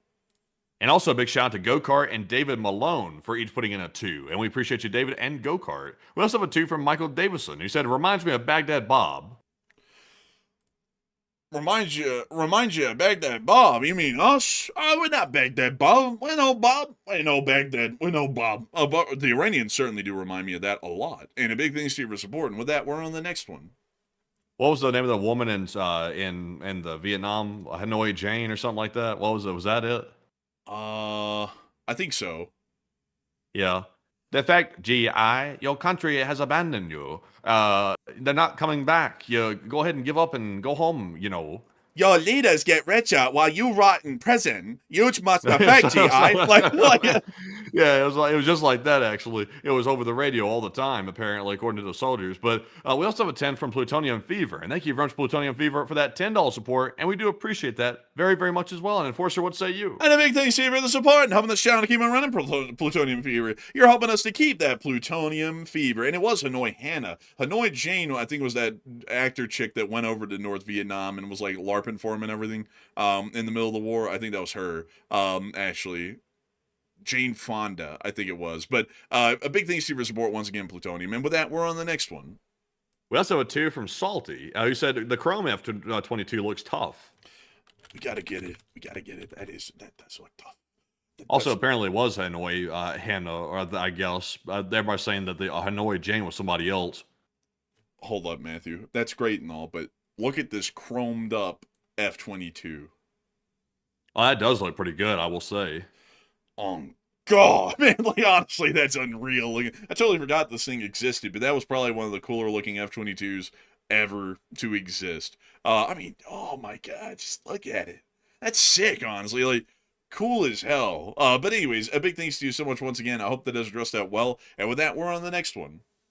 We also have a 2 from Go-Kart. Thank you, Go-Kart, for the 2. They said, another good show tonight, my dudes. Thank you so much for enjoying the show tonight, Go-Kart. And thank you for supporting this channel to help us to keep it running. And with that, it looks like we're on to the last one of the night.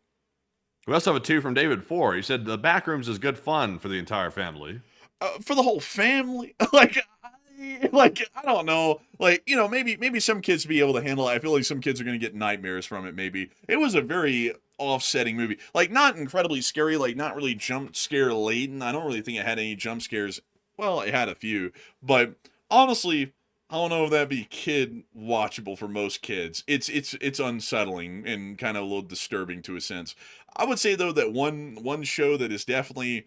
like, in my opinion, it's more like PG-13 than anything would be like Obsession, because it was just kind of weird. It was funny in a weird way, but it was really good. So, big thanks to you for support. I hope that has addressed it well. Oh my goodness, we have another one. What do we got? We also have a 10 from Kyle Padella, and thank you, Kyle, as well. He said, congratulations on 600K, and LSA is the best. And a big thanks to you for the support. Long live the Elite Spring Army, and a big thanks to you for the congrats on 600,000, Kyle Padella. The LSA grows stronger every passing day. And so with that, a huge thanks to you so much once again. And we are on and into the live chats. Due to time constraints, massive time constraints, we're going to be getting the Morse code decoders and the 3 final live chats of the night. So what do we got?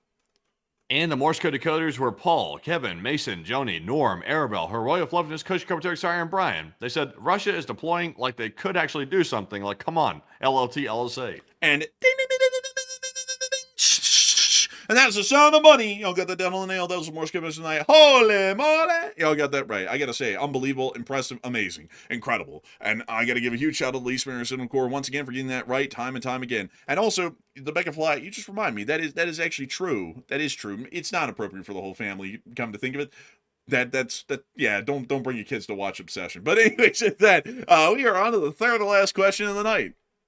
And this one is going to go to Connor Guest. He said, what kind of armament do you think are on those drones to inflict such damage? Big bombs. Like, that's definitely what's on them. I don't know the exact size on each of them, but generally the FP2s, I think they carry like 100 kilograms. I actually think it's like 50 kilograms, if I'm not mistaken. And the Flamingos carry something like 1,000 kilograms, which is pretty damn big. So a big thanks to you for the support and helping this channel to keep on running with your live chat there. I just did the whole spiel for a super chat. And with that, we're on to the second to last question of the night. And this one goes to Mr. Glock Glock, who's there. He said, what about the rail bridges to Crimea and from it? Do they look intact? They generally do.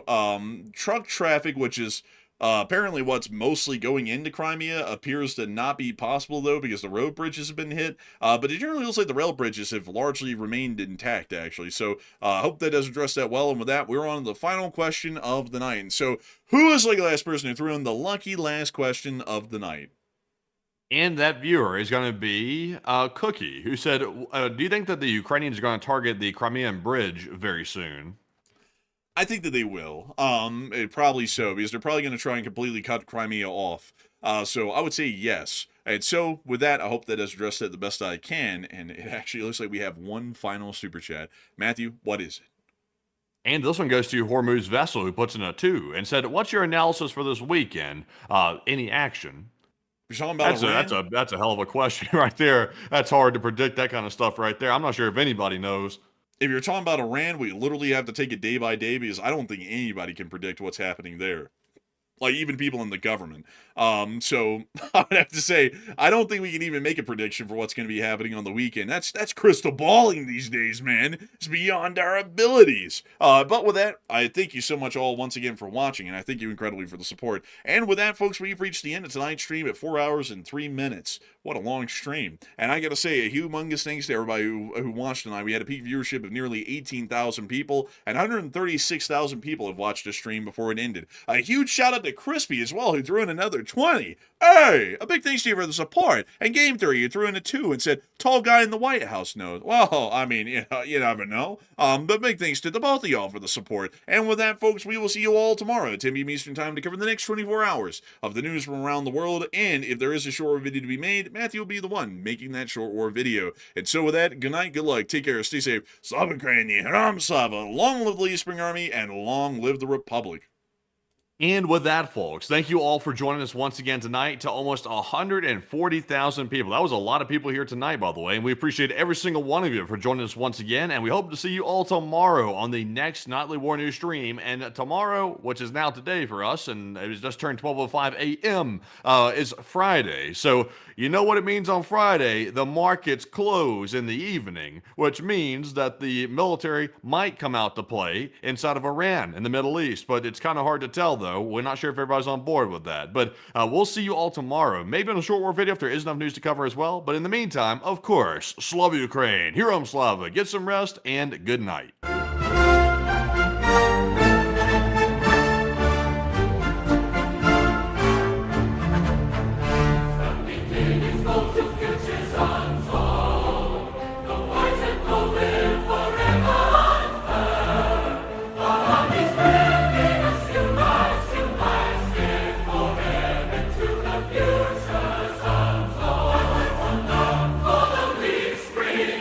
Stop!